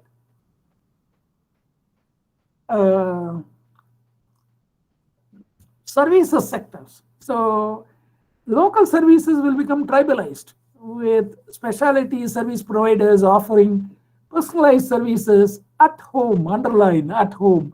Previously, if you want massage, hairstyle, etc., you go to the massage parlor or a hairstyling parlor and all. Now, those things will come to you at your convenience. So you don't have to go there. They will come to you. Already, it used to happen in olden days in the villages. Your barber will come to your home and he will cut the hair of all the boys at home. But now, more sophisticated. They will come in a nice van, and everything will be inside the van. And you just go in at your time, and they will come right in front of your house, and there will be solved. Hello. Medical services will become local and personalized. So physical therapy, occupational therapy, etc. You don't have to go to hospitals. The hospital will come to you. Okay. There could be a reduction in adult services due to virtual and augmented reality based enhancements. I don't know whether you know what adult services are, but interestingly, we predict that the adult services will be reduced somewhat because of virtual reality and augmented reality. So those who are in adult services expect a reduced income. Next slide, please. Next slide. Yeah, hospitality sector. Virtual reality and augmented reality will dominate hospitality sector. Robot will be engaged for activities such as herbal bath, steam bath, massage, etc. Hospitality sector depends on food and providing hospitality. Okay. I have seen advertisements, such as Thai woman giving steam bath. Okay, now you don't need to bring in Thai woman. You now have robots which look like whatever face you want. If you want Thai woman, if you want Indian woman, if you want American woman, all of them can be accommodated. So the hospitality sector will be very automated. Okay. So next slide, government services. Total digitization of all government services will happen very soon. Already India is a pioneer in that. It will be significantly improved. Quality of service for government services will be implemented along with penalties for poor services. So that is a very interesting concept. If you cannot access a service, the government has to pay you penalty. Okay, so that's another concept coming up. Of course, services will be available 24/7/360.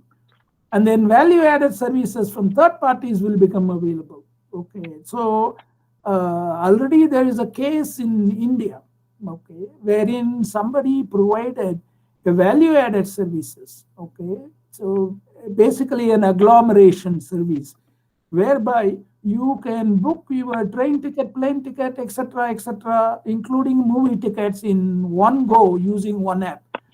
Unfortunately, the person was arrested for being an agent. Okay, and the case is on. He will win. Okay, but such kind of agglomerative services, that is services that combine a lot of other services together, and you can actually choose the services that you want to be combined as well. So that is called services composition. Okay, so there is a whole language coming up, computer language for service composition. Okay, along with condition attached to it. So if such and such condition is satisfied, then you choose this service. Otherwise, you choose another service. Okay, so service composition language is also an interesting concept coming up, and such third-party services will become available. So they are called agglomerative services. Interoperability among services provided by all states and central governments will become possible. Okay, already the government of India is trying, namely one nation, one card, namely ration card. Okay, currently it is not possible because the services among the various states are not interoperable. Now, interoperability will pose a significant problem, and they will be addressed as well. Okay, already things are happening even in India. Next slide, please. Post-pandemic, the construction sector is now looking very different, at least in the first world. Now, conveyor belts used in large-scale constructions are once opposed by the unions, because the unions wanted their members to lift all the bricks, walk up multiple stories, and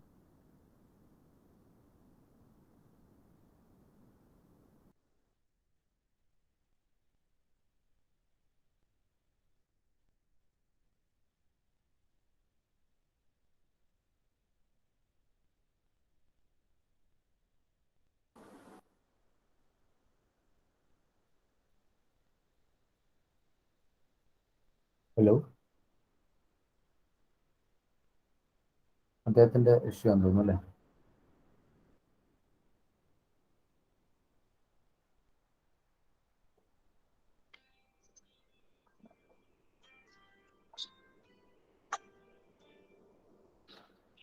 Yes, sir. What happened? What? No, sir. Here it's okay. I think our side is good and fine. Yeah. Yeah. Yes, sir.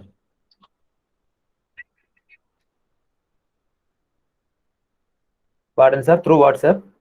Yeah. Why not? You can. Yeah.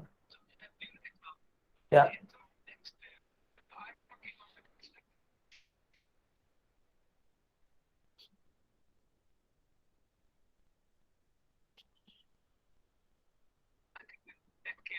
Yeah, that would be good, sir. Otherwise, it will be difficult. Okay, so you can. Yeah.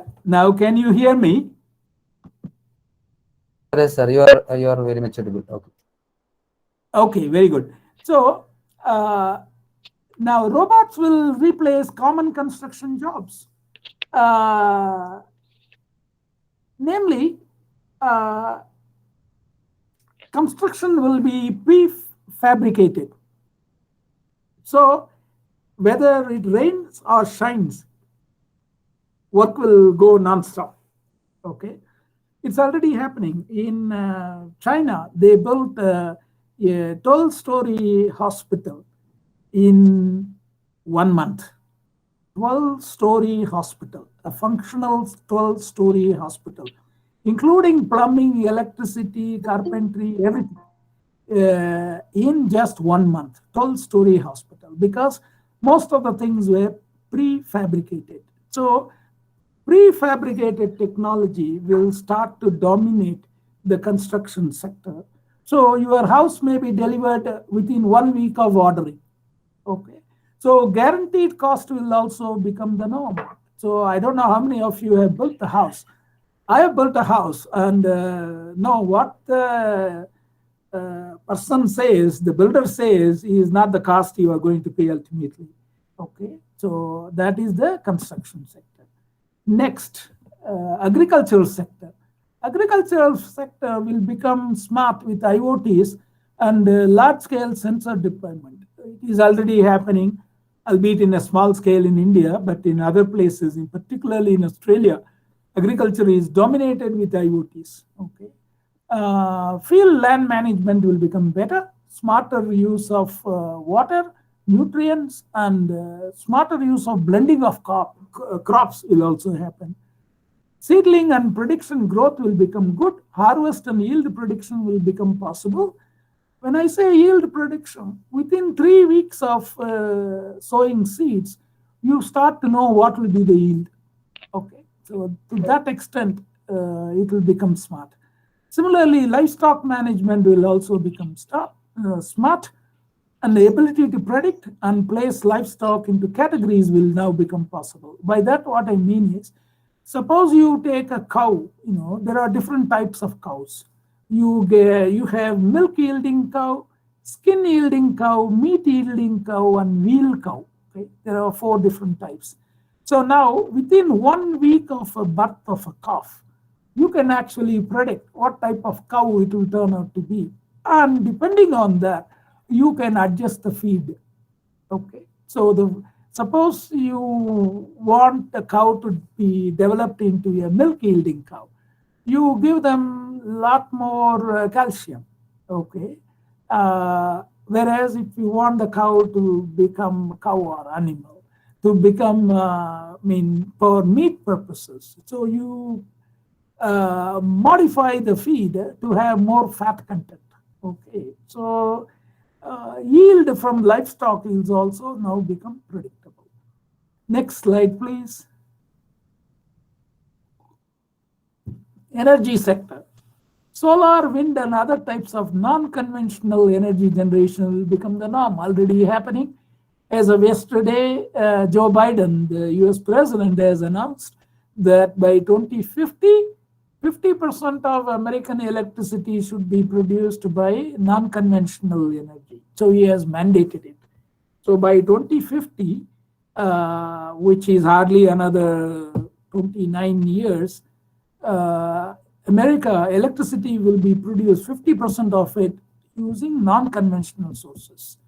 Okay, so distinction between producer and consumer will vanish. Namely, you may be a producer, so on top of your house, you can deploy a solar panel or a wind energy thingamajig, which means, during daytime or windy time, you may be a producer of electricity, whereas other time you may be a consumer of electricity. So the distinction between producer and consumer will vanish, already vanishing, by the way.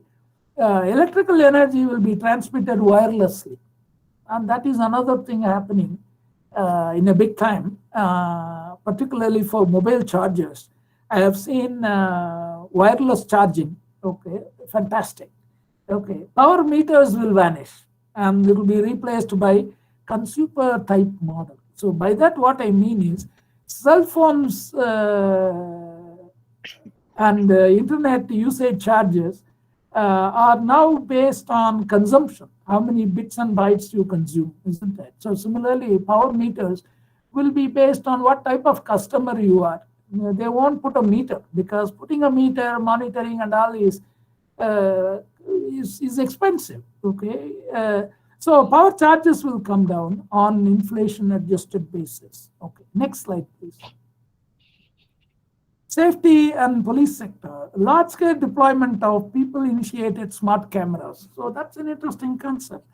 In the Western world, it is already happening. Smart cameras, people put them to safeguard their house, but they capture other activities on the road too. Okay, so the cops can come and ask or request your camera footage. Okay, and this will be made by smart spoofing. There are also spoofing technologies coming up, which will spoof your smart camera. Okay, so automatic facial recognition will become the norm.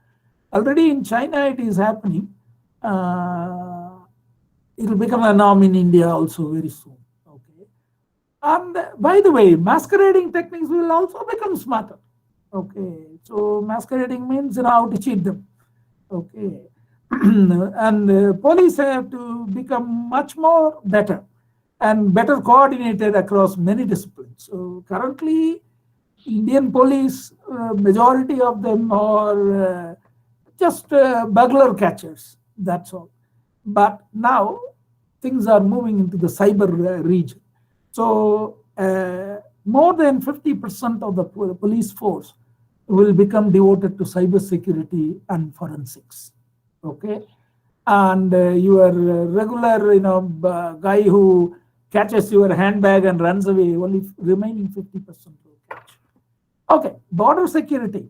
Okay, large-scale deployment of sensors and smart cameras across borders will become the norm. Already it is becoming, but it is in certain sensitive sectors in Kashmir, it is already becoming. But this will be done in a very large scale. Okay, and dynamic and real-time information acquisition and management and fusion will become the norm. New algorithms, communication methods, and architecture will also be required. Border security will become a massive information management problem. Okay, that's a very interesting concept, isn't it?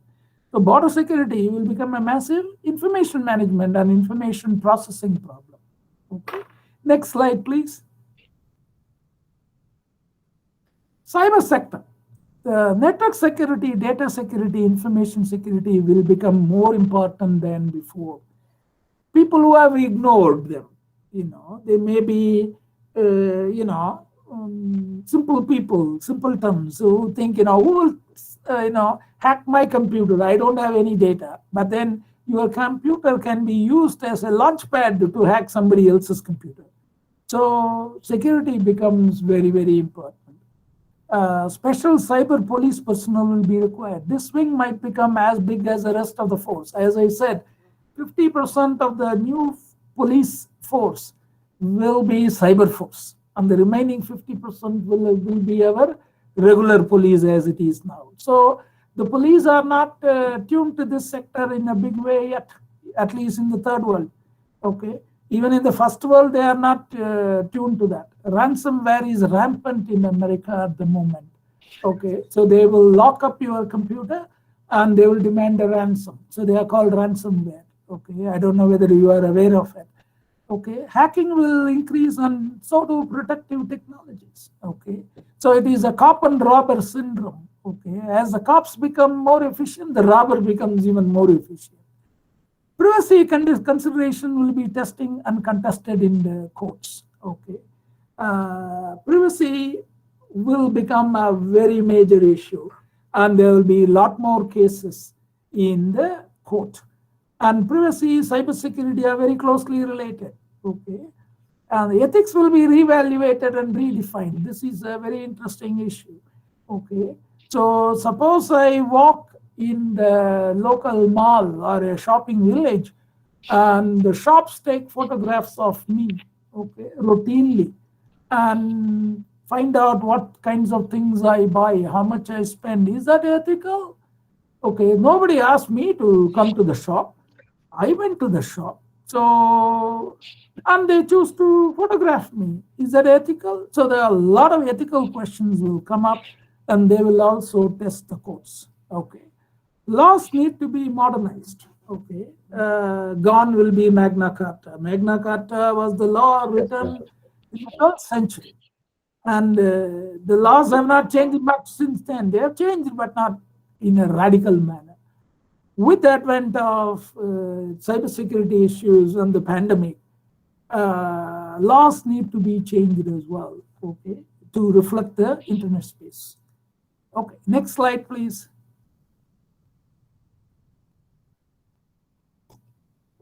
This is a little bit busy slide, so I'm not going to read all of them. But let me point out a few things. COVID-19 has exposed a lot of vulnerabilities, magnified weaknesses, and exacerbated long-festering issues. The biggest surprise of the pandemic is the dramatic decoupling of the economy of the rich from the economy of everything else. Okay, so this is an interesting slide, and these are some of the things that have happened because of COVID. Okay. Should I say thanks to COVID, because the humanity was not prepared. Okay, they had the technology, but they are not prepared to use it. But thanks to COVID, thanks to the pandemic, now people are scrambling how to use new technology better in their domain. Okay, this slide you can read it for yourself. Next slide, please. So in conclusion, let me point out that a war and a pandemic, that to once in a century pandemic, are technology enablers. Okay, expect the influence of ICT everywhere. Information communication technology will be everywhere, to the extent that ICT itself will vanish within quotes. Okay, now robots will dominate the world, but also will vanish again in quotes. Let me give you an example. I know most of you know the word motor. Okay. Now, if you watch 1960 Hollywood movies, okay, the hero will always invite the heroine into his motor car. Okay. The word car was not used. It was always motor car. Okay. Now, the word motor car is not at all used. So if I ask my heroine to come in the motor car, she will start laughing, which century are you in? Okay, so I just have to tell her, do you want to come in a car? Okay, so now the word motor has vanished, yet an average human uses 14 devices containing motor in each one of them. Okay, 14 motorized devices every day. Okay, and the word motor has vanished. Okay, in that sense. So ICT will vanish. Robots will vanish, yet they will become dominant. Okay, so ethics, privacy, and laws will have to change. Their definitions will change. Namely, what is ethical, what is privacy, what is legal? They have to change. Their application will also change. Thank you. Next slide. Next slide. Yeah, thank you. And the next slide. This is a local one. This is a column, a rangoli made out of banana bell, banana flower. Thank you. Yes. And if you have any Now questions. I think it's time to have an interaction with the speaker. I invite every participant to come out with a wonderful question. Actually, he expressed the reality, world, how the world is going, and what could be the future. So I think there might be plenty of plethora of questions regarding to this particular topic. Please. Yes, if you have any question, please ask, because I didn't really elaborate each one of the sectors, but things are changing very rapidly. Okay. And please don't misunderstand when I say thanks to the pandemic, because No, sir. even, you know, as an individual, sometimes, you know, you need somebody to push you, right? Then you start acting, and then, you know, you say, wow, thanks to that guy, now I'm earning a lot of money, or I bought a nice house. Okay, otherwise I wouldn't have done it. And even humanity is like that. It requires, you know, sorry to say, it requires a pandemic in order to push ourselves to the next level.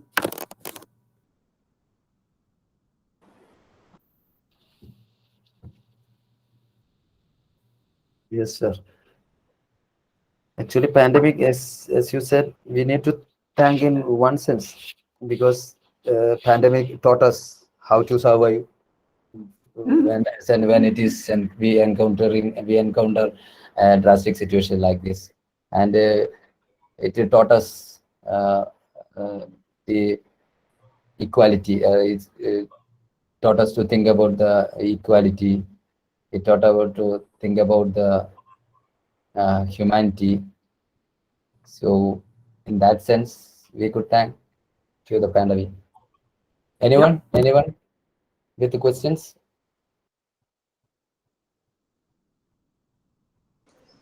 Thank you, Professor Lakshmi Narasimhan, for your wonderful presentation. Thank you. Where is your native place, sir?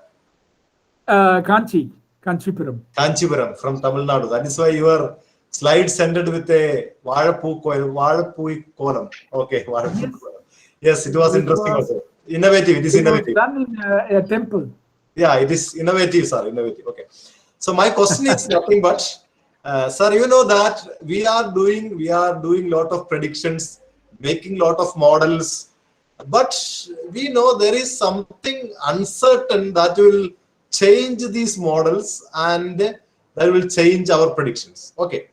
So when we look into the pandemic, it has changed the frame. Okay. So then what is the relevance of our models, sir? Okay. You need to have a model, because if you don't model, you don't know what is coming. Okay. So model is the basis for taking yourself and your company, organization, nation, etc. to the next level. Yes, all models are not failure free. Okay. So models keep on adjusting. So even in stock market, you do a model and then you do investment, but then you don't sleep on the investment. Every week you or every day if needed, you modify and then recheck, reevaluate the model. Okay, so modeling is not a one-time event. This is a real system, and the system keeps on changing. That is why in economics, macroeconomics in particular, it is very difficult. Okay, microeconomics is very easy, relatively. But macroeconomics, our friend Subramanian Swami is an expert in that. Okay, so and his work that he did during PhD in Harvard is still being used in the EU community, by the way. Okay, European Union. Okay, because they have got a single currency but multiple economies and multiple cultures too. Okay, so modeling is a continuous process. Yes, failures are the norm, because if you know how to make 100% perfect model, then it is not a system. It's not an evolving system.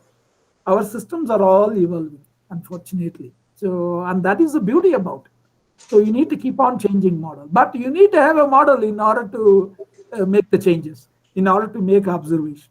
Okay. Yeah, we will look for the better future anyway. Yeah, definitely. Yeah, okay, sir.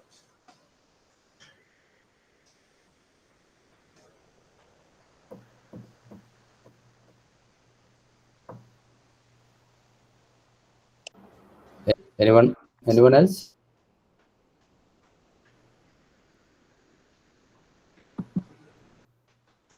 I think the topic is fascinating, or rather, really touching the human mind, and still there is no queries. That means it's rather another drastic situation that we are encountering. People are desist to ask queries as far as the life is concerned. So I think with this, if there is no other questions, we can wind up this session with proper vote of thanks. Before that, sir, actually, as far as from my side, it's my privilege to say a few words regarding to your exhaustive topic. I mean, it has really been a mind-blowing session that brought really everyone into the reality, which is awaiting ahead of the time that to come. You really touched the fact that that are circumnavigating around the globe. Your deliberation were exhaustive, and that too in a really profitable manner. So you really, it was really an eye opener as far as every presenter is concerned, or as far as a human being is concerned. As you said, everything will vanish. Everything will even the robotics will dominate the world, but they will also vanish. A new world order will definitely emanate, and as you said, every model will be changed, but ultimately the human being should survive. We need to be survived. So for that, we need to be very cautious, and we need to find a better way, better solution to move forward. So much thankful to you for being with us, for inviting, or for giving consent to be part of this international conference, which is one of a kind of this particular region. This is our first, or rather debut performance as far as an international conference is concerned. So as the technical issue that has emerged at the outset. So once again, I convey my sincere gratitude from on behalf of me, and I convey my regret for having a few technical issue at the outset. Anyways, thank you. And now it's time to propose you an official vote of thanks. I invite the Mrs. Anu from DePaul College. Anu, please. Thank you, sir. Honorable guest, Dr. V. Lakshmi Narasimhan, our most invited guest. It's my privilege to have been asked to propose a vote of thanks on this occasion. I, on behalf of MG College, Iriti, and DePaul Arts and Science College, extend a hearty thanks to Lakshmi Narasimhan for gracing our event with your valuable talk and sharing your knowledge and ideas with us. Once again, mentioning our deep sense of appreciation, sir. Thank you. Thank you so much. Thank you very much. Okay, I'll sign off. Okay, sir. Okay. Yeah, thank you.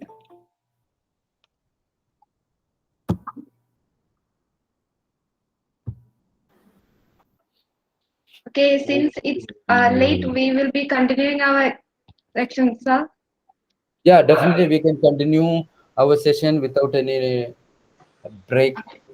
I think somebody is ready to present some conceptual topic from Australia. I am not sure whether our chair or moderator has joined or not. Yes, sir. Shamir sir has already.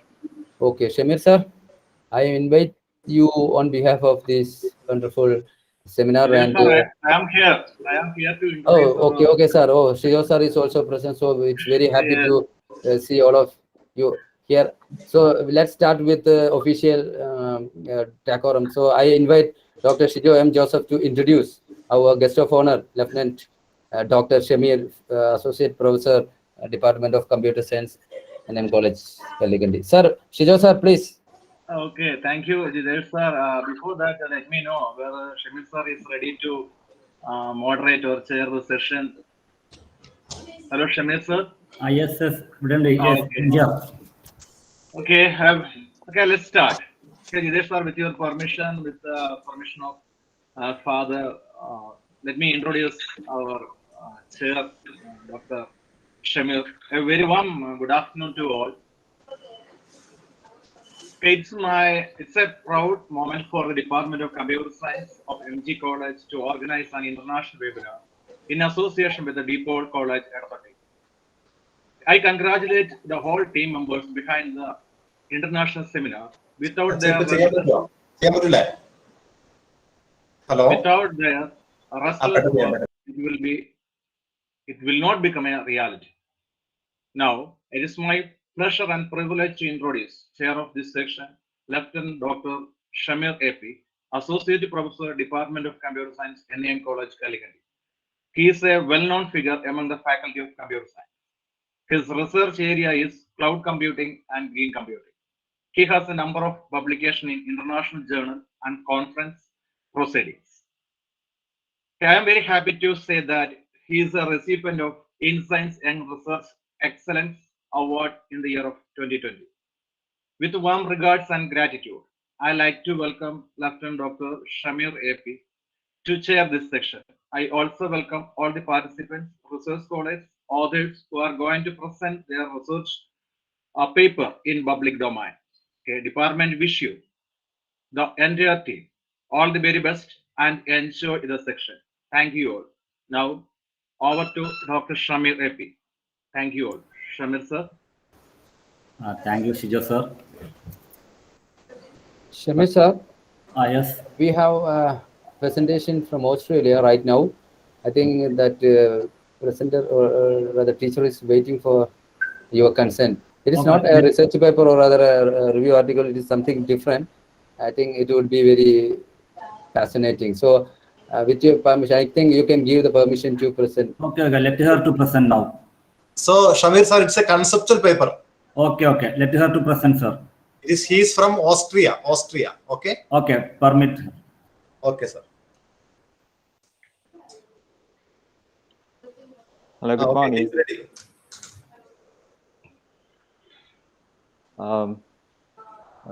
Good morning to you all.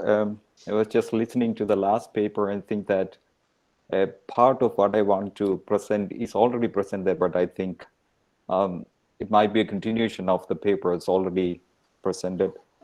Currently, I'm doing my research on consciousness, on neurons and the necessity of introspection in development of human consciousness.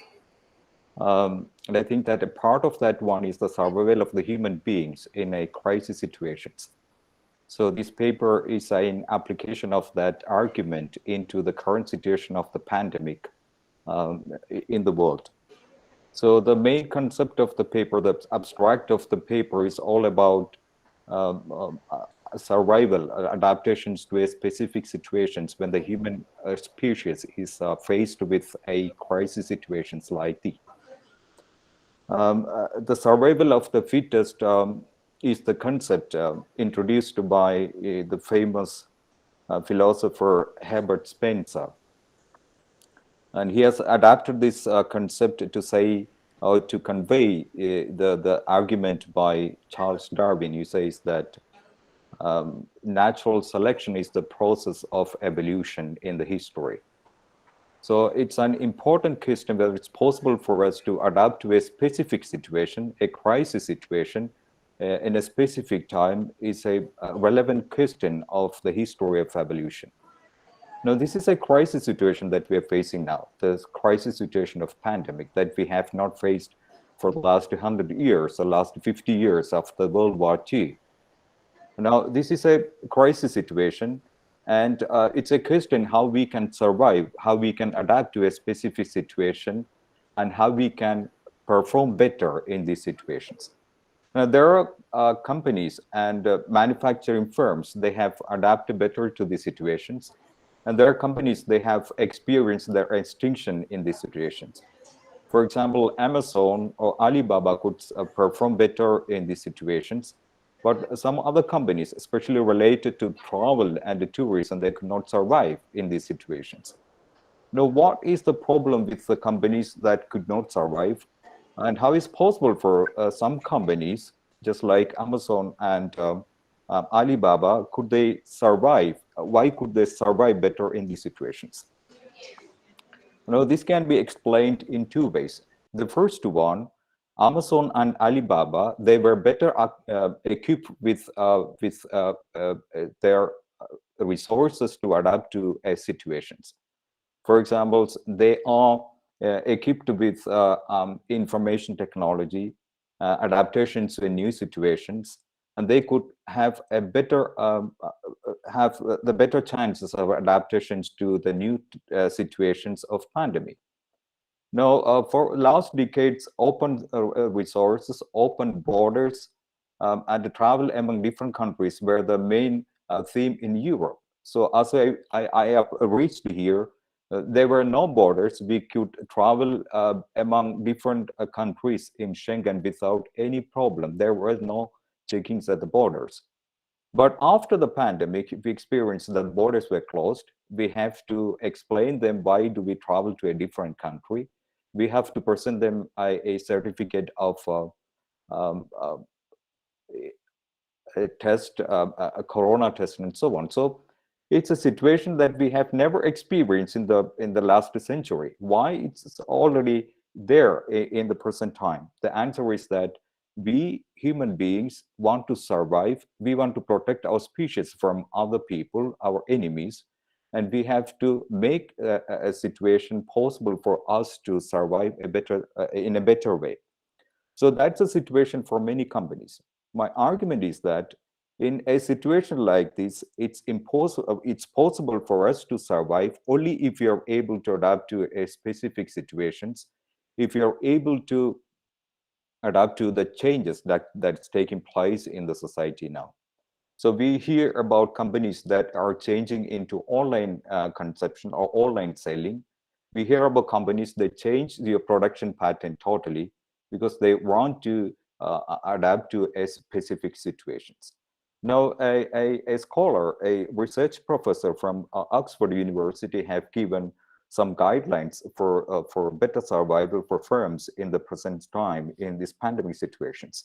And I would like to read for you these suggestions from the researchers, those who have taken into consideration different companies that have survived, they could not survive, some face their extinctions in the present situations. And he suggested these points for the first one: the future belongs to those who are able to manage uncertainty, innovative, and rapidly. That means we have to adapt rapidly to the situations. We are experiencing a time where rapid changes take place in the society, in different communities, and so on. So if we are able to adapt rapidly to that situations, we will survive. The second one, firms best positioned to adapt quickly to fragmenting supply chains or the expansion, disappearance of product demand, or those that can swiftly leverage information. That means in the present pandemic situations, we experience transportation problems. So many companies that were depending only on China for their raw material supply experience problems. So it's important that we diverge the supply chain and production chains to different countries in different locations. That means such a problem will not affect the production status of any companies. And thirdly, digital information is key. And so that's I've already experienced. This is a time of information technology and computers and artificial intelligence. So if you're able to apply, adapt those new developments into our production and our manufacturing firms, it will be easy for us to adapt to the new situations. And the last one, what comes next will depend on how we quickly and how firms can implement digital technologies across production design, production, and fulfillment. So as I've explained, information technology is the key to adaptation in the present time. But as the last presenter already explained, it is not the guarantee for the future. We are not sure what will take place in the future, what kind of changes will come in the future situation. So it's necessary for us to keep in mind that information technology is the present guarantee, but it's not a guarantee for the future. So it's important for us to keep in mind that planning, innovation will always take place in the process of evolution. Evolution never ends. Evolution will continue. Evolution goes through the human race. So planning, applying consciousness, introspection, taking examples from the past, examples from the present, and making preparation for the future adaptations will help us to survive better in those situations. So that's my argument. Thank you.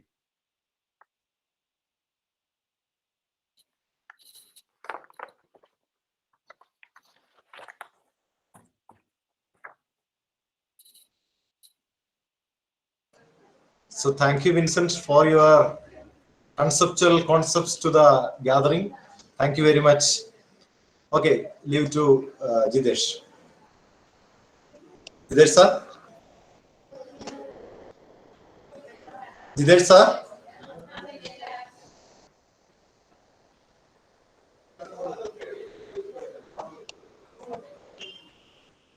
Jidesh sir, please. Otherwise, Shamir sir, you can contribute. Shamir sir? Hello? Shamir sir? Shamir sir? Shamir sir? Hello, sir. Okay, you can just contribute or ask some questions to him. Okay, I lost some connection, sir. I didn't hear completely. Okay, okay. Okay, anyway, thank you, Vincent. He has shared how to survive in the COVID situation. He has shared some experience of the some companies, how they survived in this pandemic situation. Okay. Anyway, he shared the how to survive, how to adopt a new situation in the view of the pandemic situation. Is it correct, sir? Yeah, that's correct. Okay, I lost.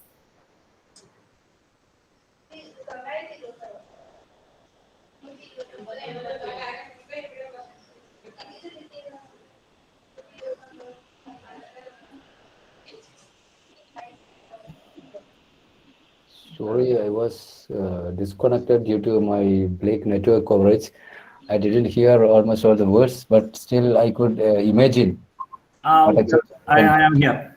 Okay, sir. Okay, sir. Anyways, Some sir, problem and connection is lost. the inconvenience from my side. Anyways, it was, I really listened at the outset, but later point of time, my network got bleak. So sorry for the inconvenience. Anyways, thank you once again for joining with us from, especially you and the previous speaker made this conference international because you are all joining from abroad. So anyways, thank you for that. Shami sir, please. Yes, I am here. Audible? Yes, sir. Yes, sir. Okay, okay. Respected Shijo sir, Dr. Shijo M. Joseph sir, Dr.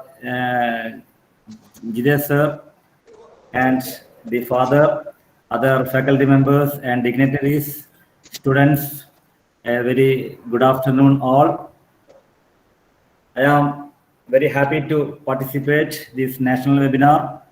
First of all, I thank to the organizing committee members to given me a chance to chair this academic session.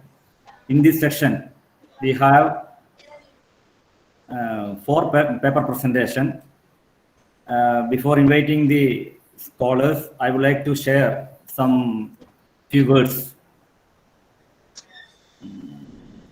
A webinar or a seminar provide an opportunity to discuss or share new idea or knowledge, share new concept or findings, gain more knowledge into the subjects. The research-oriented seminar or webinar focus to share the scholars' findings among the academic community. The scholar find out the scientific identification of research problems, solutions, and results. These findings help us to gain more idea and knowledge.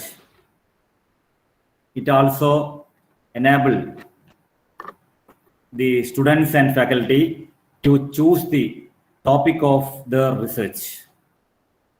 I thanks to the authorities of MG College, Iriti and DePaul College for conducting such a wonderful international seminar.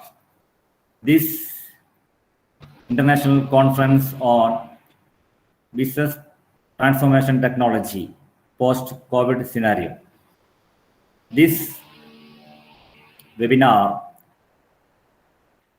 bringing together the professional and academicians to share their knowledge and experience, provide opportunity to share the ideas, findings to the students and faculty.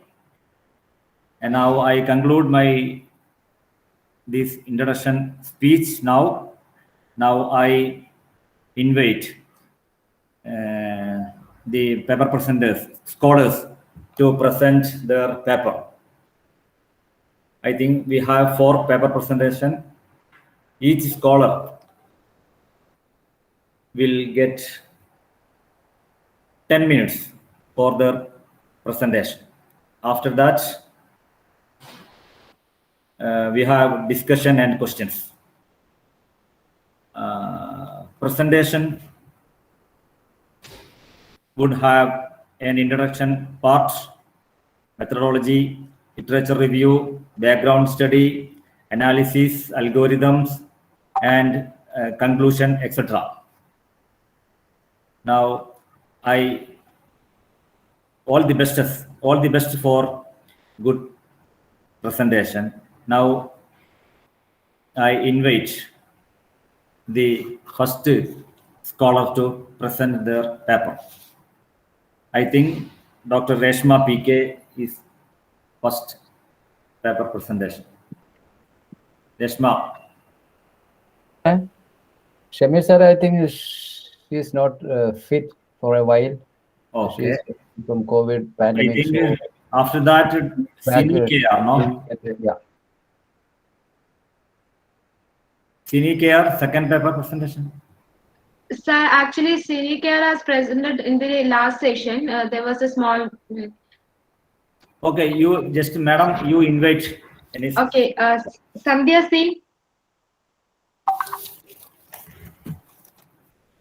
Okay, good afternoon to you all. Sanjay C is not participating today.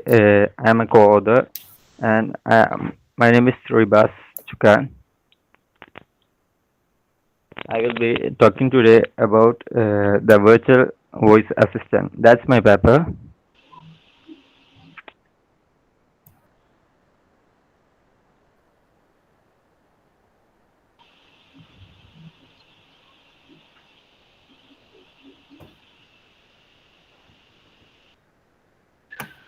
Okay, excuse me, Ribas. Okay, before going to present your paper, please introduce yourself. Are you a research scholar or a faculty, or which institution you are affiliated? Okay. I'm a BCA graduate, and I am from Kasaragod. I am a BCA graduate from Task College, Task Tricharpur Arts and Science College, which is affiliated to Kannur University. Today I'm gonna talk about a paper called a virtual voice assistant. A virtual voice assistant is a computer program which understands human speech and which is able to perform most of the computer tasks itself. In the present time, the technology has evolved into a greater level, but there are some people who can't use computer as well as others, like blind people. For them, they need an assistant or any others to help them use computers. That's why the need of virtual voice assistant comes. The virtual voice assistant can automate the computer tasks with the use of voice commands. With the help of concepts like artificial intelligence, speech recognition, and like that, by combining them, we can create a virtual voice assistant. The virtual voice assistant can do things like getting information from the web and speaking it loud out to the user. It could help the blind to overcome the difficulty to know about something.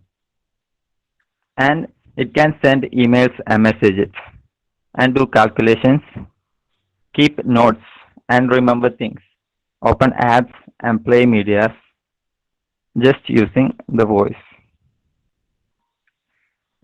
It works.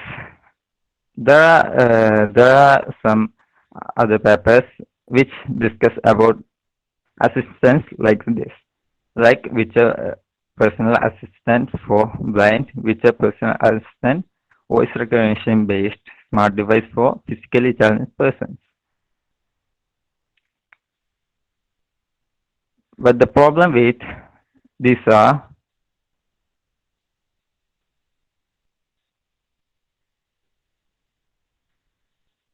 hello. Yes. Okay. Okay. The problem with other voice assistants are there are limited features because they are most of them are hardware specifically based on hardware features such as controlling home devices and things like that. At the present time, a computer can do anything that we want. Most of the things can be done using a computer. So, making virtual voice assistant a computer program will give us an opportunity to do anything that a computer can do using voice. It works as it would accept the voice commands from a mic, and it converts the voice to a text using the speech to text in Python. The virtual voice assistant is written using the Python programming, and Python gives us a module called speech to text, which can help us to convert the voice commands into text. So that with getting the text, we can process those texts and understand the commands from the voice. So the virtual voice assistant checks the command with all the commands that they can do from the command list. If there is a command matching, it will do the corresponding task. Otherwise, it would repeatedly hear what the user is saying. It would need hardware like computer system, microphone, and speaker. That's all I'm gonna conclude it. For in conclusion, virtual voice assistant is a program that can be useful to people like blind who can use a computer system by touch, so that they can use them by voice using virtual voice assistant. The future scope of virtual voice assistant is in the future the system can be synced between devices to get multiple devices support. It can also be integrated with the home devices so that the blinds or users like that can automate all the devices from home, all smart devices with using their voice. There is a problem with security when a voice assistant is based on the voice, so that we can include a voice recognition feature which would help us to recognize the user and do the task only when the user asks it to. In the future, we can add an ability to do the things on regular basis, like if the user want to do same task every day at the same time, we can just do it using do it one time using the voice, and the voice assistant will repeat it every time, every day, that time. Okay, that concludes my paper. Thanks to all for hearing. Any questions? Shamisa? Okay, I'm here. Thank you. Okay. Thank you, Ribas. Okay, thanks to all. Okay. Okay, Ribas, let me ask some questions. Before that, I congratulate you as a BCA graduate. You did a great work. Okay, Okay, let me ask thank some you. questions. Okay, let me clarify something. How your system will identify whether it's an isolated word or it's a continuous speech. Okay, what is the mechanism you are adopting, or what is methodology you develop to recognize the voice, or simply you are copying some codes from the Python and implementing, or scientifically you are doing this research? I am doing this by converting the voice to text, and by text we can. Okay, let me know how it's possible. Okay, you are Yeah. focusing on isolated word, or a Okay. continuous words, or a continuous speech. Okay. Using Python, there is a third-party library like speech recognition, which offers the conversion from the voice to text using like natural language identification, things like that. By doing so, we can input a voice and get string text strings as output. Okay. Then we can cross-check the text with any commands, other commands, and we can do the task. How you link your text with a command using any dictionary based or something else you develop?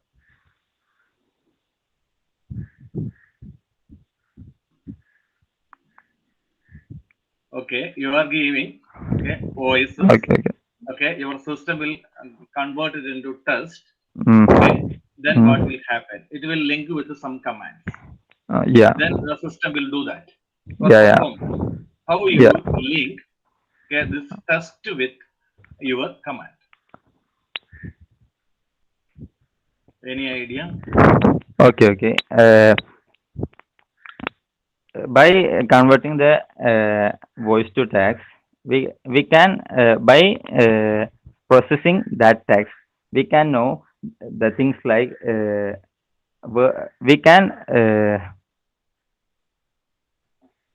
process and get verbs and nouns and others from that text by processing it, and we can split those into different words, and that sentences like what is, who is, or comments like that can be splitted from that text, and with that the assistant will know that when user is asking what is, then that is the command, and next word is the keyword that they want to search. Okay, how you will link the text with your command? What is the methodology you adapted? Okay. One more question. How you will reduce the noises, background noises from your voice? Any mechanism for that? Okay, definitely. Okay, it's especially you are designing for blind peoples. Yeah. Or some disabled people. Yeah. How you will reduce the background noise from your speech? any mechanism for that? No, Did no, you no, develop anything? No. no, no, no. Okay. Thank you, okay. Shamil sir. Yes. Okay, thank you, Ribas. He has discussed the implementation of virtual voice assistants, which can help us to overcome the difficulties by using voice to interact with the system. But okay, I think you have any architecture, Ribas, idea about this? Ribas. This is a Python project that was developed by myself,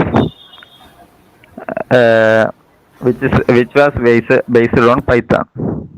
Okay. Any software, any software, already existing software for regarding this one?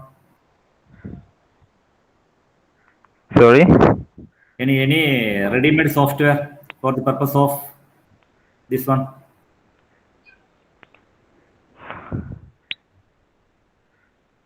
Existing software tools. Just like that, just like this one. Okay, Shamir sir. Okay, I think he developed. Sometimes he developed or copied some code from Python and implemented with whatever say from speech signals, and it's converted to something else. Okay, actually, in my view, it's not a research paper. He implemented that. Yes, I No, don't I am asking, sir, any ready-made software similar to this one? Okay, he mentioned that it's a Python code or package, something he got. Okay, based on he presented this paper. Okay, anyway, thanks. Okay, we should congratulate good him idea. because he's a VCA graduate, just a graduate. And moreover, he presented a paper in very good manner. Okay, congrats, Ribas. Ribas, Thank you. Welcome to all. Thank you. Presenter.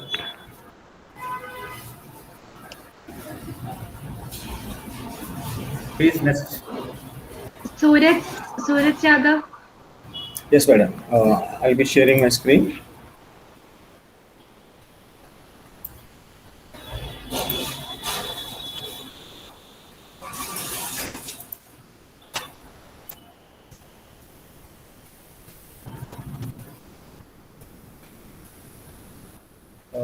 Is it visible, ma'am? You can start, Suraj, sir. Yeah. Right. Good afternoon, everyone. Good afternoon to all the team members, and I'm so much thankful that this opportunity has been given to me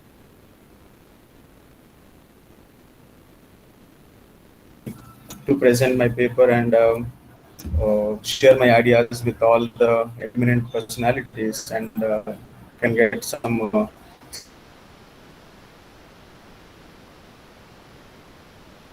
suggestions so that I can continue with my research work. This is Suraj Prakash Yadav, and I have done my MCA and MTech in Computer Science Engineering, and now I have registered for PhD in Gopinath University, Maharashtra. And today my presentation topic is like business data presentation and recurrent data representation using pattern-based discovery.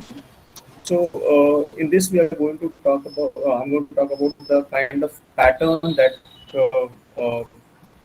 is going to occur, and based upon which we can able to identify certain kind of things where it is easy for us to like catch up the kind of data and we can able to filter it. Before I continue with this, okay, one small basic idea I'll be giving, like all the audience who are from different sectors, they can able to understand. Like one kind of mind or the frame has the kind of pattern has been there in our mind. Let us say, for example, if I say I am suffering with fever, for example, then what happens is whether person is a doctorate holder or not, or like MBBS degree holder or not, or anybody, they start giving suggestion that you take paracetamol. If I say I'm suffering with a cold, people will be saying that you take so and so medicine. So what I'm trying to say with this is one kind of image has been formed in our mind, in our memory, that if certain symptoms are showing like that, then go for this option. If symptoms is showing something else, go for another option. So because we have common sense God has given, we are using our common sense, and based upon the symptoms, the time, and the scenario, we are taking decision, we are moving ahead. But we are making system to do so. Like for example, if any vehicle is coming, we take left, we take right, or we give side, because God has given us common sense and we can do that thing. It's so easy. But the kind of thing is how system will know. So as I said, like I'll move to my previous slide. You can see the title, the data presentation as well as recurrent data representation. So what I'm trying to say with this is, daily we are encountering so many kind of data we are storing in different fashions, and that we are going to extract from that which is required for us. The main purpose of my paper and research is, it is going to be a common mechanism, not common, like 80% common mechanisms we can use for data filtration, and the kind of data which we are going to filter is going to be useful in so many sectors. It can be useful for a business purpose, can be used in a like life sciences, can be used in like medical sciences, can be used for like technical aspects, all part, banking sectors as well. So here the data what we are going to get, or which is being generated from different theory set, we can able to form it as a group. So the main concept behind this is a slicing. How we can cut the data, how we can slice the data. It's not about horizontal or vertical only. It's about the pattern matching and then going for cutting of the data, and based upon that we can able to continue with that. So next part is like generalization and bucketization. Once we go for partitioning of data, and once we slice the data, we need to identify. It's very carefully we should do that. Once we identify the data, and once we encounter that one kind of pattern is matching every time or more number of times with a different kind of existing data, then we can start working on those buckets, and we start putting on such buckets. It is called as bucketization in short. Now, what is generalization?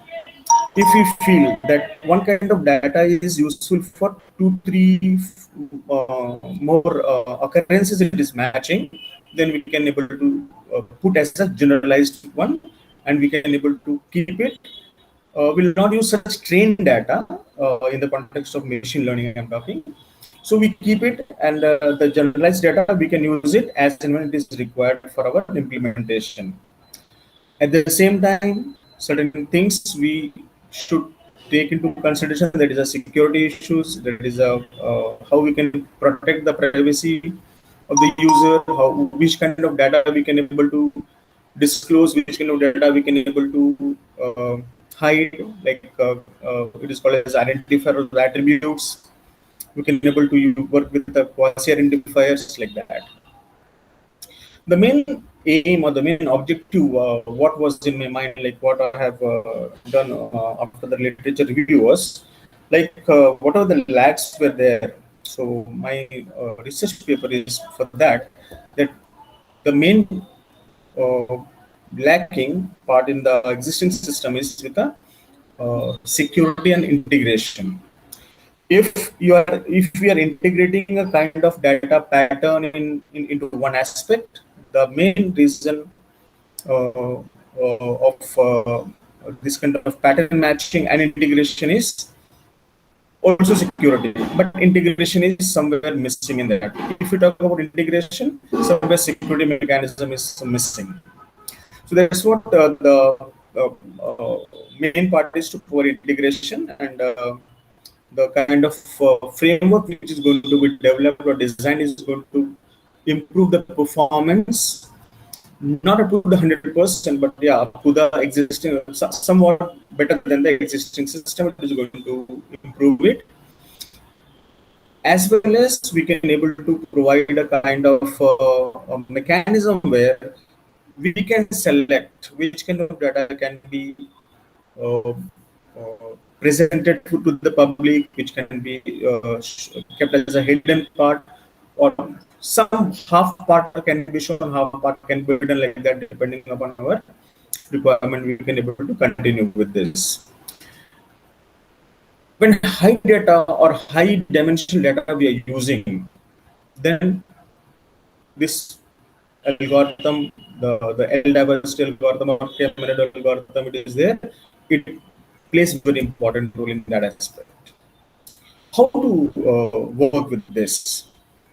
So here the thing is, like when we are going for pattern matching, let us say for example, one kind of data I have obtained. So the recurrent occurrence of such data we should be able to store. Like for example, there is an attribute called as name. Name will be there for employee, for a student, for a medicine, for anybody. We don't know. Like for example, there is a name with a person with the name Smith. We don't know what is this is Smith. Smith is a name of a person, or a name of a city, or a name of a a college. So here the challenge lies is, but this is not a big factor. The thing is, what some other factors which we are going to have in the context of like disease. Obviously, like a set of diseases are there which are predefined. Like fever, we know that fever is what. We know Smith is what. Smith is a name. It is differently. Smith can be a name of a college, name of a person, name of a vehicle. We don't know. But fever is the kind of, it is directly imposing the thing in one direction. So likewise, we can work in all this pattern matching and recurrent pattern matching as well. So the technology, the concept is going to be useful in the banking and services sectors, healthcare sectors, AI, where every pattern is going to be identified in the discovery of data. Vast topic and all. Machine learning. So I have worked with the random forest and back propagation algorithm. Feed forward, I'm working on the feed forward. First, I've studied with the back propagation algorithm, and the same thing we can use in the medicine, the extraction of the medicinal values in a medicinal plants scenario. So one example is there in front of you, like certain things are there. Like one example I have taken, which we feel like we have a set of identifiers. All set of identifiers cannot be shown to everybody. All cannot be kept in a hidden. So we can say that some part of identifiers which we can show to public, we can keep as a one segment in one bucket. We can do into doubles. We can decide like below for personal partitioning or identify like which is quasi-identifier. We can attribute of those which it is not good disease like history and all. So based on this, we do category. So the data which you obtain belongs to each category, and based on that, we may either a grouping, male or female, or specific age, 0 to 10 years or 10, find that the pattern is being observed. If a person is suffering with a fever, if is suffering with a fever, it will have different examination. Some kind of pattern has been formed. So here is the kind of pattern. It is like different factors on which the data which is going to be obtained because this confidence is given. So we have set of data, for example.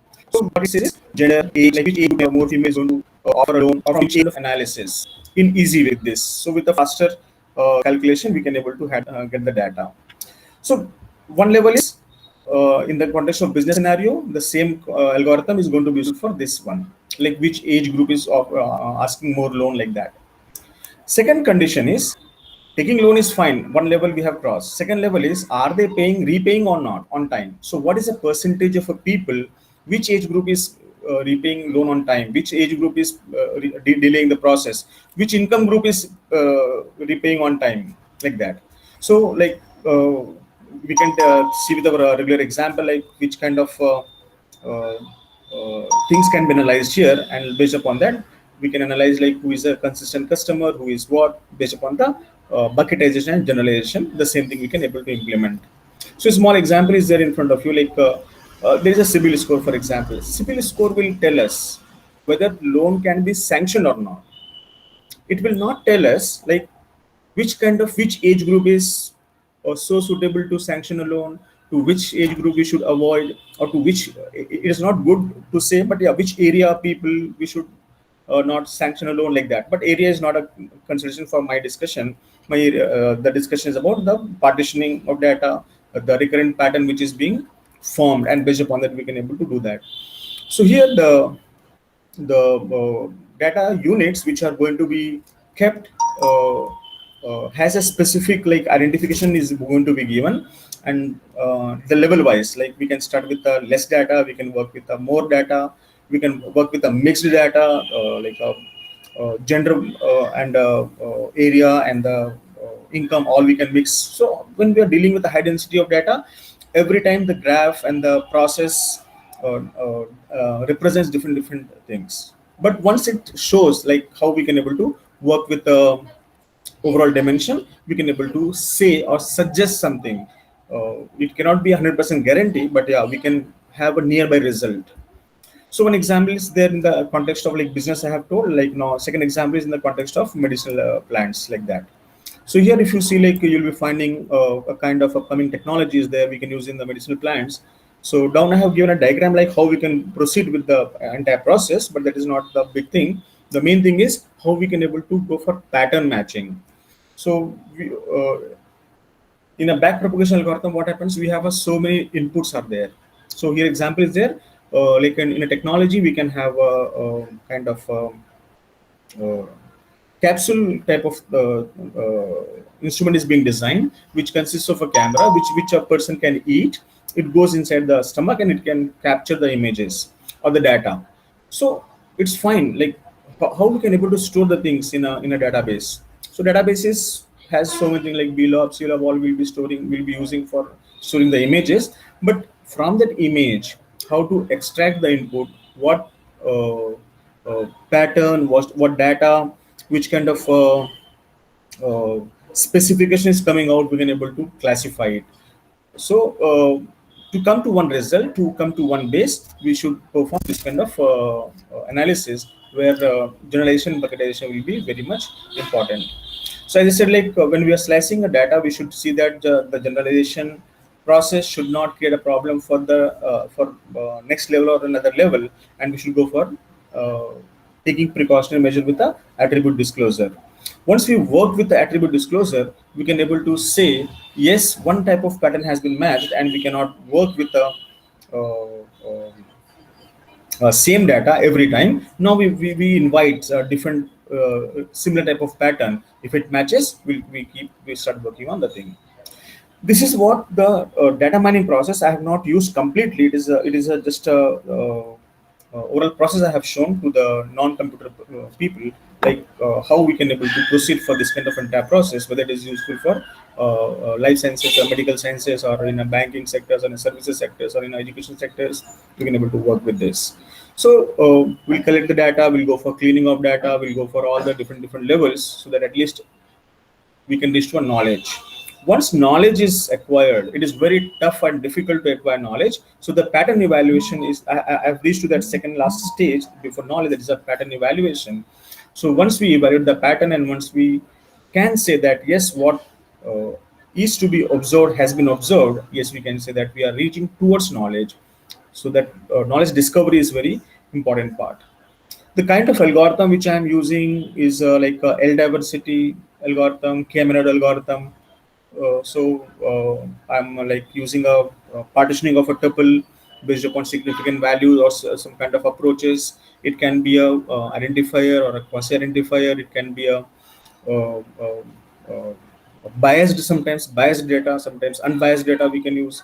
So as a process, we are going to get a different result based upon which we can able to see like which kind of bucket is suits to us and which kind of bucket should be discarded. Good thing about this kind of thing is the majority of the tools which are there in the market supports this kind of approach, and we can easily implement in the real life as well. So this is going to make it easy because all are the open source and freely available, except MATLAB and the later version. So Power BI as well. So the report generation and all will become very easy once we start working on this kind of things. So overall conclusion of my paper is, once we find the kind of pattern is matching and we can able to say it belongs to which bucket, so it's the kind of result or the kind of solution which we seek, we can able to find it from there. Thanks, sir. Shamisa. Thank you, Suresh sir. Wonderful presentation, for your wonderful presentation. Now Thank I you, invite the participant to ask questions.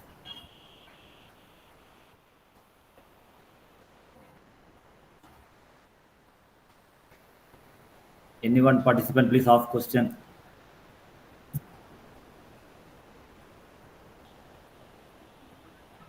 Hello, Yadav sir. Congrats for the wonderful paper. Thank you, sir. Is it your first paper or did you present a paper before? Myself, sir. Okay, let me know. Okay, sir, let me know. Yeah, I have 20 years of teaching experience, so this is my. Oh, great. This is mine, like almost like maybe 50th paper, I guess. Okay. Let me know. Okay, what is your next future work? How you are going to conclude your work? Yes, okay, sir. Currently you are doing research. Yes. Because I am pursuing my research. Yes. After MCA, I have done MTech in computer science engineering. Then I have shifted for this research. The main future work lies in like only improving the performance. Like I said, like once we work with the high dimensional data, we are unable to manage the high dimensional data with a different pattern. Like even though like if you are sitting, what is happening? Our mind is thinking of 10-20 things at the same time. Likewise, once we have a huge amount of data, then every data will keep sending lakhs and thousands and lakhs of the pattern. Handling those mechanisms is very difficult, sir. So the future work lies in managing, streamlining, and overall the process management is important there, sir. Oh, okay, very good. Okay, in which domain you are focusing? In the domain of data mining only, sir. Data slicing and pattern matching. Okay, in medical field? I mean, in medical field? Yes. Yeah, basically in the medical field and some segment in the banking sector as well. Okay. But 90% is of medical life sciences only. Okay. We expect good research paper from you. Okay, sometimes sir. Maybe it's lead to patent. Okay, all the very best, sir. Okay, keep in touch. Thank you. Thank you so much, sir. Thank you so much. Thank you, sir. Actually, you have presented wonderfully. Thank you, Good sir. idea. Anyway, congratulations for your future work. Thank you. Thank you so much, sir. Okay. Now invite another. Any other presentation? So this is the last presentation, sir. Okay. Anyway, thank you all the paper presentation. Anyway, I hand over the chair. Organizing committee member. Okay, thank you so much, Shamir sir, for moderating this section. You have managed this section very well. Once again, I thank you, sir, for taking your valuable time during your busy schedule to grace this occasion with your valuable presence. Thank you, sir.